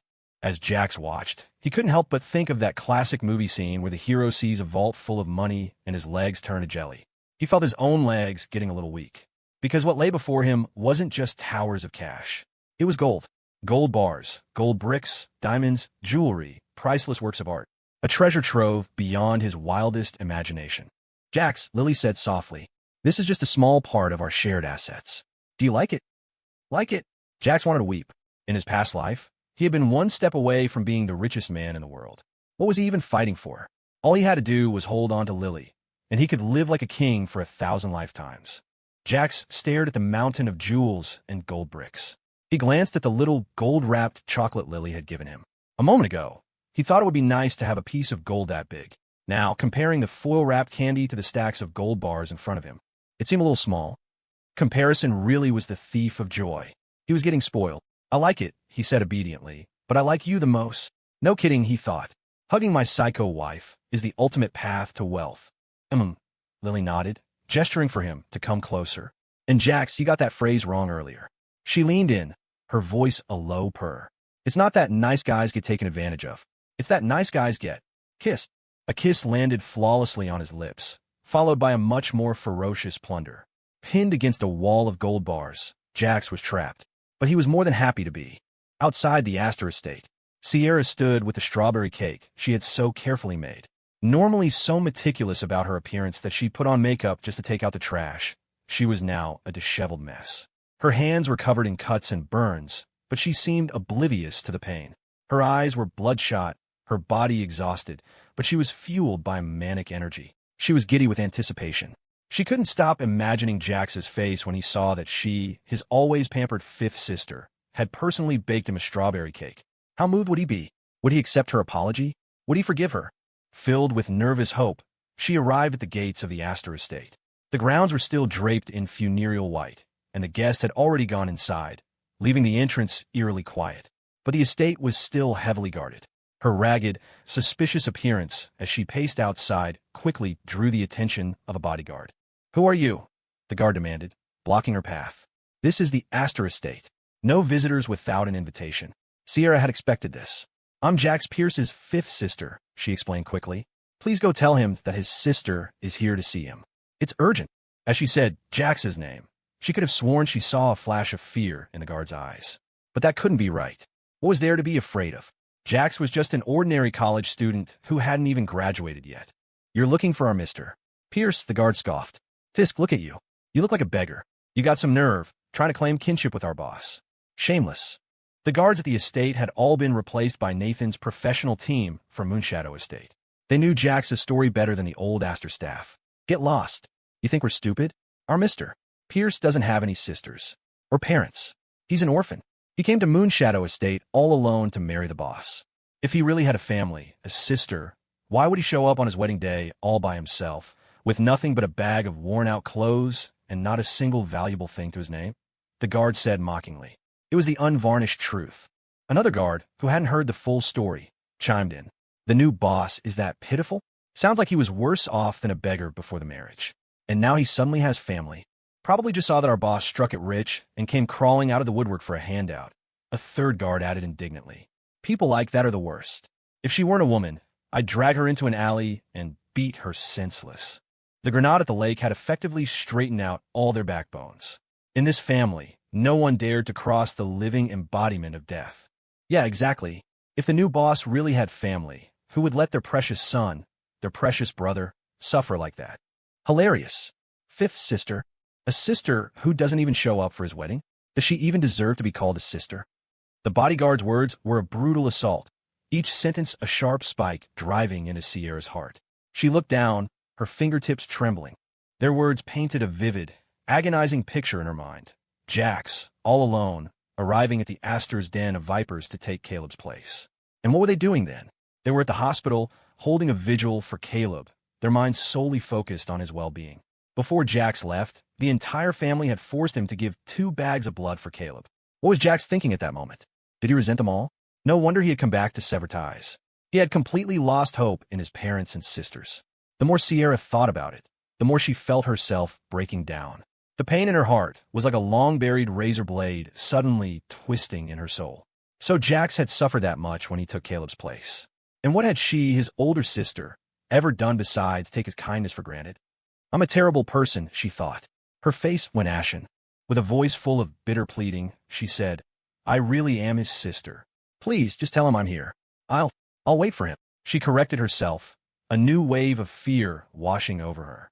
"No, Jax is already being bullied here. I have to go in. Where is he? I need to see him, to make sure he's safe." She looked up determined. She was afraid to face him, but the Astor estate was a lion's den. She had failed to protect him before. This time, even if it cost her her life, she would get him out of here safely. Her words were met with stifled laughter from the bodyguards. The new boss, getting bullied at the estate? They couldn't begin to explain who the real danger was. All they could do was stick to the script. "Get lost. A beggar like you has no business asking for our boss," one of them said dismissively. "He's a busy man. He doesn't have time to see you." He shot her a glare and returned to his post. Just another beggar, putting on a pathetic act. Rejected, Sierra felt a wave of humiliation. She knew that even if she were dressed in her finest clothes, her status wouldn't get her past these gates. So, she simply sat down on the curb, deciding to wait. Jax would have to come out eventually. He couldn't stay in that house for long.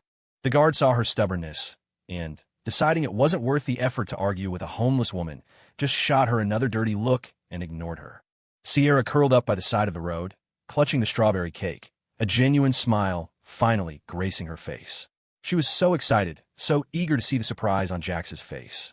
But fate had other plans. Soon, a light drizzle began to fall. Sierra tried to take shelter under the eaves of the gatehouse, but the guards shooed her away, disgusted by her filthy appearance. She found a small nook that offered minimal protection. But if she sheltered herself, the cake would be ruined by the rain. After a moment's hesitation, she made her choice.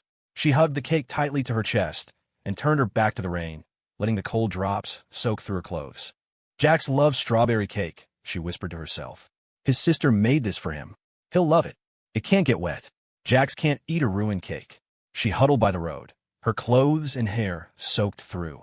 A gust of wind nearly blew her over. She was a pitiful sight.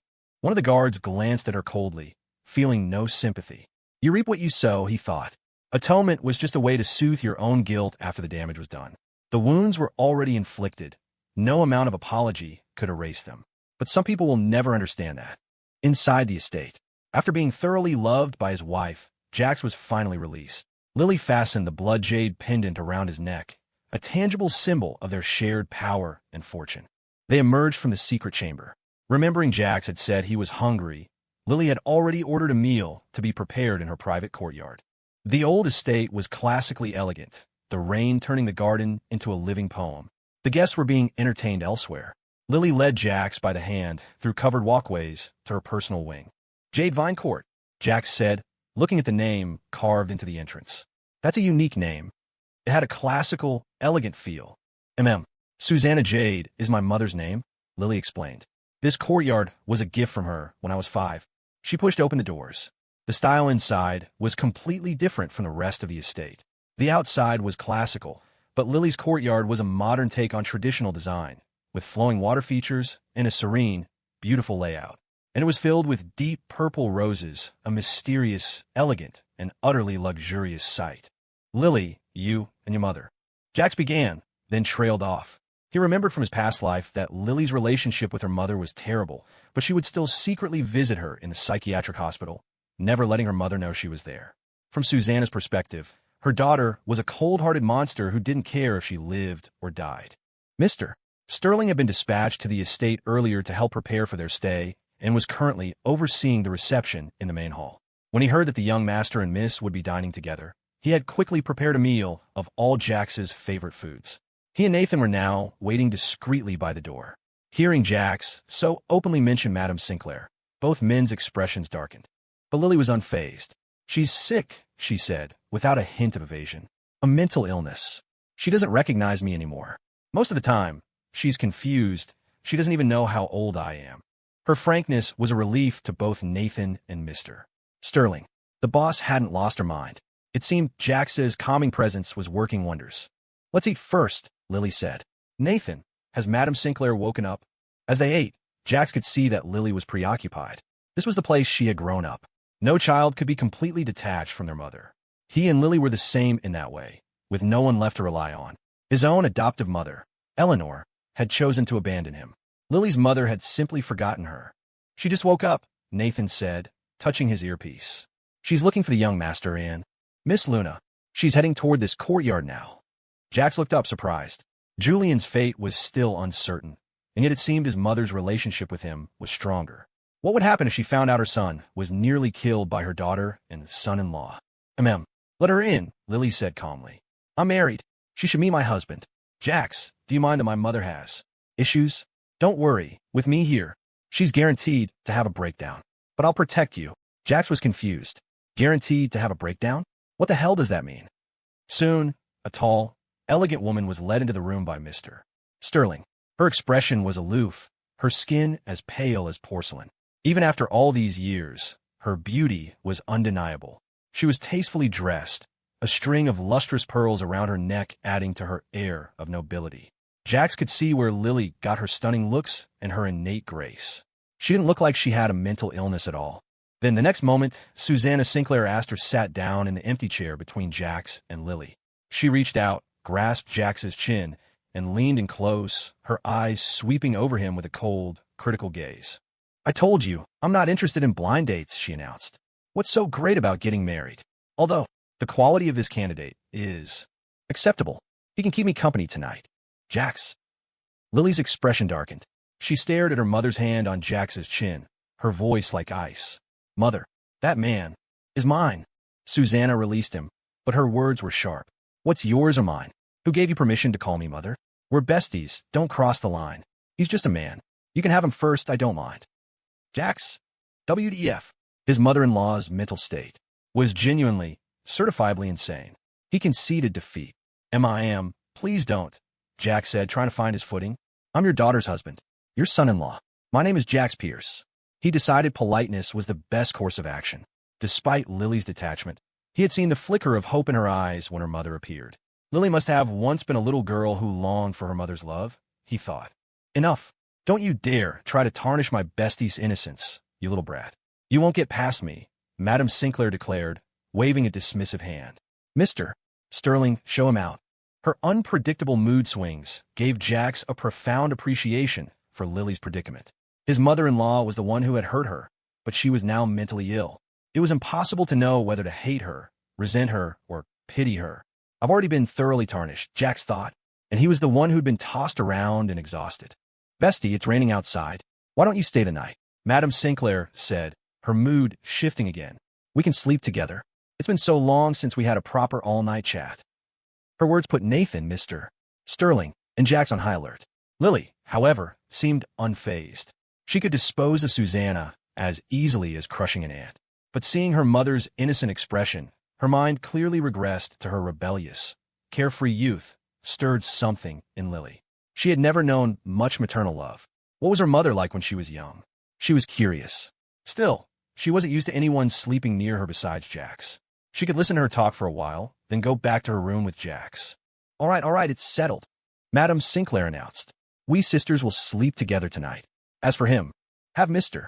Sterling arrange a room for him far away from us. We can't have him eavesdropping on our secrets. She took Lily's arm. Lily's body went rigid. She wasn't used to being touched by anyone else. Even her mother made her recoil. Only Jax could make her relax. Night fell. Jax ended up in a separate room from Lily. It was a custom from his adoptive family's hometown that even married couples didn't share a bed when visiting the wife's family. Since Madame Sinclair wanted to sleep with Lily, he had reluctantly agreed. But after weeks of having a warm, fragrant body in his arms every night, tonight he was alone. Jax couldn't sleep. I miss my wife. I really miss my wife. I want to kiss my wife, hug my wife, make love to my wife. He tossed and turned, finally giving in and sending Lily a message. Jax, Lilybug, you asleep? The reply was instantaneous, as if she'd been waiting. Empress Lily, not sleeping. Thinking about sleeping with you. Jax shot up in bed, his heart pounding. Since his rebirth, he and Lily had been inseparable. This brief separation had only intensified his longing for her. A nagging, craving gnawed at him, his mind filled with images of her cute, pouting smile, her cold, imperious threats, and the roguish look in her eyes as she tied him to the bed, ready to have her way with him. Ahem, stop thinking about that. If he kept this up, his little brother downstairs would have a breakdown. Jax, sleep with me? Jax, Lily baby, we're at the estate. Shouldn't we be a little more restrained? He felt a flush of embarrassment. The master bedroom at Moonshadow Estate had been upgraded multiple times in his past life. Its soundproofing was top-notch. But this old house, he couldn't make any guarantees. Empress Lily, can't be restrained. I'm going crazy thinking about you. I just want to wrap myself around you and kiss you senseless. Empress Lily, Madame Sinclair is asleep. I'm coming to you now. Lily couldn't wait. She threw on a robe and was about to leave the room, but then an idea struck her. She closed the door, opened a window, and a lithe figure in red slipped out, melting into the night. Jax blinked, unable to believe how eager she was. He paced by the door, ready to let her in, completely unaware that a soft, red shadow had already slipped in through his own window and was now nestled in his bed. He waited with anticipation. Suddenly, another message popped up on his phone. Empress Lily, sorry Jax, my mother woke up. See you tomorrow. Lily was playing with his heart like a roller coaster. Jax, good night, wifey. He was disappointed, but there was nothing he could do. In the dimly lit room, despite the cool October weather, he felt hot and restless. He stripped off his robe, leaving him in just his boxer shorts, and slid into bed. The sheets were warm and carried her familiar, intoxicating scent. He figured he'd spent so much time with her that her scent had rubbed off on him. Yeah, that's it. It's not like I'm obsessed or anything. He was a married man. It was perfectly normal to think about your wife at night. The bed was huge, at least 10 feet wide. He rolled over to the other side. Suddenly, he felt a warm, soft touch. Jax froze, turning to stone in the bed. Hiss, that feeling, in the middle of the night. It's just like the snake that coiled around me in my hospital dream. Shit, I'm being haunted again. But before he could scream, the snake expertly wrapped itself around him again. The blanket rose. A cascade of dark red hair appeared, followed by a familiar, beautiful face.